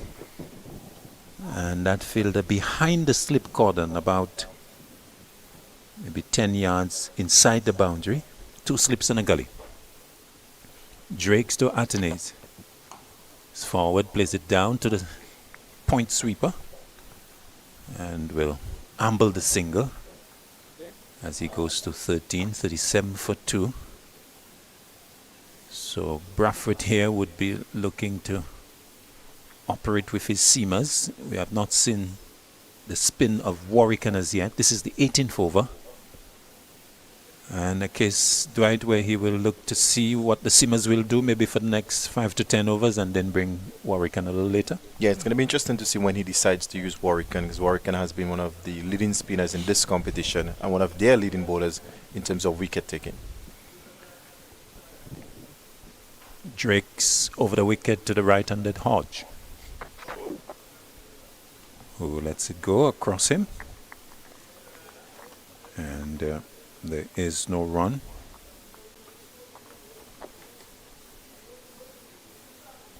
In fact, you talk about Warwican. Well, he's picked up 21 wickets in the championship so far. Of course, he has not played all the rounds. Would have been on the Pakistan tour when the championship started. Drakes to Hodge. Hodge gets a good delivery, a lot closer to him, but on the basis of bounce, he allows it to go wide of off stump as well into the gloves of the keeper. So Jomel Warwican, 21 wickets. Most wickets so far, Carey Pierre, 31. And we're talking after 5 rounds. Veerasamy Permaul, 26 wickets. Joshua Bishop, 21. 20 to Ronaldo Ali Mohammed. And 20 also to Johan Lane. Drakes to Hodge. Hodge has to play. It's bang on the off stump. Comes across and plays to the short extra cover to complete the over. The first one after tee, the Volcanoes, they're 37 for 2. Yeah, just an observation, Claudius, in terms of the top leading wicket takers that you just mentioned. 4 out of the top 6 that we have here are actually spinners, and the top 4 are all left-arm orthodox spinners. Very good observation indeed. In fact, it's a trend that we have noticed in recent years in the regional competition. The spinners really enjoying themselves. Situation maybe that reflects what, the batsmanship, the state of the wickets, or the quality of the spin bowling? I think a combination of all three. But on the other hand, when we come to the Darren Sammy, we tend to see the 2 games that we've had here, the medium pacers have excelled. Medium pace in Simmons coming in to Atenes. Full delivery clipped away to the left of the mid-on fielder, so 1 more to Atenes as he takes his team's total to 37 for 2. So the action continuing here with the right-handed Hodge. Simmons to Hodge. Edge in the gap, down to third man for 4. Between gully and the second slip. And away to the boundary for 4. Hodge will not mind. Gets into double figures, 13. 42 for 2, but frustration there for the bowler, the captain, the second slip and the gully. Yeah, Simmons on that occasion doing everything right, getting the edge. Maybe Craig Bradford should have a first slip considering they're 42 for 2. Still ahead, I would say, Barbados in terms of the game. A third slip that would have gone straight to the third slip fielder. Yes, it went at a catchable height. In fact, we've seen a change. The gully now coming into that third slip position. Simmons to Hodge. Hodge is forward. And we'll get a single to the deep backward point. McAllister comes in. 1 more to Hodge. He goes to 14, 42 for 2.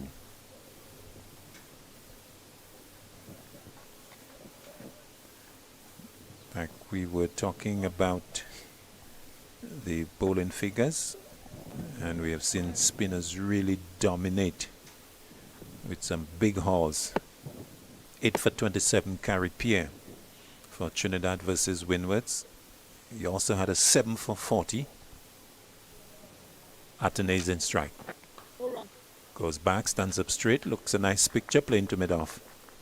And there is no run. So 7 for 40 for Carrie Pierre. 2 out of 7 wickets haul. 7 wicket hauls. Tamari Redwood for Dominica against Windwards. Windwards seem to attract those big hauls. Tamari Redwood picking up 7 for 72. There was also 7 for 85 by Joshua Bishop, the West Indies Academy versus Leewards, and a 6 for 17, Ronaldo Ali Mohammed. Pulled away by Atenes, 1 bounce into the backward square leg boundary for 4. Good control stroke, and very safely and effectively as well. So a good boundary for Atenes. He goes to 18, and it's 47 for 2. Yeah, this time Simmons very short, and Atenes confidently dispatches that one over a square leg for 4. Definitely the best shot in his innings so far. That would do his confidence a world of good as he's spending time at the crease. Simmons moving in over the wicket to Atenes, who is looking to pull again, but certainly not the length to play that stroke. And inside edge onto the pad, but luckily falling away safely. End of the over. 47 for 2. Atenes 18, Hodge 14. Yeah, that last delivery was not as short as the previous one. So Atenes trying to force a pull shot that was non-existent, I would say. But nonetheless, he survives, which is important for the Volcanoes. And this pair, they've now put on 33 for the third wicket. Yes, and doing a good job for the Windward Volcanoes. And you just look at Atenes, Dwight, and you get the impression that the consistency and the patience is what is seeming to be his undoing. And you see it reflected in shot selection. New over. Delivery that's a full length, coming back slightly from the left-hander.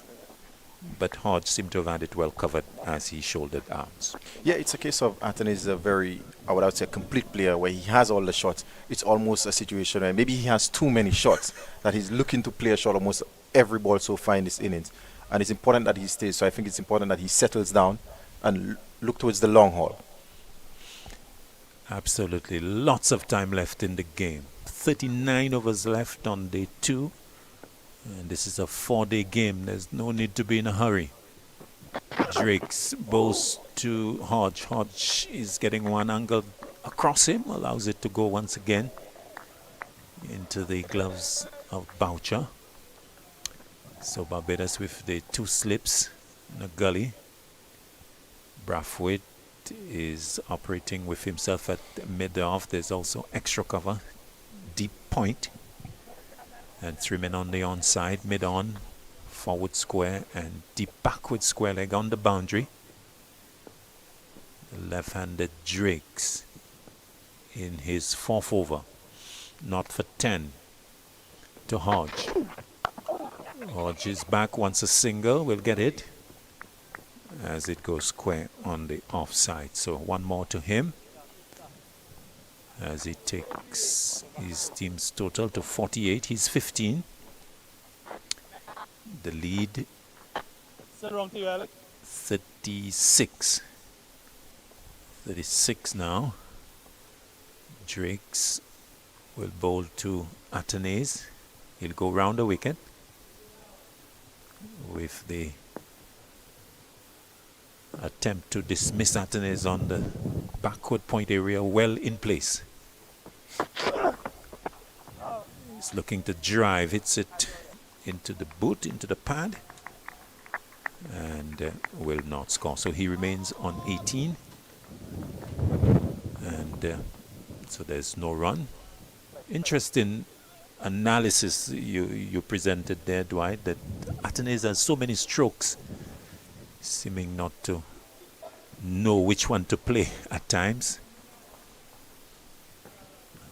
But it's the challenge of batsmanship to be able to contain yourself and play according to the situation.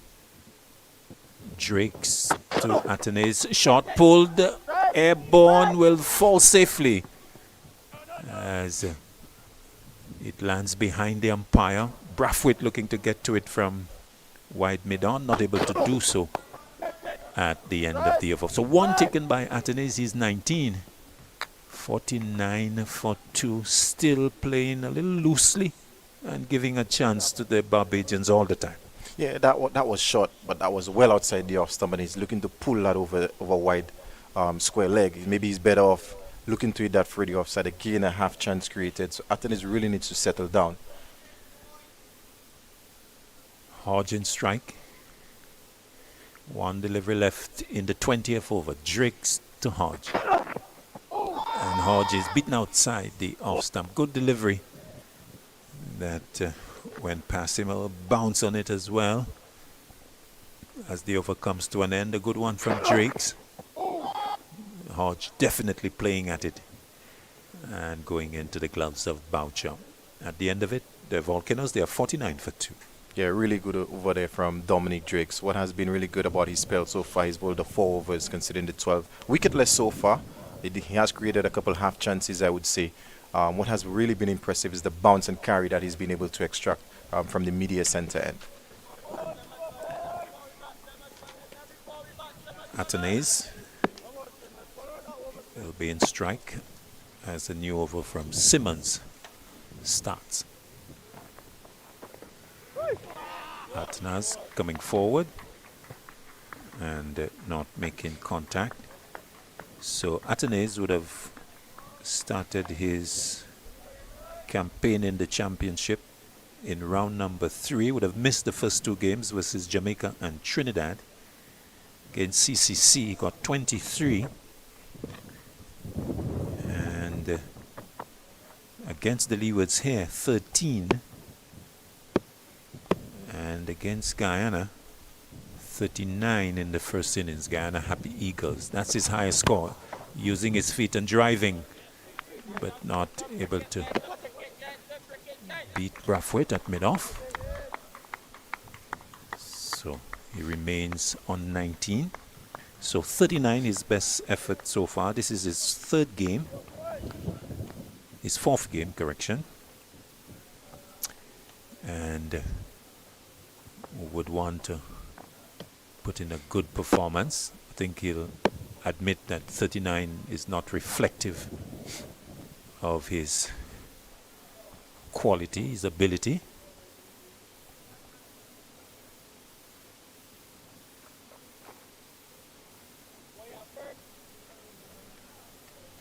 An errant piece of plastic has held the play.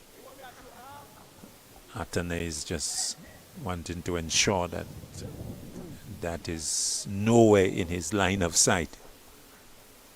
And umpire Banwari collecting that. So we'll continue. Simmons with just the 2 slips to Atenes. Atenes pulls down to backward square. On the bounce, the fielder is behind it. And one taken. So Atenes sticking on the 2 fielders. But appropriately for him, fortunately for him I should say, playing it down. So the fielder picking it up on the bounce one more to him. He's 20 and the 50 coming up for the Volcanoes. So 50 in the 21st over. 2 wickets are down. Hodge with 3 slips waiting. Faces from Simmons and gets one which is too wide of off stump.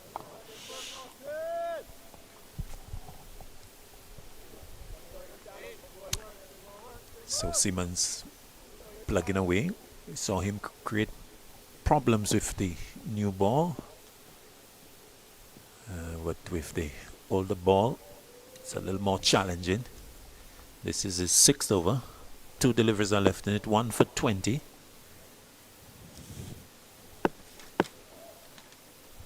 The wicket of Melius for the 2nd time in the game. Shot outside the off stump. The return will go to the non-striker's end. A lot of work having to be done there by Atenes. Coming off the blocks quickly for the single. Sent back. Had to apply the brakes and then hustle back in. Throw missing the non-striker's stumps. Simmons will come in again. Atenes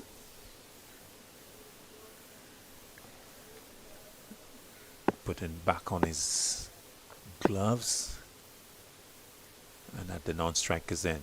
Simmons to Hodge. Hodge pulls high, handsome. 1 bounce into the backward square leg boundary and away for 4. So boundary to Hodge. Short delivery, latched on it quickly. Hit it away from the fielder. There are 2 men back. But Hodge taking on the challenge, backing himself and getting the boundary. He goes to 19, 54 for 2 at the end of the over.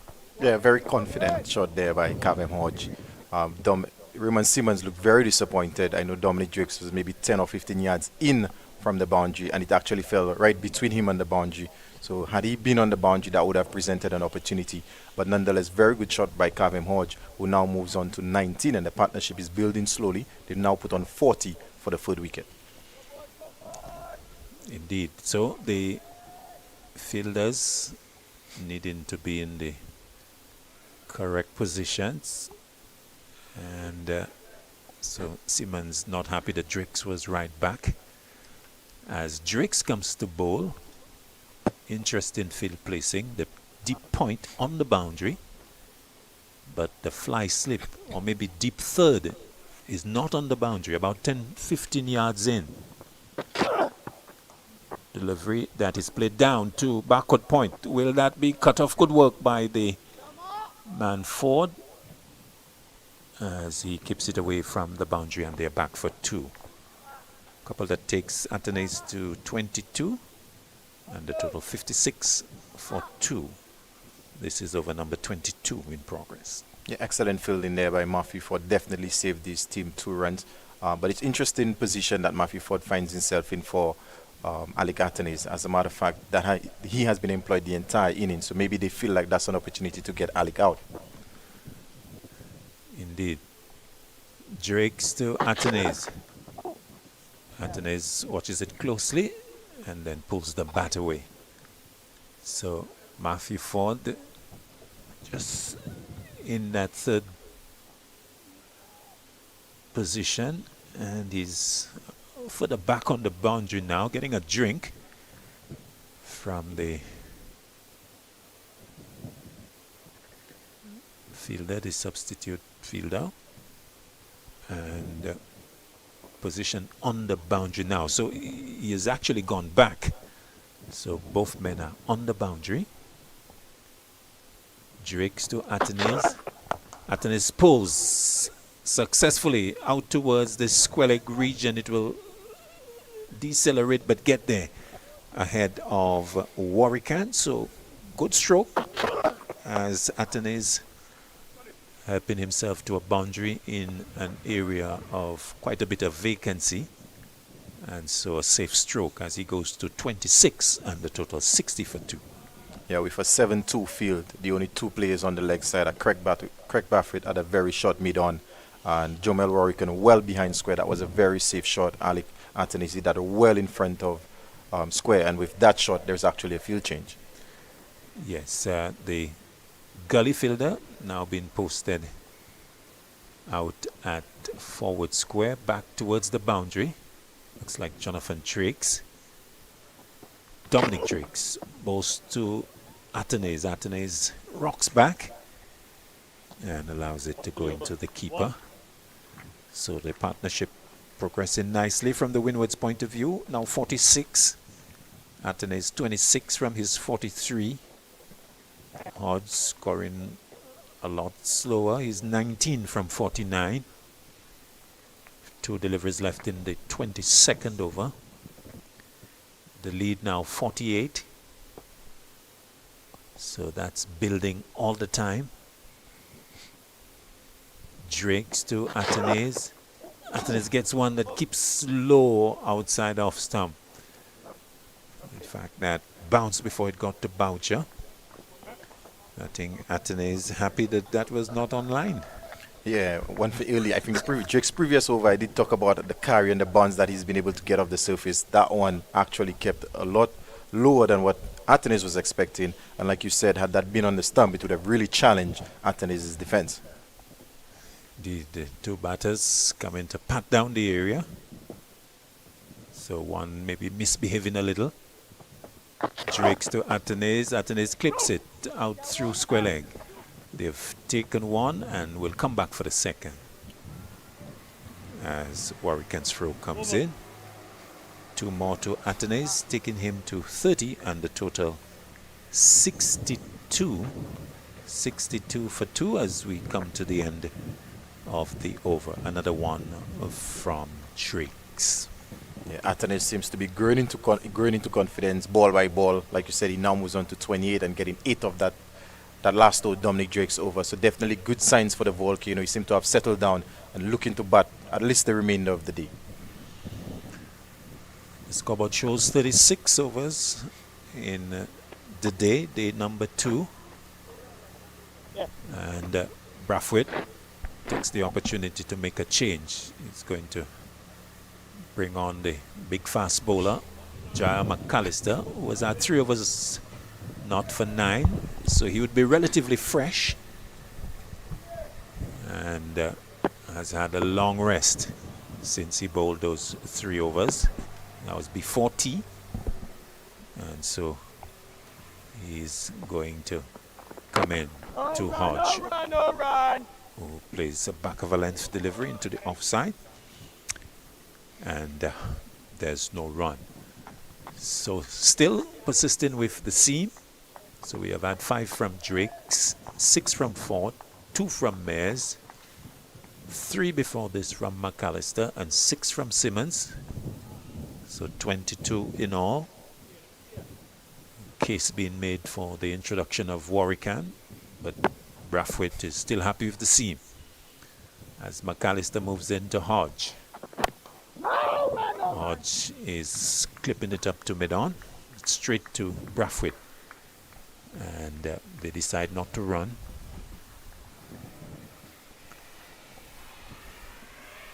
Lead now 50 exactly.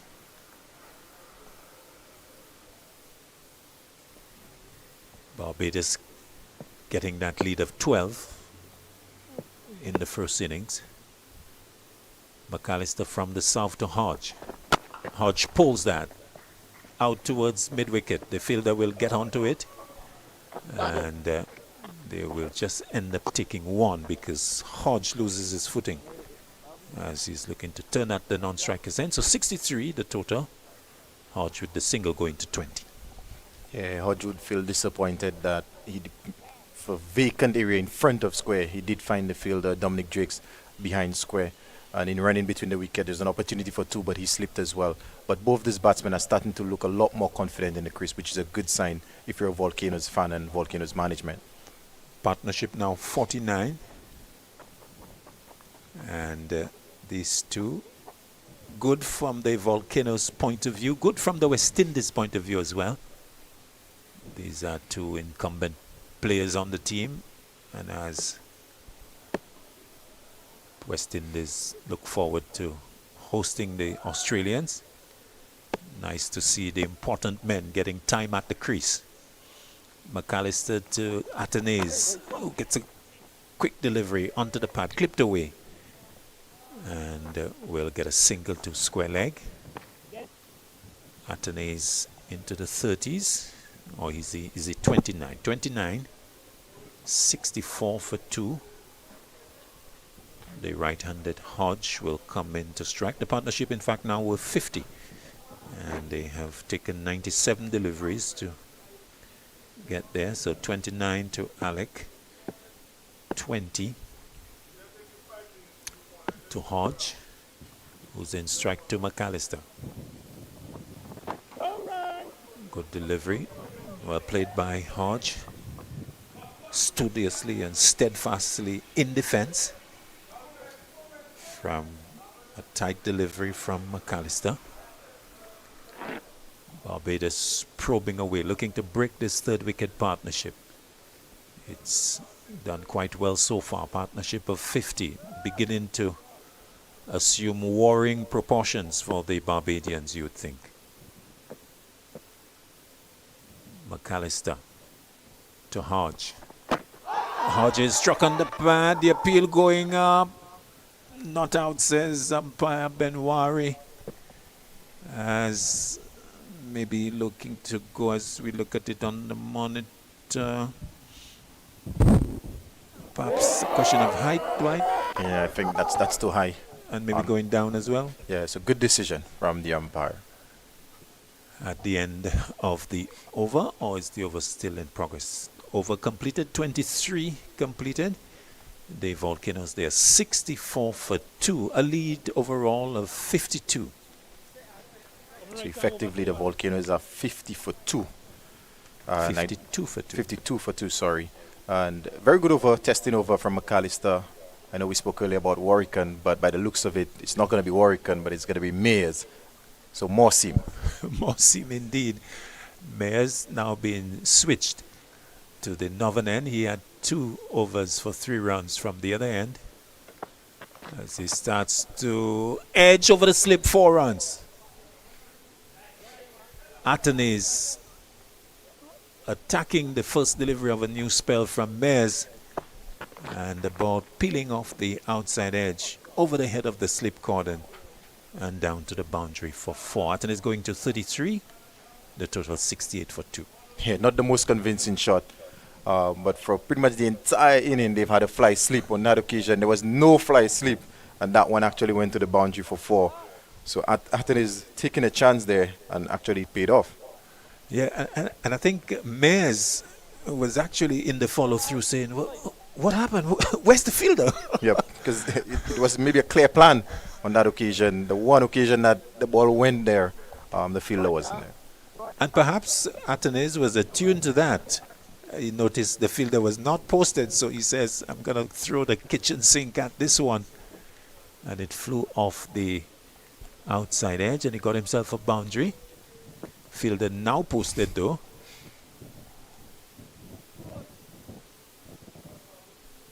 Two slips, and that fielder exactly behind them, about 10 yards from the boundary. Delivery that's driven out towards the offside. It's going to go pretty close to the boundary and will get there ahead of Simmons, who really labored after that from backward point. So successive boundaries for Athens. He goes to 37 and the total 72 for 2. Yeah, much better looking shot from Alec Athens. That is going to do again his confidence a world of good.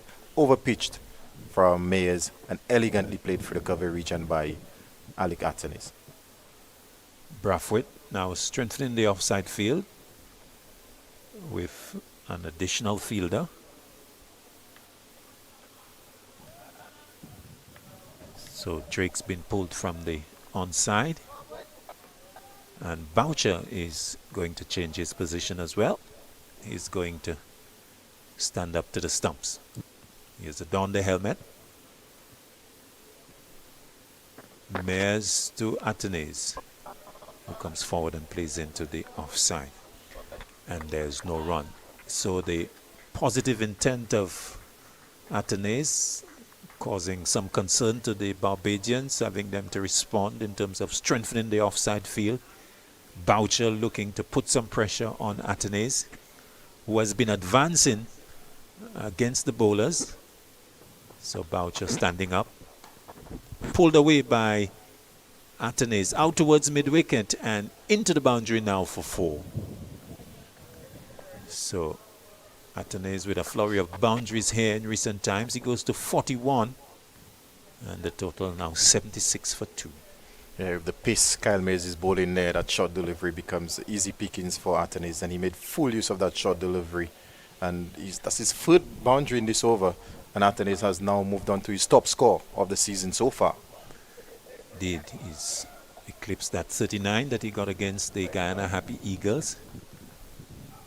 So, good platform here for Athens to really push on and really make this innings count. Mayers under some pressure here. 3 boundaries in this over. Goes to Athens, who's back. Hits that out towards the boundary for 4 on the offside. So short and cutting that square to the left of the fielder at backward point and into the boundary for 4. A 4th boundary of the over. Athens going to 45. And the Volcanoes total 80 for 2. Productive over here, this comeback over from Kyle Mills. Yeah, the boundaries and the runs are starting to flow for the Volcanoes. Mayers goes round the wicket to Athens, who defends and completes a very productive over for him. And the Volcanoes, one in which 16 runs came. At the end of it is 45. Hodge is 20. The Volcanoes, they are 80 for 2. The overall lead 68. As we get more from Dwight Thomas, and then it's going to be Joseph Reds Barrera. Yeah, very good partnership being built here by 2 of the most senior players within this Windward Volcanoes team. Kavem Hodge, current West Indies Test player, so is Alec Athens. So far they've put on 66, having lost the second wicket, Kimani Melius, at 14. The Barbados team would have been hoping by now to have gotten a few more wickets, but excellent batting by the 2 senior pros there. They're fighting for the Volcanoes and slowly but surely bringing them back into the game. Welcome, Reds. Good afternoon to all. Good evening.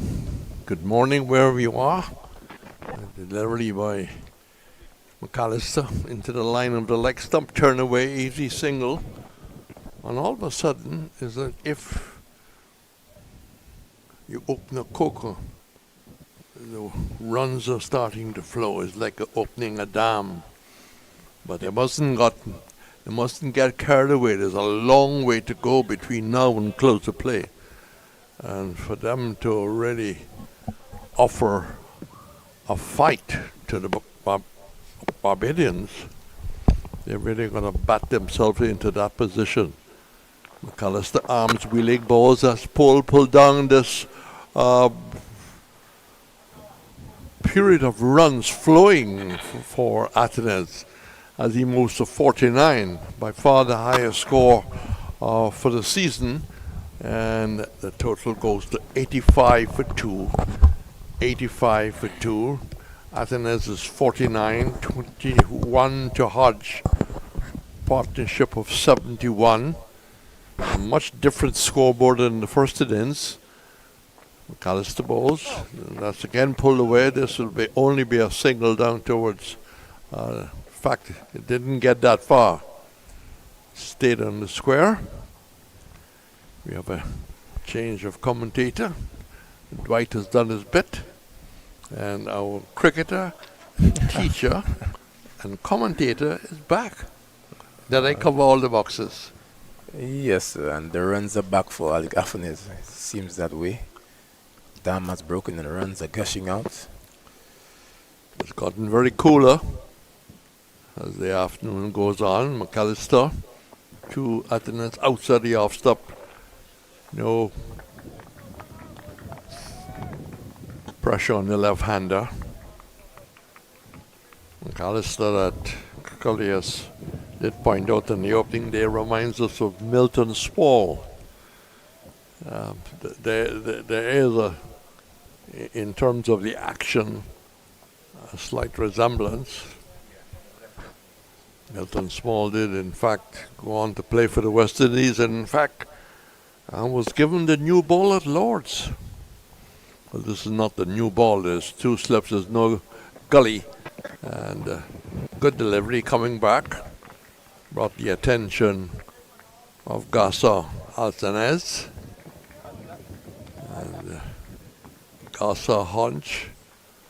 And just dropping the hands to relax on the far side. 85 for 2. A long time ago, Melius went for 14. Salazano didn't trouble the scorers. We don't have one today because Ronald Cox has got other duties. Short, pulled away, and runs here for Athens. This really blooming period continues for the West Indies left-hander. Short of runs all season, now moving to 53. The total goes to 89 for 2, well put away. Certainly was, and it seems as if the Pride team will love to see Alec Athens on the pull. He's played that shot with some authority and bisecting that gap with some great precision. Well, Claudius quickly writes a little note to me. 10 fours. 10 fours and 53, that's a high ratio. It certainly is, and this is the Alec Athens that we have come to know, the one that we have missed, and he seems to be benefiting from that initial aggressive approach, has continued with it, and it's beginning to look good on him. Well, I would say for the last half an hour or so, they have certainly settled down. There's less rash shots. Mayers having his first ball, brings Hodge forward, and they quickly sneak a thing. Good running, good judgment. It was well played between the backward point and a man standing in the slip area. 90 for 2. But lots of time left in this game, yes? Saying a single like that can only happen when there's good understanding between the batters. A really sharp single. Well, I did refer to them as Gasa and Gasa. They come from the same island, they speak the same language, and they've been playing together for a very long time. Mayer's coming around the wicket, with broad shoulders, number 71 on his back.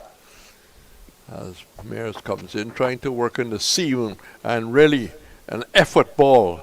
And the effort ball is so great that Boucher couldn't take it. He's standing up.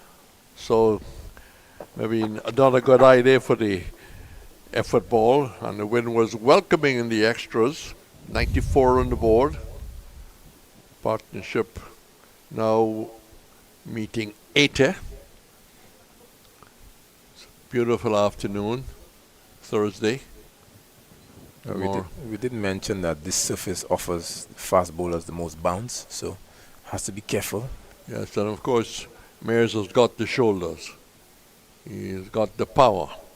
Comes off a shortish run to Athens, the left-hander, to this delivery. And looking to flash that away. More runs here. Over the rope it goes. Yes, it does. 4 runs. Beautiful shot. Really his timing. All of a sudden, you wonder where it's been all season. This has been a beautiful little cameo of stroke play as he moves the total to 98 and he rushes to 57. Alec Affan is just oozing class. And again, he seems to have come into his own. Another example of bisecting the gap with great precision. And the quality of the timing on that stroke. So it's good to see him just showing that glimpse of that potential. We'll try and update you the scores around the Caribbean. Here is 98 for 2 as Mayer goes into Athens, and Athens flashes away. And this is yet another boundary number 12. So out of a total of now 61, 12 boundaries, which it wasn't quite that short, but he just let back and hit that between the wide third man and the backward point. And there's just no stopping Athens. Yeah, but as he rehearsed, he seems to have been looking for that ball over extra cover, but opened the face and just, again, getting that gap. So Bradford making the adjustment in the field. Well, he's forced Bradford to make adjustments as Mears comes in. And again, carving it away, but this time he'll have to settle for a single. Well, in life you can't get too greedy. You have to take what is offered to you. The signal was there, he went back. The backward point was there on the rope. And he moves to 62, and the total goes to 2 for 103. Right-hander Hodge, 22, but he's quite happy to give the lead to Athens. It's a partnership. The Windwards badly needing a partnership, and this must continue from their point of view for a very long time. Ball looking to come into the right-hander. Hodges forward, works it away down towards backward point. The end of an over for Mears. His short spell, 4 overs, no business, not for 30. He can't be exactly happy, but he's been probably a little short of work. Didn't get any work in the first innings. And after 26 overs, there were 12 behind. They're 2 for 104. It's 4 overs for 30. It gives an indication that the batters have really enjoyed the offerings from Kyle Mears. Certainly, there would have to be a change from a pride perspective. But Affan is doing the business for the Windwards. 62 of 61, going at strike rate of over 100 Reds. Yes, really a delightful display of stroke play. Beautiful. And Hodge, in contrast, is that stodgy type of Ken Barrington, being very steady, very watchful. Trinidad has lost an early wicket. Cooper gone for naught. Puran gone, mainly picking up both wickets. And this is in reply to a fairly strong Jamaica total. They are 14 for 2, Trinidad and Tobago, playing in the night game, which started at 1 o'clock. Try and give you the details of the Jamaica total, which was quite impressive. They certainly batted on. Windward trying to bat on towards the close, but the close is not around the corner, 62 and 23 respectively. And it's outside the line of the off stump. He judged the bounce quite well there, because it wasn't that far away, but he judged the bounce, and it was clearing the height of the base very easily. Let's try and give you the situation regarding the Jamaica score. Since Jamaica, their total was in fact just coming up now 372. So Jamaica started very well after a pretty poor start in the competition. Matthew Ford bowls and just cut away well, but it doesn't go as square as maybe he was looking for. It probably got the toe of the bat going down towards backward point. The strike rotated. The dashing Atenas then come into strike with the wind blowing the shirt. Matthew Ford, who took a tumble trying to take a catch. It was a good effort, and he really winded himself. Took a little bit of time to compose himself. He's now asked to continue the attack for Barbados. 2 for 105. I'll try and give you the other scores. I think Guyana's had a better start in the second innings, and don't they need that? Ford, and that is, well, a charge. And hitting that out towards mid-wicket. In fact, covered the rope. But I think we were fascinated by the fact that he used his feet. Now, Matthew Ford is not an off-spinner.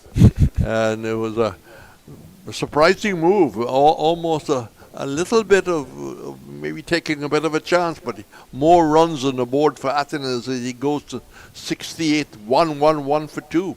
He's in a different zone at the moment. Earlier on, he tried that same shot. It appeared reckless, but right now, he just seems to be in charge of proceedings out there. He just got to be careful. He can't get too reckless. There's a lot of runs that the Windwards need. Ford bowls to the left-hander, flicked it away nicely. We'll only get one, as Drake's moving around to our left, back on the rope. Strike rotated. Let's see if we can pick up the Guyana reply. The Leewards had a substantial first innings lead, and you can try and bring that to you as time will allow. Ford goes back to his mark. We can tell you that the Guyana are 80 for 1 batting a second time. This is played down towards the backward point. Very good work there by Drakes. He had to commit the body onto the ground, but he just got it in time. More runs for Hodge, who looks at the bat. Moves to 24. So Guyana 193, the Leewards 335. A substantial lead. They are 80 for 1. They're still 62 behind. And maybe we can look at the scorecard the second time around. For Guyana, what's happening there? Perez, 19. Now that's not up to date. We'll try once more, and once more the ball is played down towards third man, and once more they scamper a very important quick single. Perez, you know that the partnership has now moved past 100. It's now 101. So excellent by those two. Remember, Claudius was alluding that the future of the game was highly dependent on what was to come from these two batters. Yes, I was just trying to update the Guyana score. Perez, 49, fell to Cornwall. Nandu, with a little left-hander, is not out on 29. And they are 84 for 1. But they have a lot to wipe off before they get into a plus position. 115 for 2. Good-looking scoreboard. But Athens just maybe for a while lost concentration. Hodge is a very steadying force at the non-striker's end. And it's Warrican into the attack. He's about to have his first bowl. Didn't have a lot of bowling in the first innings, but it was good opening seam attack by Barbados. But on a bright Thursday afternoon, the clock going up towards 10 to 4, he comes into the attack 2 for 115. A slip and a leg slip to the right-hander. A short mid-on, moving to his right. Maybe he was just in front of Atenes. He was that straight. Atenes is standing wide. So Warwick goes from wide at the crease, goes back. Ball came in, played it well. Warwick threw his hands in the air as if he thought he might have just beat the defensive bat. He did not. Hodge, 27, worked as hard for his runs. Back and working for more runs here as he pulls that through mid-wicket. There's runs here for the Windwards. Yes, you can add 4 to that. It moves to 115, and now it is Hodge who is into the mode of picking up runs. Yes. The study of Hodge would tell you that he enjoys playing the spin, especially on the back foot. Typically comes back, and Warwick gave him the appropriate length for one of his favorite strokes, the pull stroke, and well executed, well timed, and 4 good looking runs. So 119 for 2. No field change really. He goes back, looking to make room and force that through a squarish cover.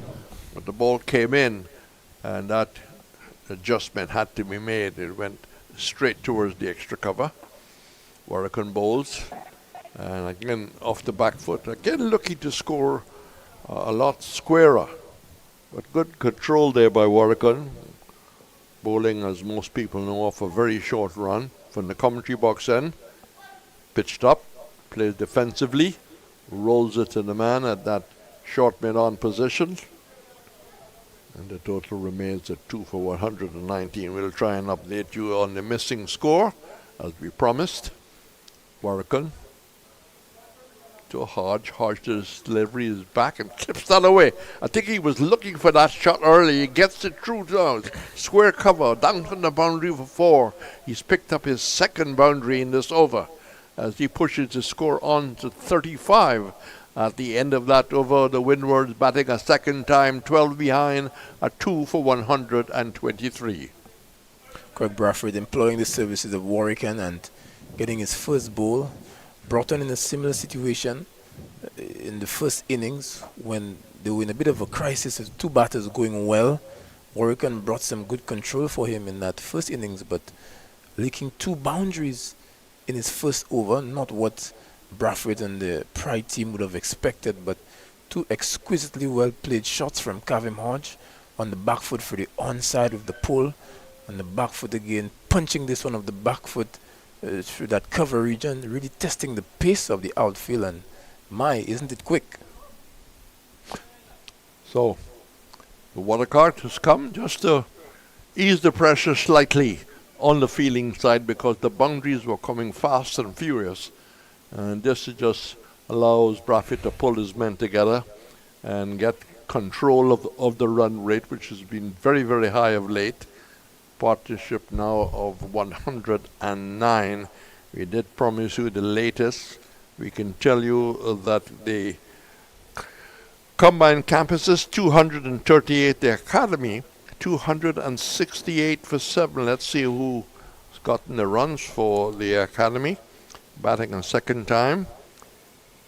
O'Geese 5, Joseph 65, caught Evelyn, both Edwards. Edwards leg before Edwards 9. Bishop not out on 79. So that's a pretty good reply here. And here we have a situation where the Windwards batting a second time at 2 for 123. The refreshments cart is on, whether it's carrying lime juice or it's carrying water or whatever it's carrying. On a cold day in England, will be carrying tea. Yes, but at this point in time, you just wonder if this is a good thing for the Windwards Volcanoes. That short break, the momentum, everything, the adrenaline was pumping, everything was going their way. you just wonder what is to come after this break. Well, certainly the emergency fieldsman, 12th man who brought the refreshments out for the two West Indies batsmen must have carried a message from the coach, message from Liam Sebastian to stay there. Don't get carried away. You got a job to do. It isn't finished. It isn't going to finish until you walk in here at whether it's 5:15 or 5:30. The afternoon looks quite sunny and good, so we should have maybe getting all the overs in. So the refreshment cart, well, there was no cart really. It used to be. In my day, as a young man, there were two gentlemen who had a tray with about 12 or 13 glasses, and that they will all come out. But hardly a cart anymore. There is, of course, different ways of bringing water.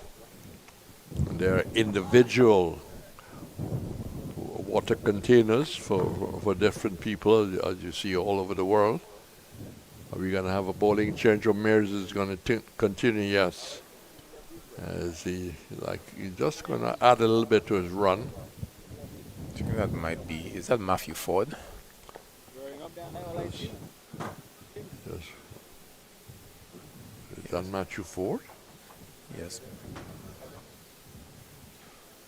But remember, before the previous break, remember when Kavem Hodge came out, the very first delivery when Dwight was on, he attempted the pull stroke and lobbed the ball straight in the air. So interesting to see what approach Afanes comes out with. Does he continue in attacking fashion? Does he just settle down again and to reassess the situation? Well, the break maybe just give them time to rethink the strategy, cool things down, both for the batting side and for the fielding side. And Drix has been given the ball, and he comes in from the far end, left-hander to left-hander, and smacked away very, very quickly. They come back no, they wouldn't come back. Simmons is wrong very quickly, and he looks to be a very good young cricketer in the making. So the right-hander Hodge comes into strike on 38. With that single, Atidez has moved to 70. Hodge has got 122 already. He wouldn't mind adding another. Atidez has gone the furthest since he started the season, but it's been a captain's knock. So a wide second slip of the gully as delivery. Atidez is quick out to the blocks. Hodge is not interested. The ball is going straight to Warrican. 2 for 124. A major race this weekend, which brings together a lot of Caribbean runners. That's a 300 meter. It's an odd distance, but it's good for television. The top women in the world, including Julian Alfred. Drake's back and stabs that out the square cover. Quickly they take a single. Good coordination. They run well between together, but they have known each other maybe as young men. 125 for 2. Were you good at sharp singles when you played? Not and at you're all. still playing? I had Dwight Thomas laughing at me.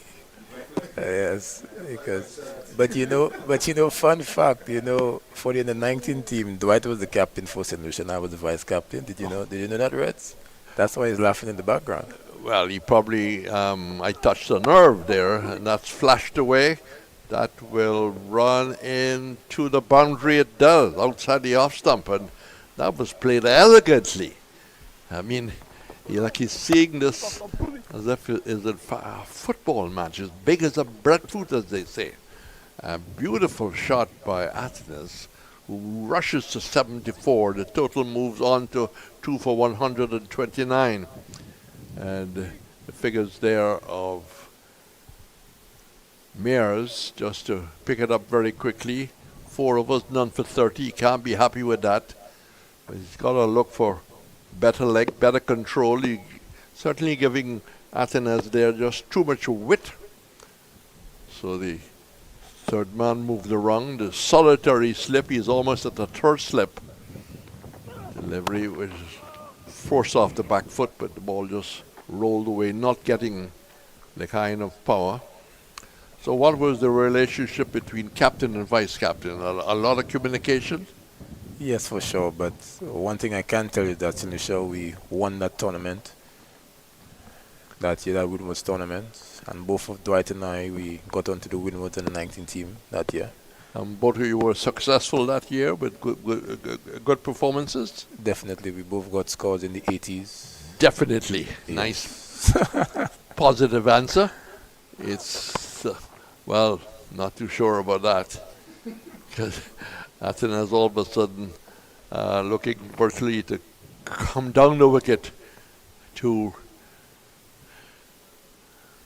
Drake's miscued it, but it didn't cost the Windwards a loss of wicket. At the end of the over from Drake's, he couldn't be happy. 2 for 129, and the two batsmen meeting to give us the year when that competition was played. Was that about 2011? And played where? Right here in St. Lucia, at the Grizzly playing field. Or you were playing at home? Yes. You like that as a playing area? Definitely is the best batting surface. Well, Dwight said so. Many batters are hungry to, when they come to St. Lucia, to bat at the Grizzly playing field. Outfield is quick. It's the second best batting condition. The best is here. Can't argue with that at all. It's just that the ground is relatively small and the outfield is very quick. So batters get full value for strokes. And it is an improved facility since, of course, it was in fact an ICC practice area. Yes. It really looks very, very special. I passed there this morning, dropped in at the post office, and there's still a little bit of work being done. It's Warrican to continue, and that left-handed shot leading the body forward, solitary, wide and short off, verging an extra cover, goes back and plays it late, get one, will come back for the second, and the runs continue to be piled on by this partnership. Partnership now of 117, and it's 2 for 131. It's a good skill from Hodge to be playing off the stumps like that with the back foot. Shows that he's very watchful and technically efficient. Starting to build up a couple of lead. That's short enough for him to go onto the back foot. The cover is right back, so just a single as they move to 123 for 2. And very shortly we'll have a change of commentator as Claudius will come back to pick up what is the action. There's been a real wash of runs all of a sudden. It's amazing. The early part was a part of struggle with Melis going for 14 and Solizano no score. These two had to fight their way. There was a little uncertainty for the early start, but now they are really on top. Left-handed Athens looks to play a reverse sweep and connects and goes over the rope for 4. Not a shot that I like, but I'm an old-fashioned purist. But it's productive. It cost quite a few batsmen their hand, but he moving on to 78 with that reverse sweep. Yes, and Athens has a reputation for being a good exponent of that shot. Heralded as the best player of spin in the region. That's his reputation. Well, I don't know enough about the best players of spinner. I really can't confirm, but he's batted well as he waits for Warwick and bowls over the wicket and looks to, well, that's miscued. He was looking to hit that into the covers, and that ball came in. It ended up at a short mid-wicket. He's got to be watchful, can't get carried away. He's back to that. Remember that he would have gotten that half century in Pakistan.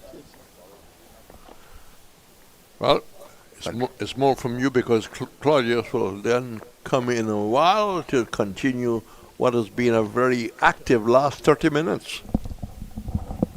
So the score 136 for 2 in 30 overs.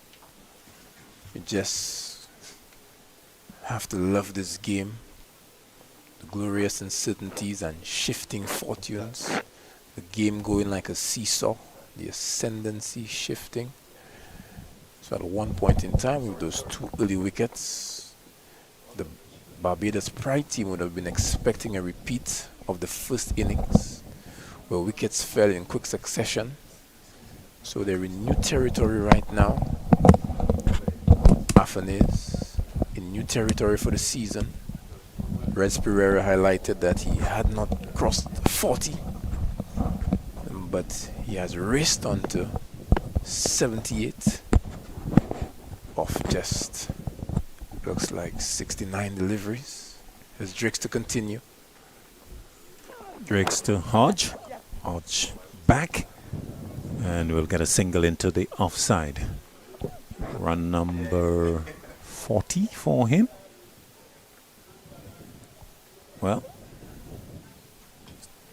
run number 39. 136 for 2. I think our graphic is a little behind. Scoreboard saying 136 for 2. Hodge 39. Athanaze on 78. Comes in to strike. Partnership 122. Exactly what the doctor ordered for the Volcanoes. Drakes over the wicket. And Athanaze pulling away. Umpire Johan Williams, the third umpire, right in the line of sight. And Athanaze pulling away. He's still around that side screen area. And just putting off Athanaze, who's really on a roll over the past 40 minutes or so. And he wants that momentum to continue. He has unfurled a number of boundaries. And has looked quite good. Drakes to Athanaze. Pulls out towards and caught. Short delivery. Athanaze advancing and looking to pull the ball coming high up on the bat.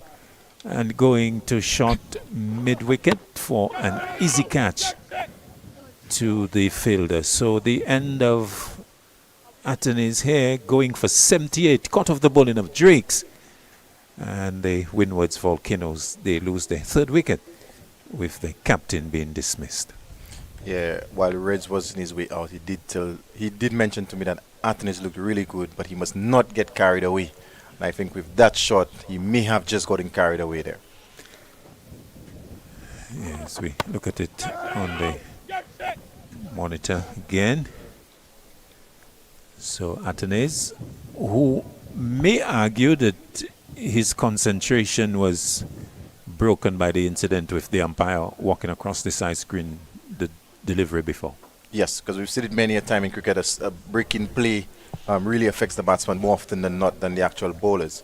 But nonetheless, excellent innings by Alec Athanaze. He's put his team, in a fighting position, and in comes Sunil Ambris, the Centurion, from the first inning.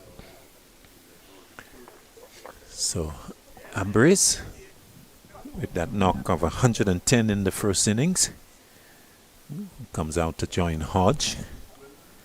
And the two right-handers would want to continue the good work that has been started by the two Dominicans.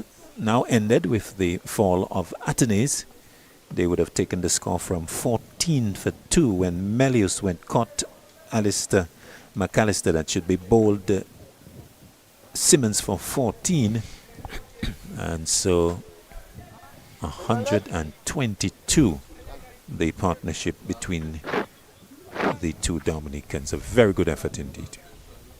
Yeah, very good effort. Excellent. Just what was required when they came in 14 for 2. This is what that was required of the two senior men, and they've been able to do so. And like I said earlier, they put Windwards in a good enough position heading into the what is potentially last 28 overs of the day. Doubt will get the 20 overs, but The lead 124 as Ambrose is about to face his first delivery. Defensive field being employed by Brathwaite. Slip on a gully as Drake's was moving in, but Ambrose not quite ready.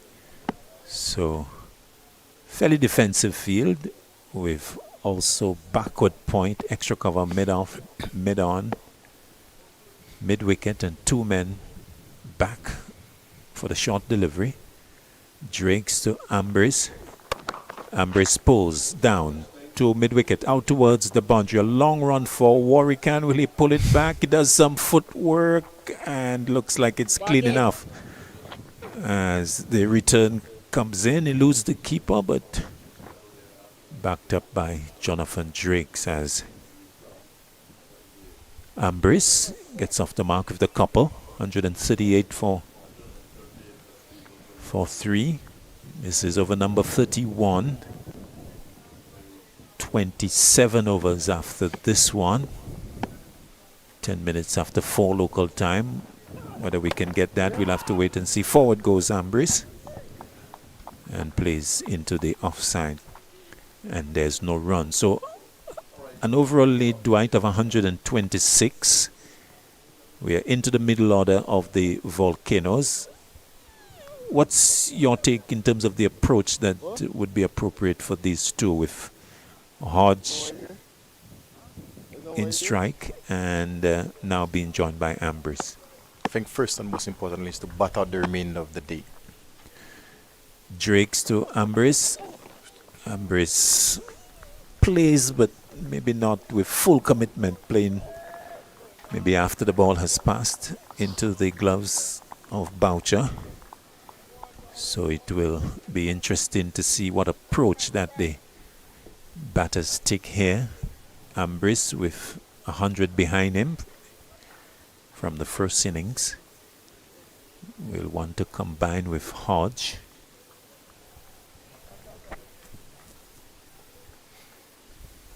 Drakes to Ambrose. Ambrose turns it fine. Out to Simmons, who comes off the boundary at long leg and fires the return in. So one more to Hodge. He goes to 40 and the total 139 for 3. Yeah, successful over there by Dominic Drakes, just completing his 7th over, 1 for 29. The Barbados Pride did needed a wicket, and he actually delivered. He came in and got the big wicket, that of Alec Atenes, and the way he was batting another 30 minutes of Alec Atenes, the really could be well over 160, 170. So big wicket for the Barbados Pride. As Warwican will continue. So we have finally seen Brathwaite bringing in the spin of Warwican, left arm orthodox. He's at 2 overs and he's going to continue. And he'll be bowling to Ambrose. Windwards looking to push along here. Ambrose with the confidence of his knock in the first innings. Hodge in a groove in his innings, and so they will want to continue to push things along. You'd expect the Windwards would want to bat all day and most of tomorrow as well, day 3. Warwican to Ambrose, hits it up on the inside portion of the bat, up to mid-on, short mid-on. The fielder in line with the stumps on that onside. So solitary slip, well, a conventional slip and a leg slip. Ambrice at the start of his innings.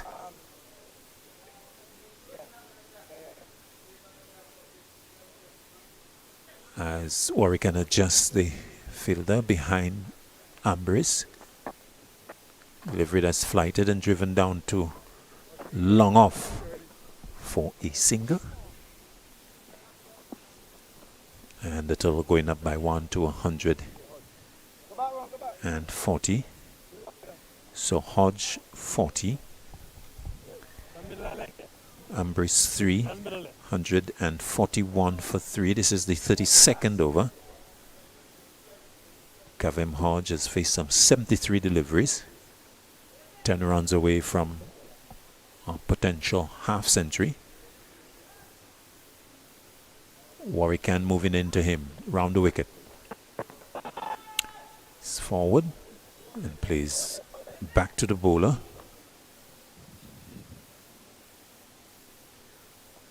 So the lead 129. Warwican again to Hodge. Hodge back, turns it straight to the fielder though. Drakes is there at the mid-wicket position, no run. So Warwican looking to apply some pressure here on the Windwards with the loss of Atenes. Warwican to Hodge, flight to delivery forward. Goes Hodge and is happy to defend another dot ball. 2 deliveries left in the over, the 32nd of the innings. Warwican again to Hodge. Hodge forward, driving. Square will get a single as Jonathan Drakes comes in to pick up. One more to the total, 141 for 3. The over in fact coming to an end, the 32nd of the innings. 141 for 3. The lead 129.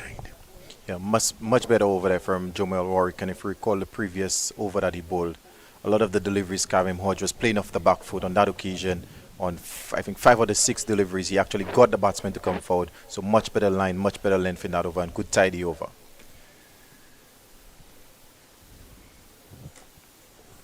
Actually 142 for 3. So the lead 130. Scoreboard 1 behind. Drakes goes to Hodge. Hodge is into his stumps and playing up on the onside. There's no run. So 142 for 3. As we've lost the sunshine, but the breeze still very much with us. It's been there all day and keeping things nice and cool. Drake's coming in. Balls to Hodge. Hodge pulls out towards mid-wicket. Couple of bounces, maybe 3 or 4 bounces into the boundary ahead of Warwican for 4. So Hodge helping himself to that short delivery, his favorite stroke, going into the boundary for 4, taking him to 44, and the total 146 for 3. 45 correction is Kavem Hodge. Yeah, Kavem Hodge looks like once it's short, he's a compulsive hooker, but well controlled. Warwican is placed on the leg side boundary, but he's behind square. Drakes again to Hodge. Hodge is forward and just taps it to the mid-off fielder and is not interested in running. That was a completely defensive piece of work. Just skipping out a good delivery from Drakes. And Hodge very happy to soak deliveries, to bat long. He knows that that's an important investment in his upcoming cricket. The Australians are coming. Still 1 round left in the regional 4-day. Driving nicely, but straight to the fielder. A check drive from the Dominican. Another dot ball. And he's on 45. He has faced 81 deliveries. Batsmanship requiring the soaking of a lot of dot balls, particularly at this level in the 4-day red ball game. Yeah, definitely, and been very selective as to when to defend and attack, and so far he's done that quite nicely. Drakes, as we get back the sunshine, to Hodge. Hodge drives nicely into the offside, but the fielder is posted. McAllister to his right and gets a good return back in as well. One more to Hodge as he goes to 46. Nice crisp stroke. I think it looked like it could have brought him more, but the fielder was in a good position, so just a one. But Hodge would be happy with the execution. Maybe if anything would have wanted to hit it more to the right or the left of the fielder. But he's happy with the single. 46 to him, 147 for 3. Ambris, 4 from 6 will come into strike. One delivery left in the Drake's over, his 8th. He's got 1 for 35. Ambris playing up to mid-off, straight to the fielder as the over comes to an end. At the end of it, 147 for 3. The Volcanoes, they lead by 135. Yes, so effectively they're 135 for 3. So Claudius, in terms of the situation of the game, who would you say is slightly ahead, or would it be even Stevens at this point? I would say Volcanoes slightly ahead. Okay, I would have to agree with you, given what we've seen so far. 23 wickets has fallen, and we're not even at the end of day 2, so the bowlers has dominated. So it's the Volcanoes have put themselves in a very good position. Yes, with a lead of 135, still 7 wickets in hand at this stage, you could possibly give the Volcanoes an advantage. Of course, that can change quickly in terms of the speed with which the Barbadian team can go through the rest of the batting. But for now, I will suggest that the Windwards management would be maybe the happier of the two camps. Forward goes Hodge, will get his 47th run as he punches to long off as Warwican starts the 34th over of the innings, his 4th. Total 147 for 3. The lead 135. In fact, the lead 136 is 148 for 3. Dot ball played by Ambris as Warwican continues. So Bradford finally turning to the spin of Warwican. This is his 4th. So the two close infielders looking to snaffle anything that's presented. Delivery that is looking to sweep, and successfully so, to backward square leg along the ground for 4.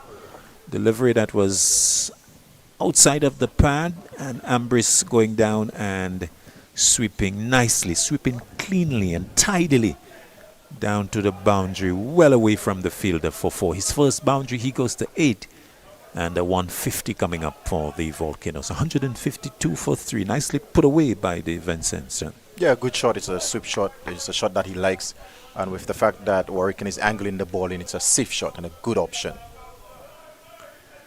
Warwican to continue to Ambris. Flight to delivery. Ambris is airborne. That's in there. Possibility of a catch. Two fielders converging and taken by Simmons. A rush of blood, you'd have to say, from Sunil Ambris, hoiking that straight down the ground, and it was Ramon Simmons from long off who had to negotiate between himself and the long on. In the end, it was left for Simmons, who judged it well and took it comfortably in the end. So the end of Sunil Ambris going cut Simmons, bowl Warwican for 8. The Windwards Volcanoes, they lose their 4th wicket. 152 the score. Yeah, a bit of miscommunication there between Simmons and McAllister, the mid-off and the long on. But Simmons held on nicely in the end. But Ambris again with not long left in the day. Maybe that was an ill-advised shot, and it has cost him his wicket, and has now, like we were saying earlier, this game can change quickly. And right now the Volcanoes have lost another wicket, and that is the Centurion in Sunil Lambris, who batted so well in the first innings. And with that, it's the introduction of Sajak Descat, the local boy, who would have good memories. He did score 100 here in the last round against the Leeward Islands for Hurricanes, but he did miss out in the first innings. Very much so. So an opportunity for Descartes to put his head down and put a good partnership with Hodge. As it is, the game is not safe. It's far from safe from the Windward Volcanoes point of view, because a couple of quick wickets here can bring the Pride right back into it. So game on situation here at the Darren Sammy cricket ground. It could go either way, so still important for men to put their heads down and execute according to their various plans. Descartes, left-hander, and Warwican setting up to come at him over the wicket. Let's start with a solitary slip in Mares, and so Warwican very deliberate in where he wants his fielders. Descartes, his first delivery.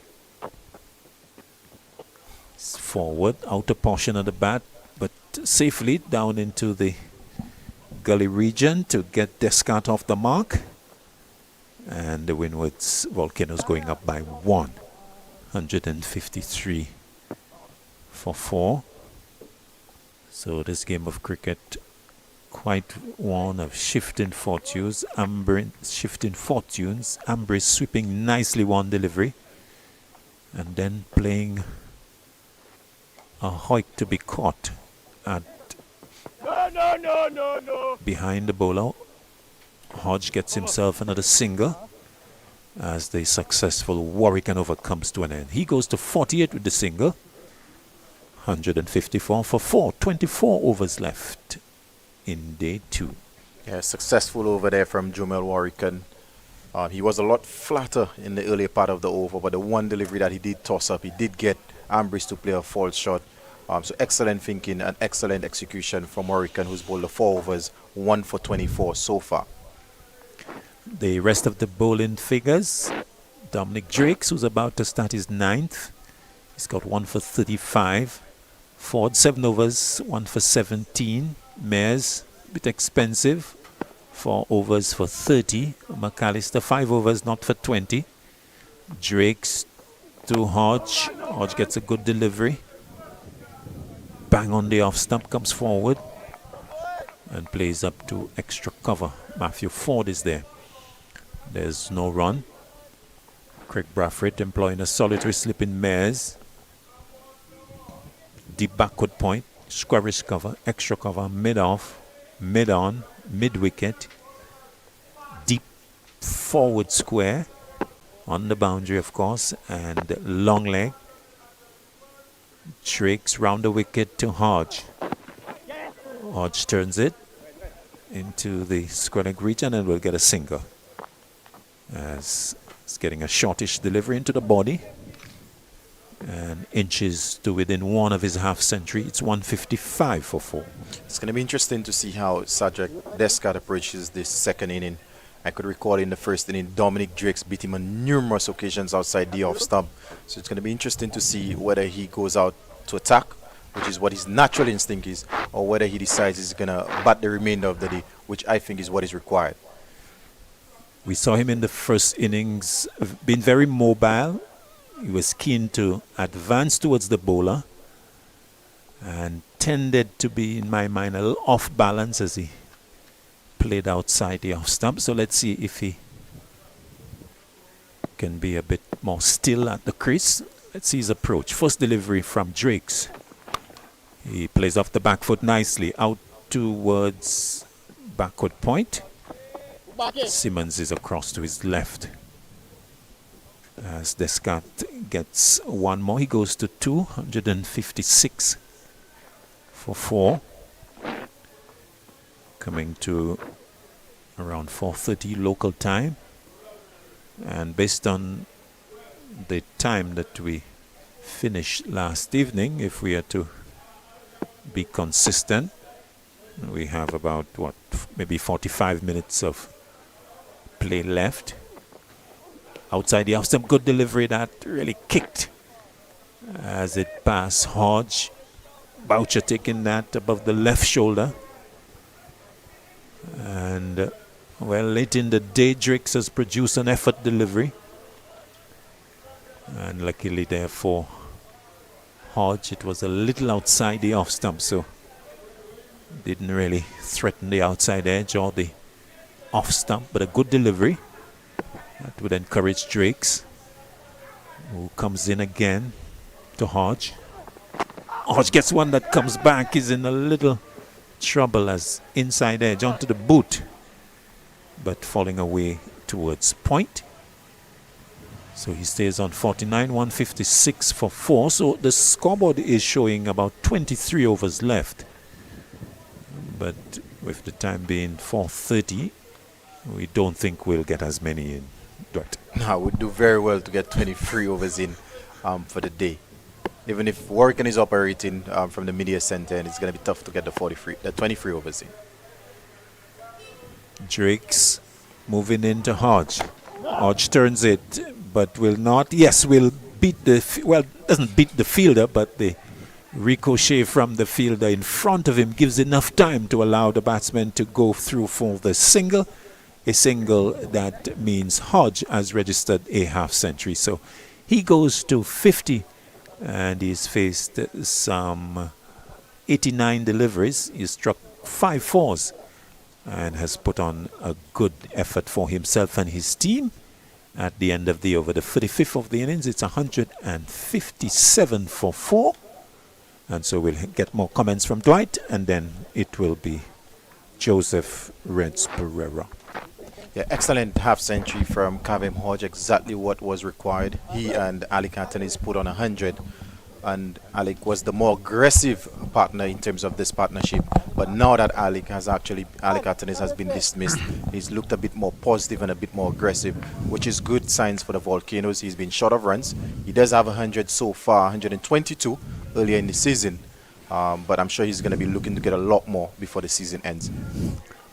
So Warrigan will continue the Barbados attack as the afternoon grows. About 45 minutes to the close of play, but that's a guesstimate. How long do you think we'll go, Dwight, before you depart? If we're going based off what we saw yesterday, I would say we have maybe about 45 minutes left. Okay, it's Warrigan from wide of the crease. It brings Hodge forward. It's just a solitary slip. A short mid-wicket. Hodge well forward, showing the face of the bat to Warrigan, but showing the face of the bat with respect, not with disrespect. 4 for 157. As Warrigan bowl looking to drive, clips it away, doesn't get as square as he would like towards the scoreboard. Have to settle for a single, but they need every run. The loss of Ambrose was a real setback after batting so brilliantly in the first innings. Really, from the Windwards point of view, himself and Hodge needed to be there at close of play. But all things don't quite work out sometimes for batting side and fielding side. The left-handed Descat, who got 100 against the Leewards here, needs to get close to that kind of a mark from the Windwards point of view. They'll need to offer Barbados a decent target to make any headway. Quicker delivery. He responded well. Quick footwork, turned it away. Warrigan does get through his over very quickly. Maybe Claudius to time the next over. Maybe about a minute and a half, maybe 2. Because he's very economical. and nice to have my friend to the left. Yes, game progressing nicely, but 4 wickets have fallen. But Reg, you'd have to say that the Pride team have taken 1 wicket and the Volcanoes have gifted them 3. So that Melius gave it away.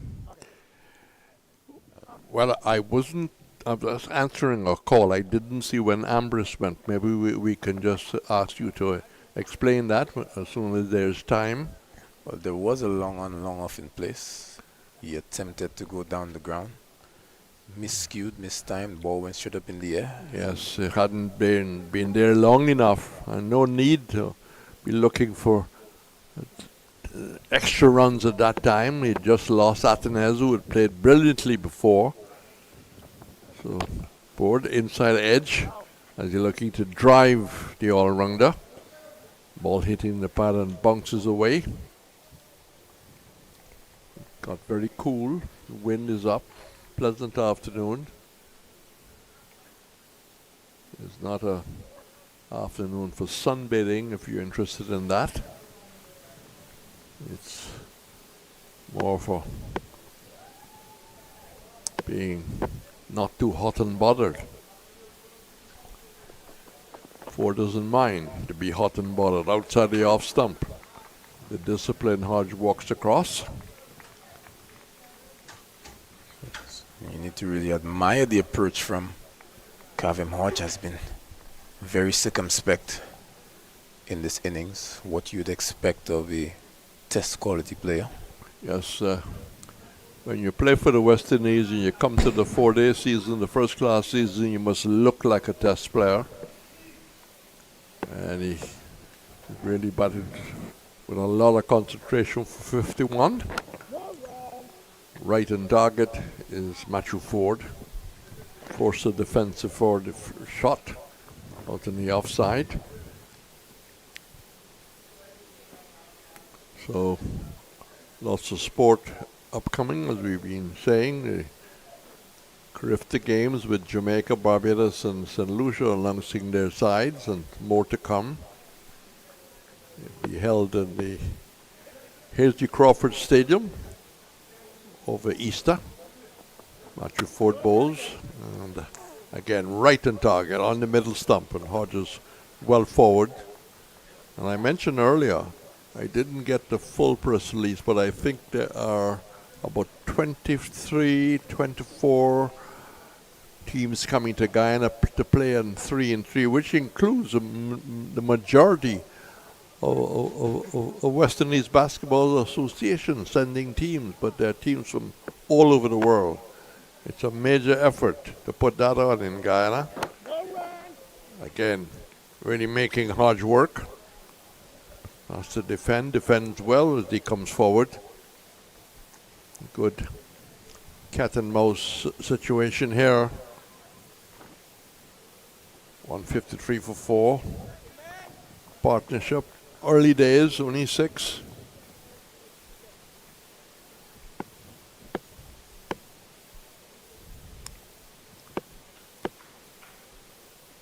One for 17 off 7.5.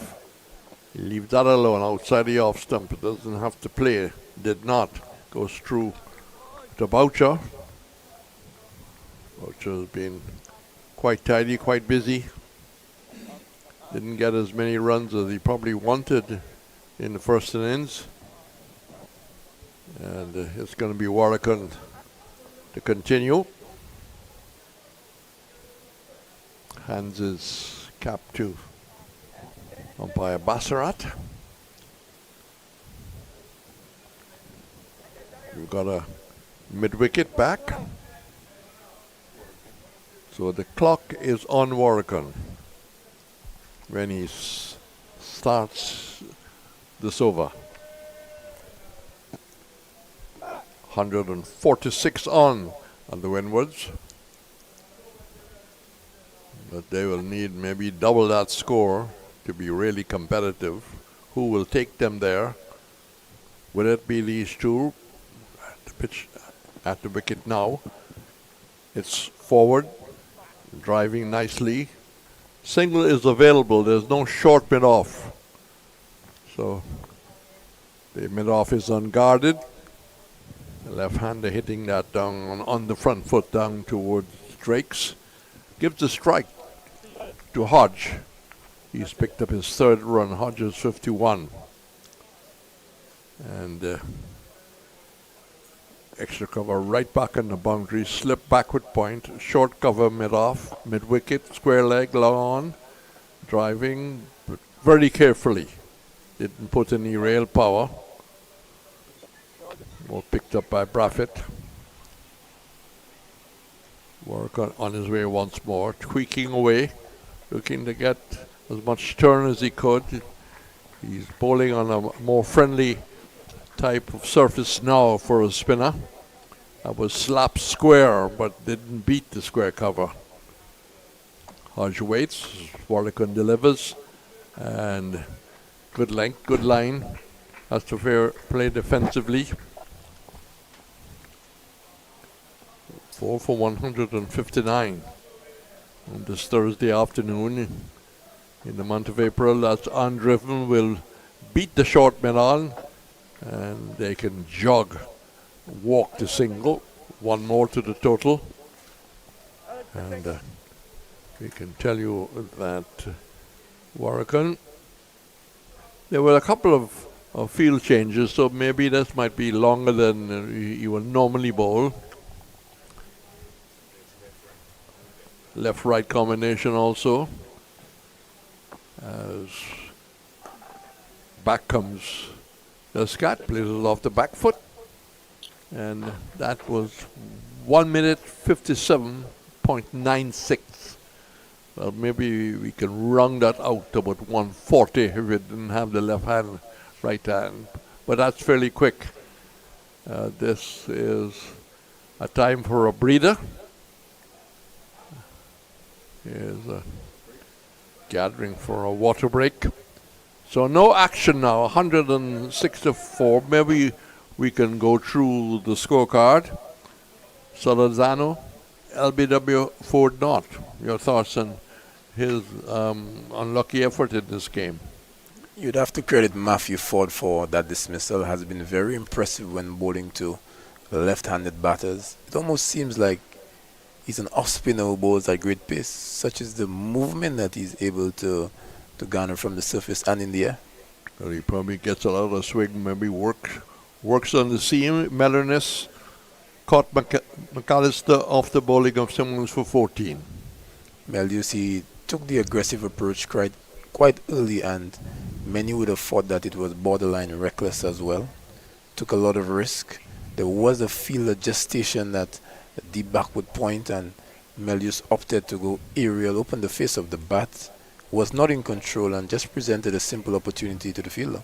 A delightful knock of 78 by Atenes after maybe a little slow and certain start. He was caught mostly off the bowling of Drake's for a delightful innings. Well, you had mentioned that when you're a test player and you make that transition back down to first class cricket, you need to show it, and he looked a special player. He looked like he was oozing class. He had the temperament. He had all the stroke play that just makes you believe that this man has a bright future in West Indies cricket and the ability to dominate at the international level. But you have to say that he gave it away.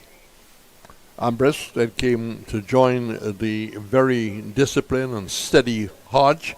And from the Windwards point of view, they badly in a need of state together almost to close the play, but it didn't happen. Not at all. And again, another case of a batsman giving away his hand after tasting the sweetness of this wicket, enjoying the benefits of the investment of time, getting a century in the first innings. Surely he would have wanted to repeat that, but possibly a case of getting drowned in the honey. Yes, don't let the mobby get too sweet, as they say. Well, it's not mobby being served. I'm sure it's agua, it's water, or whatever energy drink that is endorsed by the BCA. Good afternoon to all the BCA executives, all the press people in Barbados, the commentators, and those who followed this great game. And it's amazing how you can see technology even helping the ground staff. Many years ago, it would have been a broom sweeping Yes. the crease area, or a pointer broom, as the case may be. Here is the modern ground staff with a blower. Leaf blower, yes, yes. And that's good. That's good. It's only proper that they get decent equipment. We like to see them much more uniform throughout, wearing one color, one design. There is one commitment here from Hodge and Descat to try and stay there as long as possible. Try to get the scoreboard ticking over where it's possible. A lead of 148. But that is by no means anywhere near enough. Lots of time. This game goes until Saturday. This is just a lovely Thursday afternoon as the talented Matthew Ford comes in. And that's stabbed out on the onside, but quickly Drake comes across from cover, picks up, lost his cap on the way across, gets a helping hand to get it back onto his head. We had, in fact, invited the Barbados coaching staff to come over, but because of the pressure of the game, it would be maybe impossible to get anybody from Barbados or anybody from the Windwards to come, because they really need to be there paying attention. Again, back comes hard, look very workmanlike, looking for the single, but couldn't get the right angle, couldn't get enough power, couldn't split the backward point and the cover. 4 for 160. But you must applaud the consistency of Matthew Ford, though. Keeping Hodge honest. Yes, Ford. 1 for 17 of 8.2. Just to underscore what my comments personality just said. That's inside edge into the pad.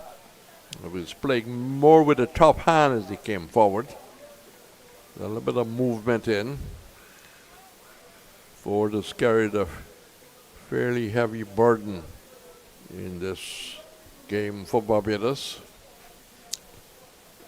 He's been the go-to man, so to speak. Listen, he's looked good playing his role.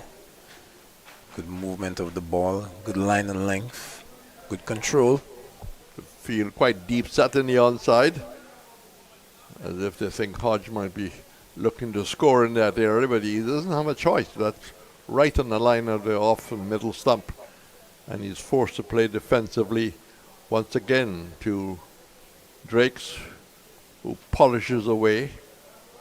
There's a union, I suppose, between fast bowlers. They are committed to trying to keep one side very shine.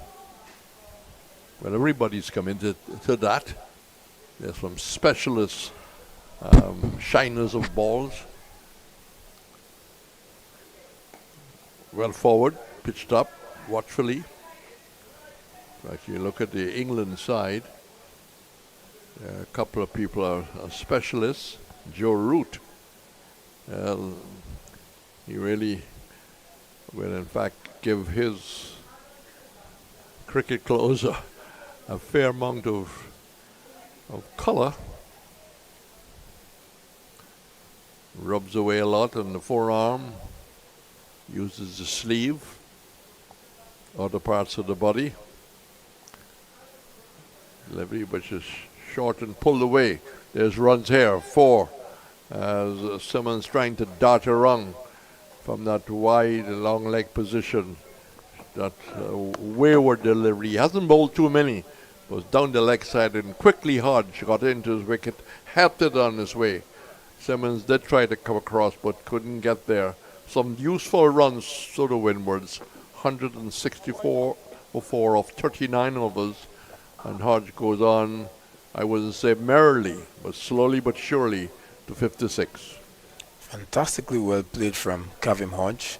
Claudius mentioned that it seems to be his favorite stroke, always eager to pull the ball, but you still have to applaud the thinking from Matthew Ford, bowled 5 balls on the line of the off stump and just opting for the surprise delivery. The fielder was in place for that, but Hodge was good enough to get the boundary. Warrican 1 for 27 off 6 and forces the left-handed Descat back.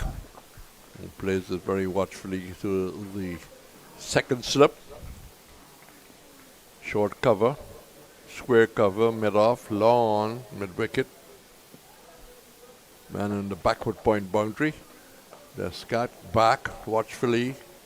It was probably heading down leg side. Kept a little low. As maybe Warrican just varying the pace as he pushed it through, and sometimes not pushing it through on other times. Driving well. Wants a signal. Where is he going? That would have been suicidal. He was out of the block, and Hodge hadn't moved an inch. You're going together for that mid-wicket conversation, and when Dwight was on, he did mention that Shadrach tends to be a nervous starter. He seems to have started off quite well, but never far away from doing something sort of frenetic. A suicidal run, that certainly would have been. Well, there's no need to look for trouble in any aspect of life. Even in the field of sport, that would have been an awful situation because he would have been out by yards had he not stopped and pulled the brakes on. Comes forward, beating the probing bat there, but he was hit outside the line of the off stump.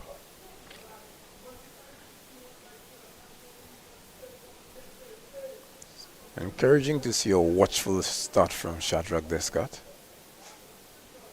Seems to be making the investment of time. I think by nature he's an aggressive player. I wouldn't say he was an aggressive person. That wouldn't be unfair. And looking to work that through a straight mid-on, gets it back towards the bowler, who gets down in time, keeps him, Shadrach, on 3. Warrican turning into the left-hander was well forward, bat and pad very close together, and all of a sudden the almost maddening attempt to run a single seemed to have gone out of his head. He's very solid as the over from Warrican comes to an end. 164 for 4. We've had 40 overs bowled, and this game has certainly kept the attention of the commentary panel and the attention of all our viewers throughout the world. A lot of intrigue in this game. A lot of matches within the match. Good quality bowling, patient batting, aggressive and delightful stroke play. This match has had everything. Field getting a little more run saving. That's cut and cut away and maybe not meant to be there. That hit the toe of the bat and ran through the unguarded fourth slip down towards the boundary before, as McAllister has to go all the way almost under the stand to pick it up. So 4 useful runs to Hodge, who goes to 60, but that was really meant to go down to backward point. Yes, but you know, on replay, Rez, I'm going to give some more credit to Hodge for that one. Playing that ball very late, almost reminiscent of the way Sachin used to do it. A good stroke from Kavim Hodge. Seems to be an expert at these cross-batted ones. Well, after that shot, which I thought didn't come off the place of the bat he was looking for, we see Warrican has now come to, let's see where he was settled. He doesn't seem to be going right back onto the rope at third man. And now he's busy looking for 1, looking for 2. They will not look for the second. White's counsel, brilliant return by Simmons right over the base. The kind of service that Boucher would appreciate. The kind of service that all keepers appreciate. Kind of return that Keith Boyce was famous for. Former West Indies all-rounder. gone to the great beyond. Myself and Roy Fredericks will not be part of the celebration of the 1975 Prudential Cup when the test match is played in Barbados. We haven't yet heard exactly who will be coming, but here's hoping they get all the players who are still alive. Again, a little indecision, using his feet, pushed square, start, stop, decided not against a single. The Windwards cannot afford a run-out situation now. Not at all. Shadrach Descott, never shy from walking at the bowlers. Always loves to impose himself on the bowling, and I think this is his way of just psyching himself up for the challenge. There'll be an extra celebration, of course, once Brafitt is selected for his 100th test match. He's on 99. And that is almost unbelievable to see. You will think they're looking to declare. You know, he charges Matthew Ford. And I thought that really Hodge should have come right down. I mean, you really couldn't understand that thinking. I mean, the responsibility is very obvious. I mean, you think it's me running into bowl medium pace or attempting to bowl anything. Total disrespect. You can't do that to Matthew Ford. He's a much better bowler, long off his back, as pointed out. That's short and almost on the edge there. And all of a sudden, this cat is a cat on a hot tin roof. Yes, and this one has prompted Kavim Hodge to get down for the mid-wicket conversation, to just maybe settle whatever nerves or issues or whatever it is that's causing Descott to bat in this manner. I mean, I chatted with him on the opening days. He's a very intelligent guy, but he must be able to read the game from the Windwards' point of view and their needs. He doesn't look for a shot that's outside the off stump. But that non-effort might have startled the Windwards dressing room. Don't think that Liam Sebastian would have been very happy. I don't think that Athens would have been happy, and people supporting the Windwards would have been very surprised by the rush of mad blood, so to speak. Remember, Reds, early on in Afanez's innings, he did attempt the same. It looked just as ugly. Yes, but he settled very nicely after. That is for sure. And so, Windward supporters are hoping that the Descott will settle as Hodge about to do battle with Warwican. Barbados got a match ahead against the Leewards, who've got points against Guyana. Barbados got points here. The race for the title in the 4-day very much on. It's nicely floated. Good timing there by Hodge, just returning it along the carpet back to the bowler. No sun right now at the Darren Sammy. That's turned away for a neat signal. No danger in that. A man from square leg had to come across the umpire. And the strike rotated to bring the scat back, but maybe sometimes it's good to keep your partner away from the strike for a while. Certainly is, and just wonder what approach Shadrach will take to the spinners since he started his advancement down the track to the quicker men. 6-2 Hodge. The scat has been there on 3 for a very long time. He's got all the time in his hands. Comes right forward to Warwican. Plays it out towards the short cover. The mid-on is quite deep. Mid-wicket is right back on the rope. As he uses his feet, gets to the pitch. And it just rolls off the face to the second slip.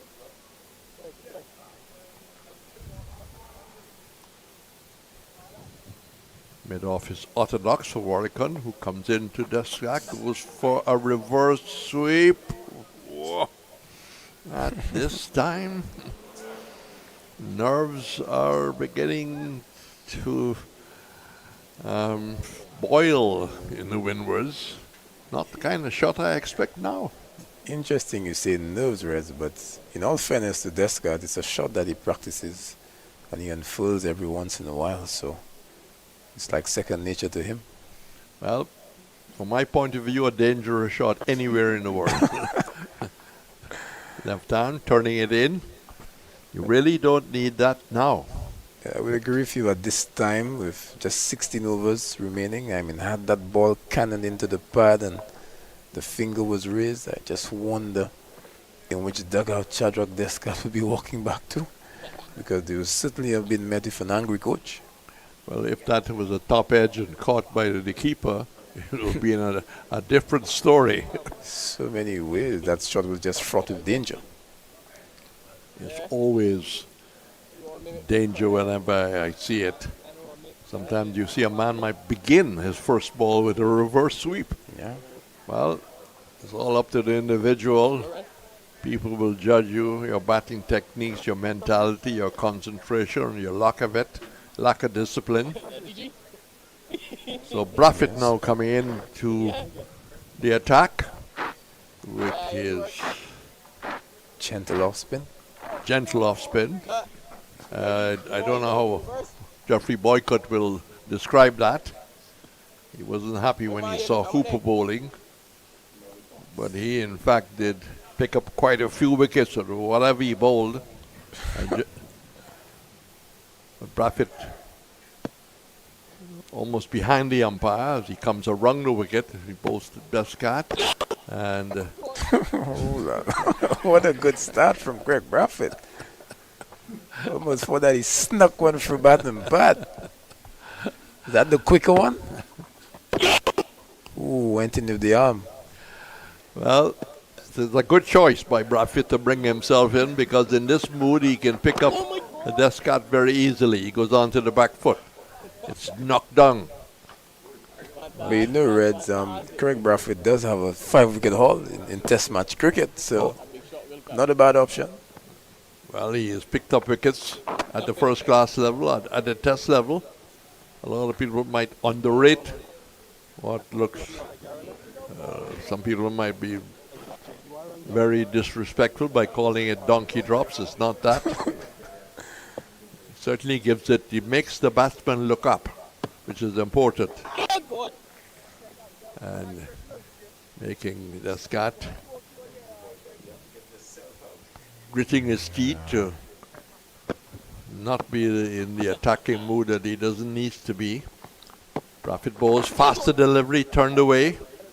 Single down towards the long leg. Hodge now into strike, 172. 172. Lead building all the time. Partnership now up to what, 24. It's been a good partnership. Now Braffett will come around the wicket. Just a solitary slip for the right-hander.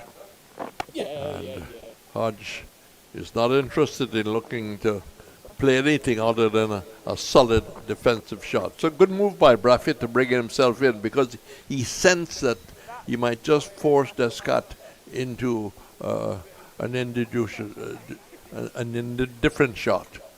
Yes, and it might have been twofold, because with just 15 overs remaining, I think he wants Warwick to have more of a bowl, and the fast bowlers would have taken up a bit of time. So by just getting on and getting his over in quite quickly, he would ensure that maybe those 15 overs would be completed tonight. And light cannot be a problem because it's a very nice afternoon. So it's spin from both ends. Will this work for Barbados? There's two slips to the left-hander and a short cover. As he goes back, turns it away, they take a very quick signal. Good timing. Good coordination there. It was played very slowly out in the onside as he played back. And Hodge now back in strike. Hodge is 62. Scott has gone to 8. It's Warrican. Wheels away. Right hander coming forward, bat and pat together.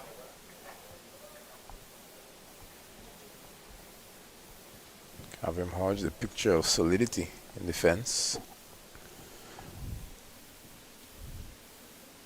It's Warrican. Wheels away again, looking to undrive that, and almost a little collision, but in a very sporting manner.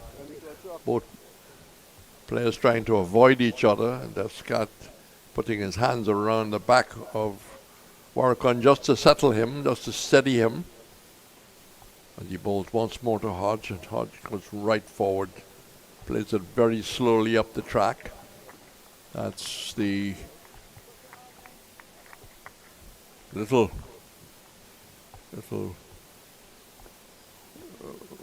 bit of a indication from the umpire as Warrican bowls, ball coming in and pushed out in the onside.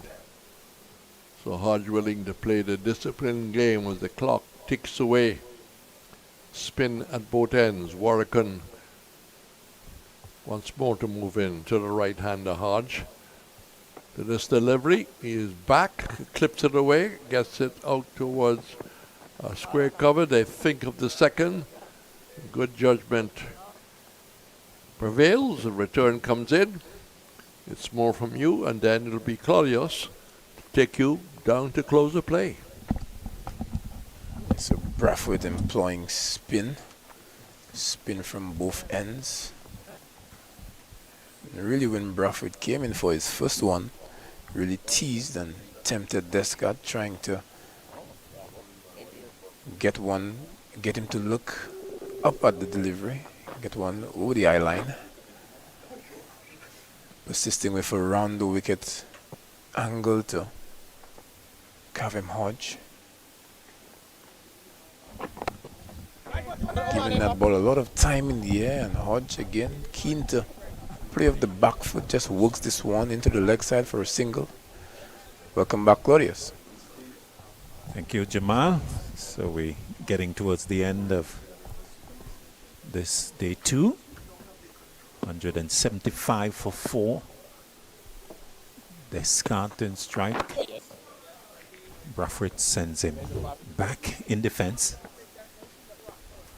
So the uncomplicated bowling of Brathwaite, and I'm not sure there's a lot of spin.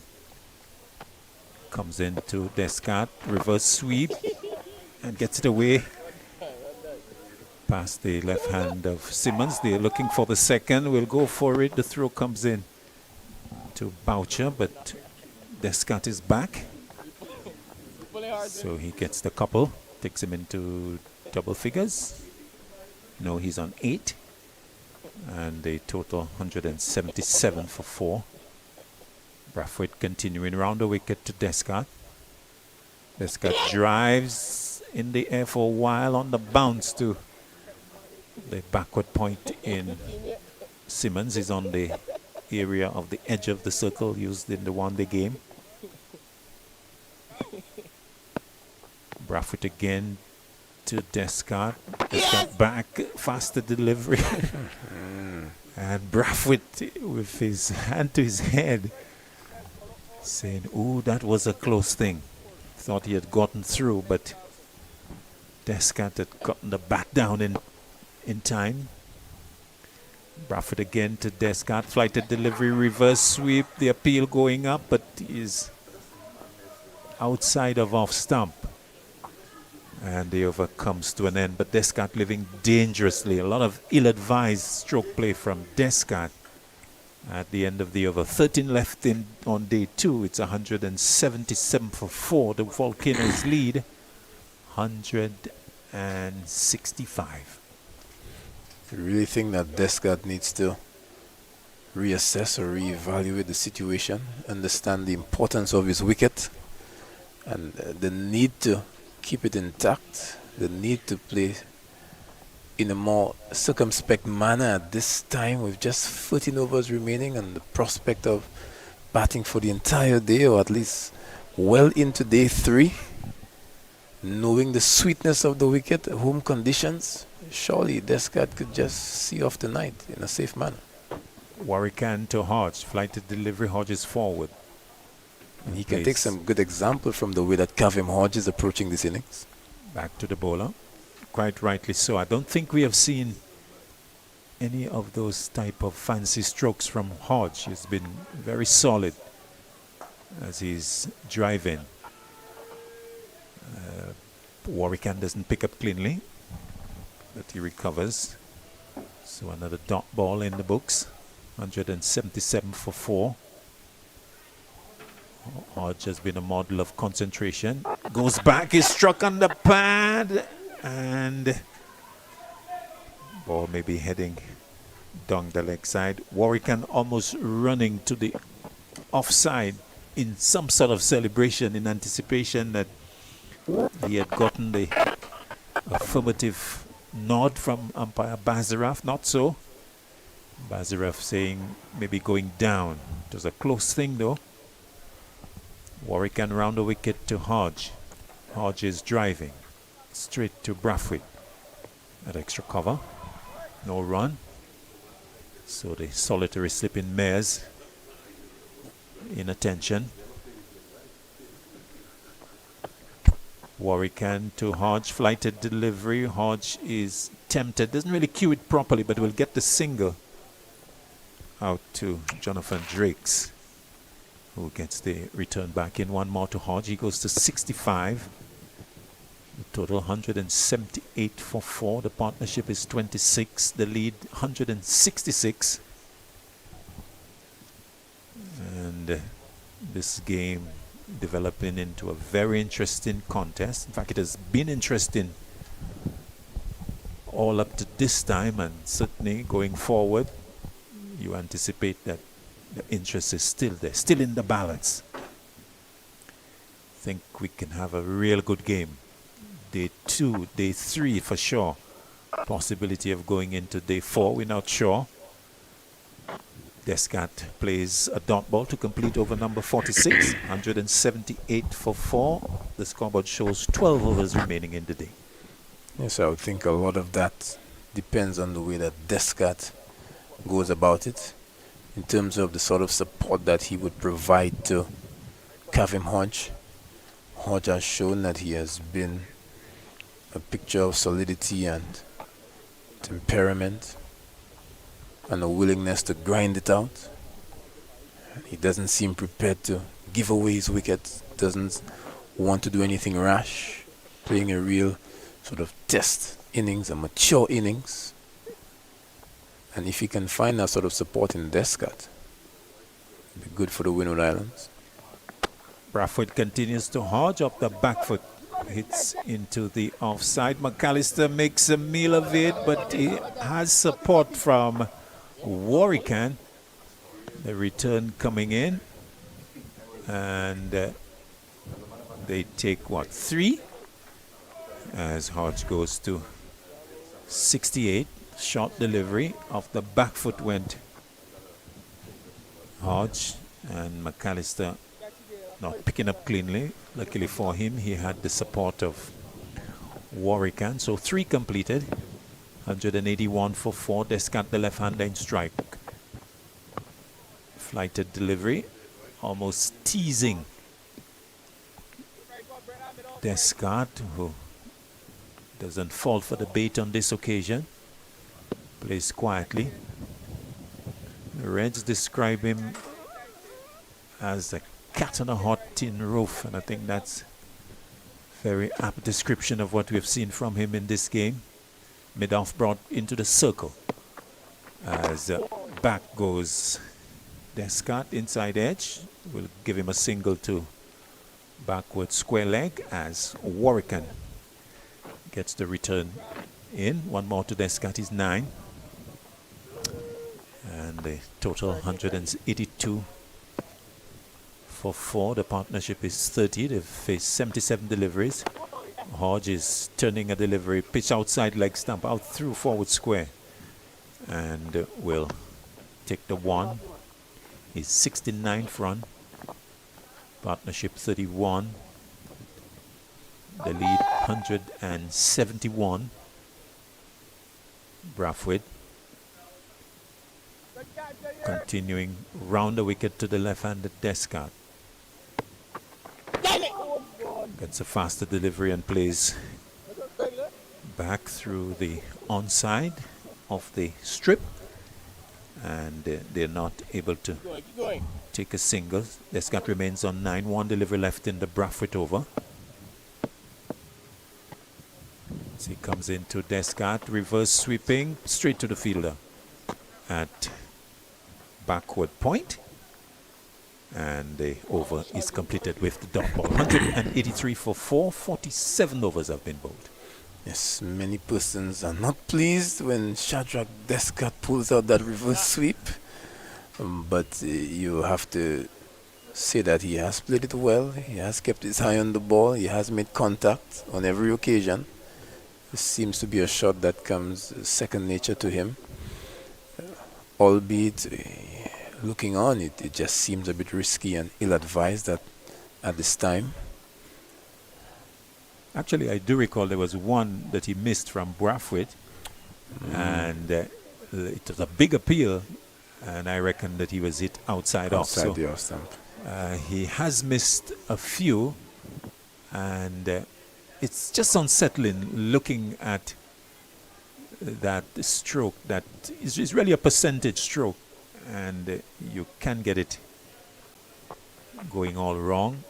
Forward goes Hodge and plays into the onside, and there's no run. In contrast, we have not seen that stroke at all from Kavem Hodge. He's faced 129 deliveries. He waits. Warwican to him. He's forward, driving, presenting a full face of the bat. Finds Brathwaite at extra cover. There's no run. Hodge looking like a man who's set his sights on coming back on day 3. Warwican to Hodge. Hodge is forward. Happy to defend. Happy to soak another dot ball. Happy to bat and bat and bat until the cows come home, according to our friend Andrew Mason. If he's listening, say hello, good evening to Andrew. Forward goes Kavem Hodge and plays into the offside. No run. Dot ball being faced. Ball number 132 for Kavem Hodge. He's 69. Partnership 31 between these two. Warwican round the wicket. Hodge is forward for the umpteenth time, defending away. And just continuing to bat and bat. Long on posted. Mid-off in place. Warwican, it's still the sunshine with us. Delivery that's flighted, tempting Hodge. Hodge is just driving, not expansively, just a check drive in control for a single to keep the strike for the start of the next over. His 70th run, 184 for 4, 11 overs remaining in the day. The Windwards would be pleased with that, the fact that Hodge is facing the majority of the strike. Descart has been playing a few shots that have been fraught with danger and risk, and Hodge again has been a picture of solidity, showing the temperament, and has really just set his stall, lying down on the wicket, as we would say. Someone get this man a pillow. Making it his home. He seems to understand the value of his presence. And as you've mentioned, the prospect of batting on day 3, already on 70, prospect of another century looming if he continues, and if he can shepherd the rest of the lineup. Shadrach Descart fully able. He is a man with a century in this tournament already, so the batting ability is there. And of course, don't discount the value of this as preparation for the upcoming test series. Certainly builds confidence. It's a good investment that you can cash in that test series against an Australia team that would be very challenging. So Claudius, from what you're saying that Hodge is in that team? Well, Hodge was in the team in Pakistan, so you would expect with consistent performances continuing to happen for him that he would be maintained. Fully agree with that. He's gotten 100 already. Yes. Poised here, 30 runs away, and you would think that he can convert that into a free-figure score, and would certainly make Darren Sammy and the rest of the cast who would be making that decision very happy that the elite players are contributing with the bat. And so an opportunity for Cavem Hodge that he's looking to capitalize on. McAllister being brought back by Brathwaite. First delivery to... Ooh. It's a no ball. A very wayward delivery. McAllister just got the radar completely wrong here. That was a full pitch. And that landed between the batsman and the keeper, way down the leg side. No ball call. 185 for 4. And I think therefore a warning should be a high full pitch delivery. And the first one having to be called and given the warning. A reoccurrence of that can have McAllister removed from the attack. As outside the off stump, cut away. But the backward point doesn't really pick up cleanly, and so Hodge will come back for a second run. As he goes to 72, and the total 187 for 4. So Brathwaite operating with 2 spinners a few minutes ago, but with the bright sunshine that has suddenly reappeared, is gone for the pacer. So the light much better than last evening. I think this was the time that we finished last evening, but a lot brighter today, and so we are continuing with the seam of McAllister to Hodge down the leg side, swinging away and not able to make contact. That was a close thing to the glove and to the edge. Easily could have been strangled there, Jamal. Yes, but things seem to be going the way of Hodge and the Volcanoes at this time. But the field is set for that sort of stroke with the fine leg and the forward square.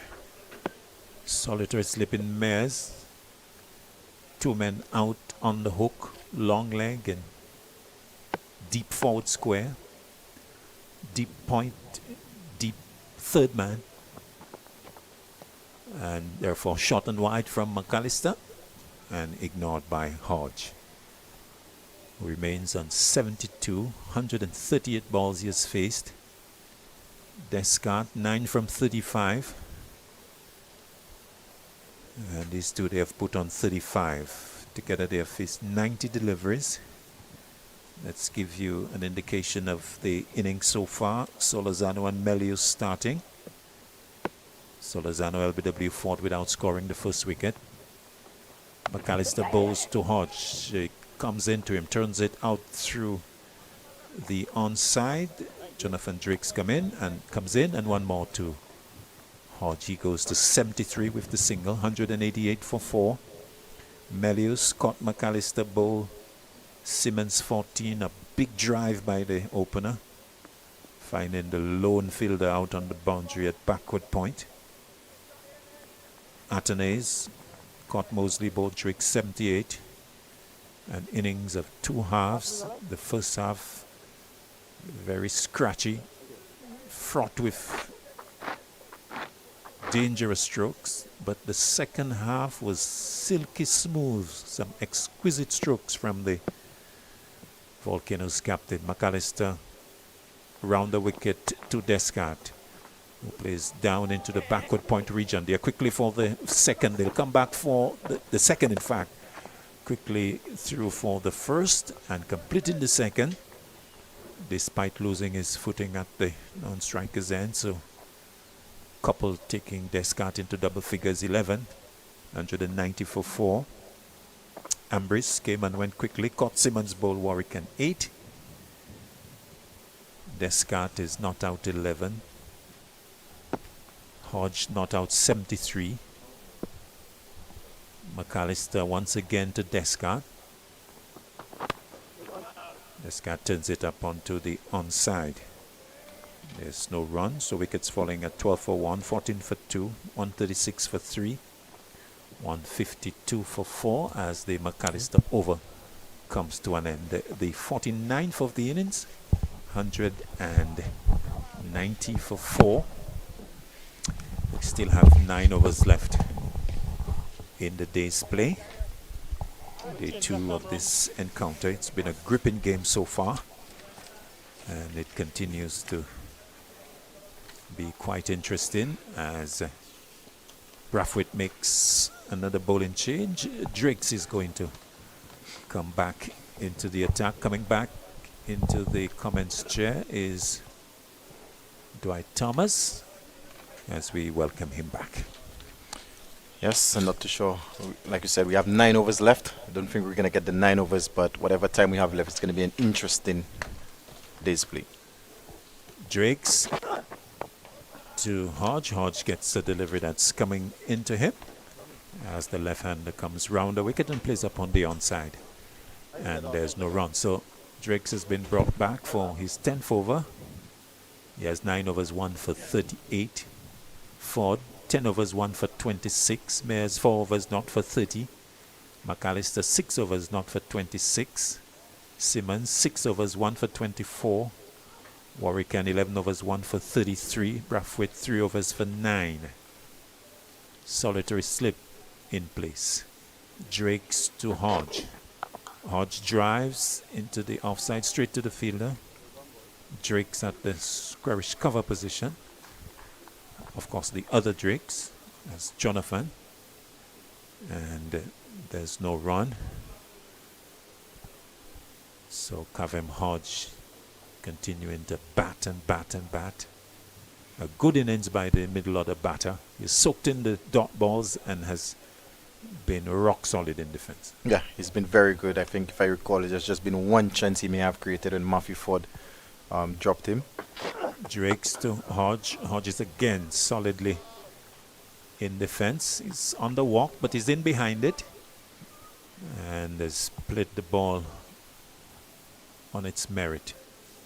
And has really demonstrated his experience.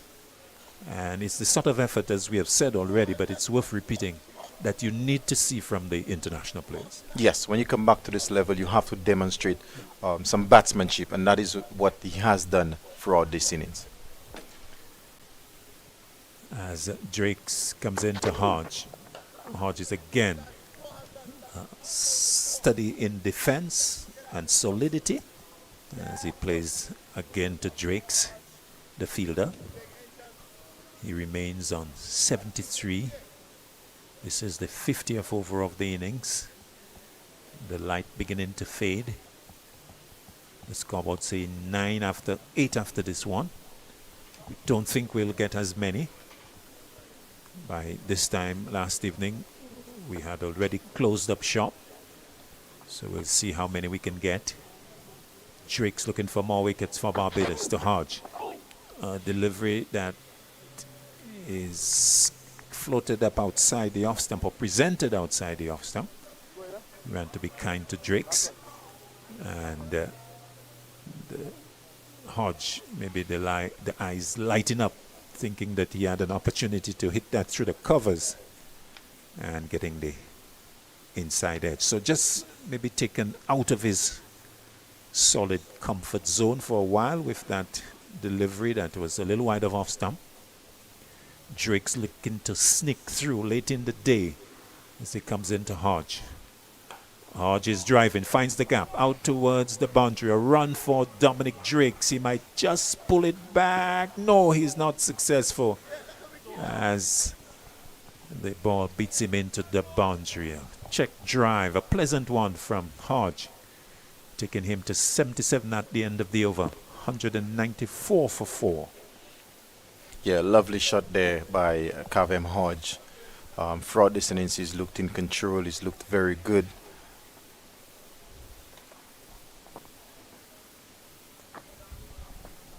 Yeah, Captain Hodge.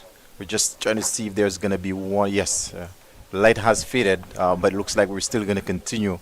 And by the looks of it, it's going to be the off spin of Craig Braffett. Maybe the umpires has decided that it's a bit too dark for the seamers to continue. Yes, and we saw that happening yesterday. The umpires suggesting to Brathwaite that they're thinking of closing and giving him the option of bringing in the spin, and the same thing has happened here this evening. So we saw McAllister in the previous over from this end, but now being removed and replaced by Brathwaite himself. So a sort of an accommodation to see how many we can get with the light that we have. Of course, the light fading all the time as we go towards sunset. Brathwaite taking a long time to start this over. I'm not sure why. And yes, okay, so just a change with Jonathan Drakes coming in close in. I think he's going to come into the leg slip position. So Brathwaite will start the over. And as he comes in, he recognizes that he needs to make a change at deep backward square, bringing Warwican halfway to the boundary. Forward goes Descartes to the first delivery of the over. As we get towards stumps here on day 2, maybe the final over of the day. Brathwaite to Descartes. Descartes gets a faster delivery, goes back, and plays to Brathwaite, who comes in front of the non-striker to pick it up. 194 for 4. The letters on the scoreboard very bright against the fading light. As Brathwaite comes in round the wicket to Descartes. Descartes hits that high, long, massively out towards the mid-wicket region into the Johnson Charles stand, all the way for 6, bringing up the 200 for the Windwards Volcanoes as Descartes goes to 17. Really loved that offering from Brathwaite, latching onto it and hitting it out of the park for 6. Out of the playing area, I should say. Brathwaite again to Descartes, who's back and plays defensively up on the edge of the square on the onside. 2 deliveries left in this, the Brathwaite over. 17 Descartes, Hodges 77. The Windwards exactly 200. The lead 188. Brathwaite to Descartes. Descartes driving into the offside. He finds the gap, a long run for the fielder. He will maybe pull it back just inside the boundary. Yes, does so. And they will be looking for the... They actually took 3. What was that? They took 3. 3. In fact, Descartes was looking to take a 4th there. We haven't seen that perhaps ever at the Darren Sammy Cricket Ground, running 4, but Descartes was very keen, so he's gone to 20, 203 for 4. 1 delivery left in the Brathwaite over. And as we speak, the sunshine has come back. Light has improved as Hodge keeps out a tight delivery on the off stump. So the end of the over. At the end of it, looks like the end of play. Players are walking off since we have gone to the 5:30 hour. So I think that is it. Yes. Stumps on day 2 of this encounter between the Windwards Volcanoes and the Barbados Pride. The Volcanoes end the day on 203 for 4 with Descartes 20 from 42, Hodges 77 from 146. And the Volcanoes, they are in the good by 191. So as we look back on day 2, Dwight Thomas, give us your impressions of what you've seen, your analysis, and as we look forward to day 3 of this encounter. Well, it's been a very good contest today between bat and ball. I think both teams have really entertained us. Given the situation as of right now, the Volcanoes being 191 ahead with only 4 wickets down, 6 wickets left in the hut. I think right now the Volcanoes are in charge of the game, and the first session tomorrow morning could well decide which way this game goes. Because if the Pride are able to get a few wickets early tomorrow, they will bring themselves back, whereas if the Volcanoes have a really good hour, they could bat the Pride out of this game. Thank you very much for your succinct analysis here. What's left is first to just wrap up with some summary data so that we can go home and get you ready to come back in tomorrow. So Barbados resuming on the overnight situation of 94 for 5. They were eventually bowled out for 198, ensuring that they took that lead of 12 runs on first innings. In the Barbados effort, Calmeer's 40 and 43 from Matthew Ford, also 20 not out from Jomel Warwick. And for the bowling, the pick of the bowlers was the debutant, the 21-year-old Keon Gaston, who finished with the impressive figures of 12.5 overs, no maiden, 6 for 52. 6 for 52 for the young man on debut, and a great performance indeed. He got support from Tyson, who picked up 3 for 49, and John 1 for 34. And in the second innings, the Volcanoes, they have gotten to that position of 203 for 4 from the 51 overs that we have had. And the scoreboard is that Solazano got a Dark Melius 14. Hodge is not out on 77. Atenes produced a good performance. He got 78, and he looked quite impressive indeed. Ambris got 8, and so Descartes is not out on 20 together with Hodge. The bowling figures as we wrap up here at the Darren Sammy Cricket Ground. Dominic Drix, 10 overs, 1 for 42. Ford, 10 overs, 1 for 26. Mayers, 4 overs, not for 30. McAllister, 6 overs, not for 26. Simmons, 6 overs, 1 for 24. Warwick, and 11 overs, 1 for 33. And Brathwaite, 4 overs, not for 18. So the news from the Darren Summit Cricket Ground as we close on day 2 is that the Windwards, they are in the lead by 191 with 6 wickets in hand. So that is it for us at the Darren Sammy Cricket Ground. Claudia Simano was saying goodbye to all and join us for the 10 o'clock start on day 3. Bye-bye and good night.